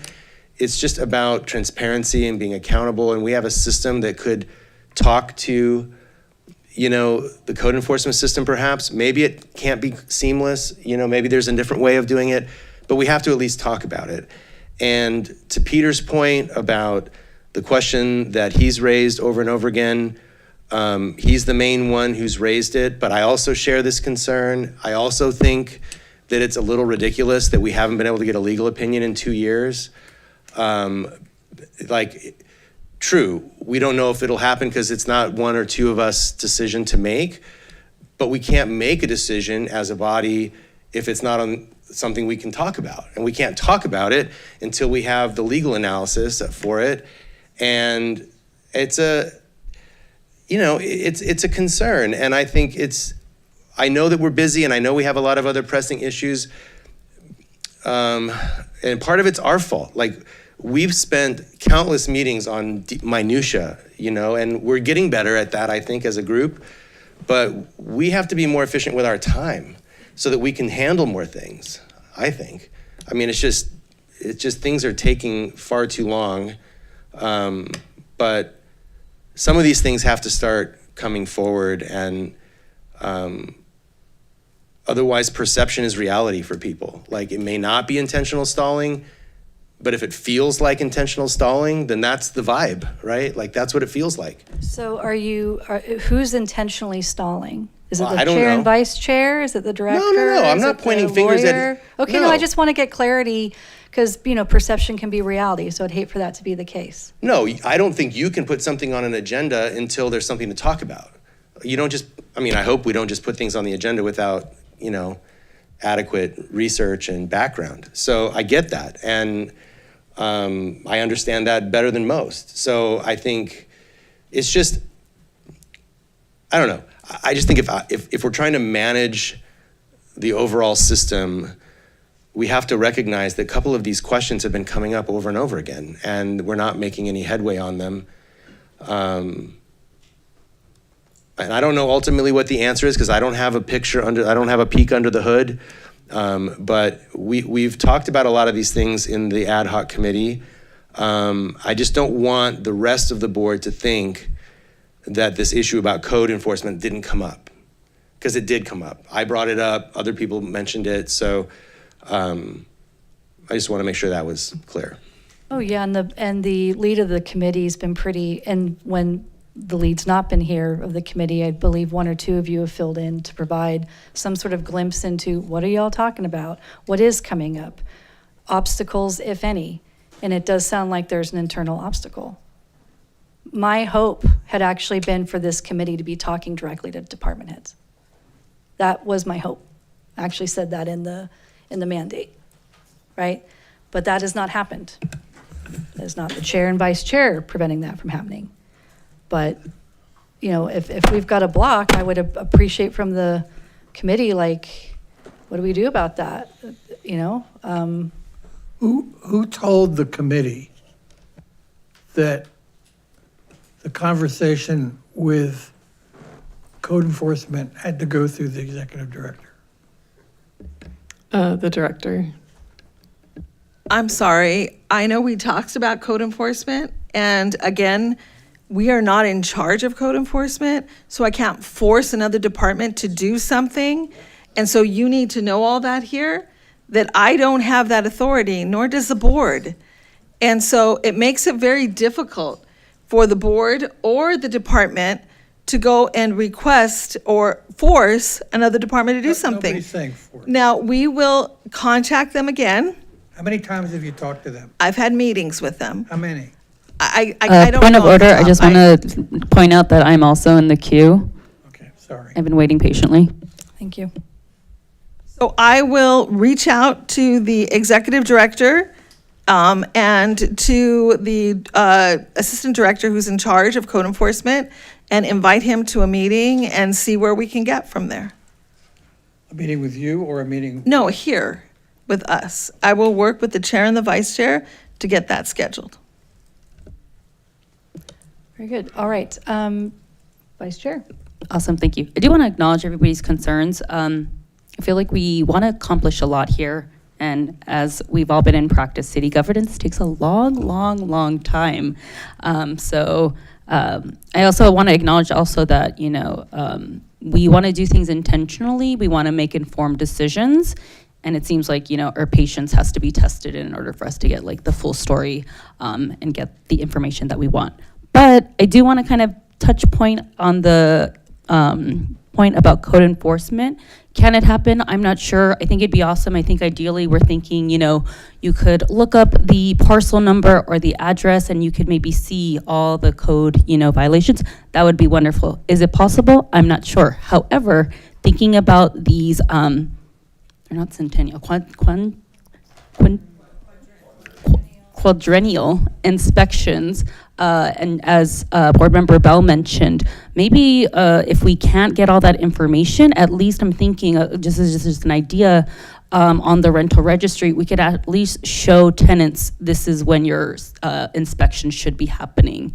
And then kind of thinking a little bit ahead, advanced wise, if your inspection maybe has passed, or maybe there could be a link of like, if it hasn't occurred, click the link here so that you can get connected to code enforcement and maybe report that to the rent stabilization department. But I think it's also important for us to be creative on what we can and can't do. If we have a block, try to find a creative way that we can still try to accomplish that goal. I think our goal, part of it is just letting people know that these inspections should be happening. Other cities do this, by the way. Have code enforcement data in their rental, in the rent control agency. Okay. It's not like we're inventing the wheel. There are other members of the board in the queue. Member Nahara? Yes, I'm just, what Peter says, he's been asking for this for 2 years, and I haven't really, I wasn't really supportive of his idea, but the idea of it being 2 years does kind of bug me, because he has the right to this information. So, the only thing I could think of is agendizing, or when it comes to the current agenda items, is if we could vote to agendize if we could authorize to find, if the Alyssa can't come to us within a certain amount, within a month, then we go and get outside counsel. Maybe that'd be quicker to get the legal opinion, because 2 years, unless it takes that long, and maybe Alyssa could just send us a memo telling why it's taking so long, something, so we can understand what's going on. Again, I don't agree with Peter's idea, but the ability to talk, for us as a board members to talk about it is important, and we should be able to talk about it. And that's all I gotta say.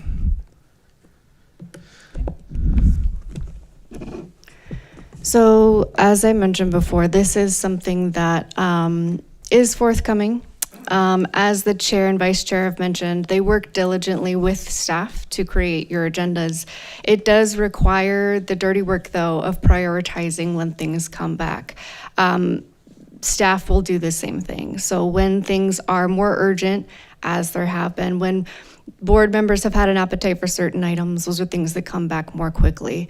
When it's something that, maybe is only one or maybe two, board members asking something that's not going to be at the top as much as if the entire board wants it, or it's urgent, or maybe a tenant or a landlord's rights are at issue, could be harmed, that sort of thing. So again, these are sort of the behind the scenes conversations that happen in agenda planning between staff, the chair and vice chair. Now, specifically on this issue, I will, as I've shared with board member Dreyer, note that this is actually something that he's been raising for 3 years in the entire existence of the board. In fact, I think one of your second meetings that the board ever existed, it was raised at the time. And at the time, it was something that, you know, the board did not feel as a whole was something they had an appetite to prioritize above the just large body of work that was before the board in its early days.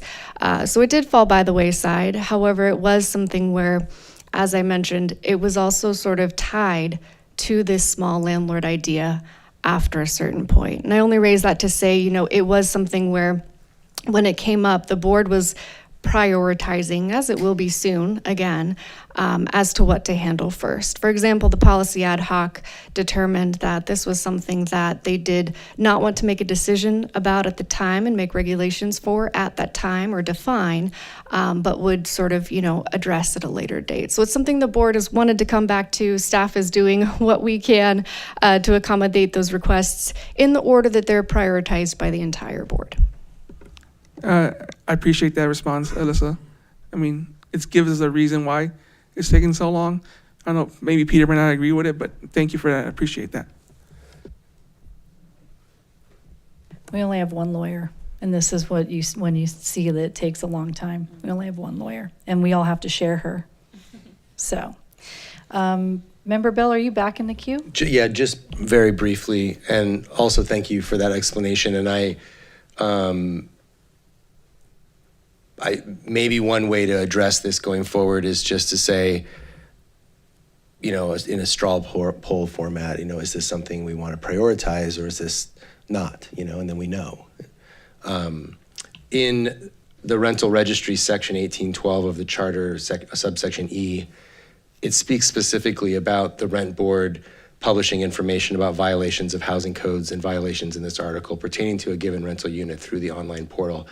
It doesn't say must, it says may, but it was anticipated as a part of the charter itself that this would be a functionality of the rental registry, which is why I've been bringing it up since the beginning. It doesn't say must, it says may, but it's something that, to me, if it's there, we need to eventually talk about it. So hopefully in the next go around, we can prioritize that. Member Goin? Point of information only. This is not criticism of anybody, express or implied, because I don't think I've been on the board long enough to criticize anybody on this issue. But if the board as a whole requested a legal opinion on something, what would be the ballpark, to your best guess, what would be the ballpark time to completion for that?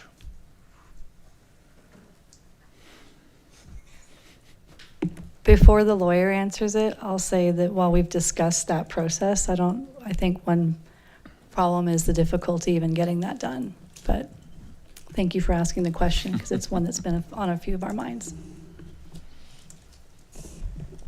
So it's something where we would have to look at who that would be. I would take this opportunity to remind the board and explain for new members that we do also, my office, still very much has a contract with Goldfarb Lippman, and I pester them on things. So they aren't free or rid of me or you all. So it would have to be something where, depending on the issue, we would have to determine who would be qualified, who would be best suited to answer that for us, and what the nature of that might be. Would it be a memo? Would it be an email? Would it be something more in depth? How much money would the board's budget be able to tolerate on that front for outside counsel? If you have, lived long enough to see and meet plenty of attorneys, I'm sorry, but we are expensive. So it would be a factor, and that would be something the board would have to discuss. Thank you. Member Ms. Robian? Just want to, as long as we're all talking about this code compliance, just something's kind of come up to me right now. I thought let's just get it out there. This appeal case and the former one, I believe, with the same address, would have been a direct example of if there was some type of working together with our departments when permits were being taken for a project to be done, for staff to be notified, and maybe some notifications being given to the landlord that what is maybe something that they would have to take into consideration before it escalated to this level. And ultimately, staff time is money, our time is money, and the tenant and landlord's frustration is frustration and also has costs. So this would all be to a benefit of everybody working together. And I think at one point we were given a presentation of some other municipalities who do have the, I believe, Los Angeles, you mentioned, Director. Yes, has- and we are coming back with that. So we did give you the introduction, because that's one of the Right. items that we do need to create a regulation on.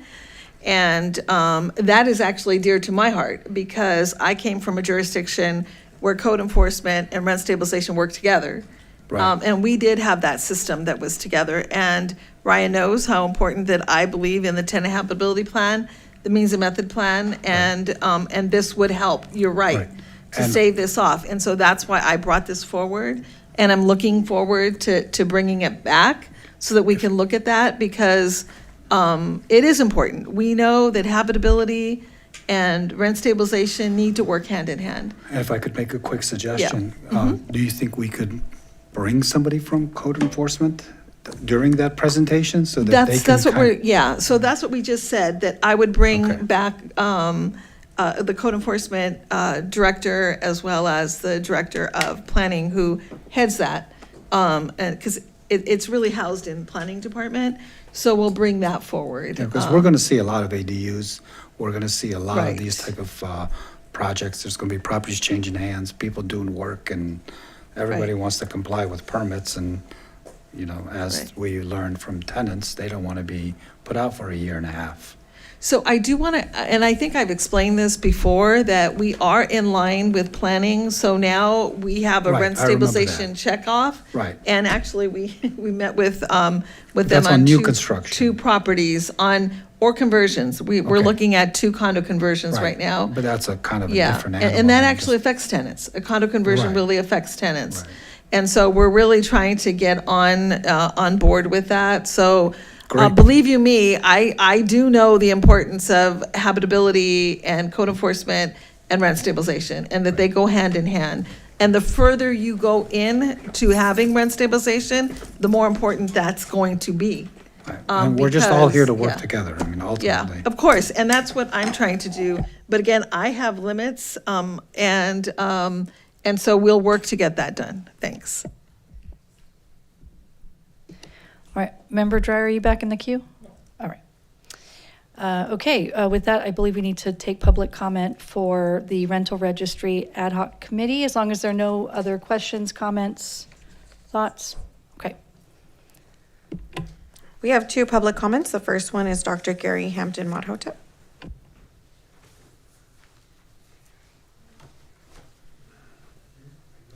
Helen Morales has got to go. She has got to go. Really? Seriously? Item 4 Rental Registry Ad Hoc Committee Report. To benefit proper record keeping, there should be information in the agenda regarding the Ad Hoc Committee. The Ad Hoc Committee leader could easily submit Ad Hoc Committee information prior to publication of the agenda. Why isn't this simple type of procedure required? Otherwise, the only record is the inaccurate action minutes, which is often inaccurate and substantially incomplete. From the public perspective, the Ad Hoc Committee for the rental registration is meeting in secrecy, because nothing is known about this Ad Hoc Committee publicly. There is no information contained in the agenda for Item 4. Rental registry is a very broad topic, and there should be lots of vital information that the public needs to be informed about at least 72 hours before the meeting, as required by the Brown Act. Rental Registration Ad Hoc Committee, report back. A common sense approach is needed. This registration ad hoc committee is not needed. However, if there is a need for a registration committee, then that registration committee should be a standing committee. Instead of this ad hoc committee, what is actually and greatly needed is an ongoing standing committee for the rental registration. With the establishment of a standing committee, instead of an ad hoc committee, the rental registration task will be greatly improved and open to the public. Attendance at ad hoc committee meetings. Who are the 5 board members on the ad hoc committee? Who has been in attendance at the ad hoc committee in addition to the 5 ad hoc committee members? Location, time, and meeting date. What is the location, time, and date of the ad hoc committee meetings? Duration. What is the duration of this ad hoc committee? Legal duty and responsibility to inquire and investigate. The Pasadena Rental Housing Board has a legal duty and responsibility to inquire and investigate all actions and activities connected to the ad hoc committee, specifically to find out who has been in attendance besides the 5 board members who make up the committee. Hopefully, in your wisdom you see the need to reassess, and very critically reevaluate the entire and complete implementation of Measure H. Please, it is vitally and urgently important to begin a turning point, as soon as possible. From the public perspective, the ad hoc committee for the rental registration is meeting in secrecy, because nothing is known about this ad hoc committee publicly. There is no information contained in the agenda for item 4. Rental registry is a very broad topic, and there should be lots of vital information that the public needs to be informed about at least 72 hours before the meeting, as required by the Brown Act. Rental Registration Ad Hoc Committee, report back. You're starting to understand what I've been warning about and telling you about. You don't like me, but I tell you the truth, just like I see it. Get rid of Helen, get rid of Helen. Find out how you can get rid of her. You got to get rid of her. You have to get rid of her. This registration ad hoc committee is not needed. Pardon me? Did somebody say something? How much time do I have? That concludes your time. Next speaker is Simon Gibbons.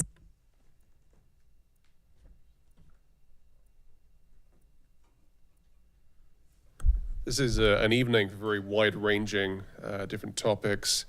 Just to add, first of all, a data point to what Member Bell has just said, I also went through a quadrennial inspection this Tuesday, in fact, the first in 9 years. I guess this is how it runs. My understanding from other cities, we've gone through this in the city of LA and county of LA, is there was a huge delay during and around COVID. That kind of explains maybe 3 years. I don't have a good explanation for the rest of it. The gent who came along is very young, very new, and wasn't really in the mood to tell me why it took so long, but he kind of implied they are staffing up to make this thing happen. I really hope so, because I, as well as paying your good selves about $3,000 a year, we pay another $900 in business licenses, which cover the quadrennial inspections. So I feel like I'm at least starting to get some money's worth out of this thing. Separately, and on the topic of how you persuade all these systems to talk to each other, how you create bespoke IT, well, this is kind of what I used to do. I spent a chunk of my life fixing broken banks, and generally 2 banks would merge, and a bunch of consultants would say, take these 200 million person systems, ran them together, synergies, amazing, we're all going to be so rich. About 3 years later, after the consultants left, people like me would show up to pick up the pieces. Because it was always late. It always cost at least twice as much as expected. It always got de-scoped. It was spectacularly risky, and pretty often the entire ATM system would go down or something. So think hard before you get into complex bespoke systems. 3DI have one of those in Berkeley. It's a more complex, more bespoke, more sophisticated system than you have here. It also put out the data for 60,000 tenants, including their names. So there are other ways of achieving some of the things you're trying to achieve that don't necessarily involve spectacular IT projects. I would strongly urge having a chat with Phil Leclerc and see how he reacts when you say the words, we're thinking of merging the code enforcement and rental databases. And if he screams, then you'll know that maybe there are some risks around this. Please think hard before you get into a spectacular IT project without a whole lot of guarantee of success. I have an additional public comment by Alan Baer. Hi, just as a little reassurance, our quadrennial inspections are on schedule. We've been getting them every 4 years, so it's, quadrennial, 4 years. It's happening, so not everybody is not getting inspected. They are doing work in some buildings at least. Okay, that concludes public comments on item 4. All right, thank you, board members. So we're nearing the end of our meeting. Now's the time for any additional report backs from board members. If y'all been doing anything interesting or not. And then we also, this is the time for any future agenda items. If you wish to. Member Dreyer, is that you in the queue? Yes? Thank you. All right. So I see an empty queue, which means, is there a motion to adjourn? Motion to adjourn. Second. All right. Good night, everyone. Oh, sorry, we need a roll call vote for our motion to adjourn. Do we? Lawyer says so. Oh, Jagged. Oh, and yeah, she did drop off. Yeah. Do we still need a roll call vote? No. Your eagerness is enough. Thank you, everyone. Have a good night. Is Goldfarb and Lippman still getting paid? We got to find that out. Is Goldfarb and Lippman still getting paid? They were talking about, I just want to know if they're still getting money. That's what I want to know. Are they still getting paid?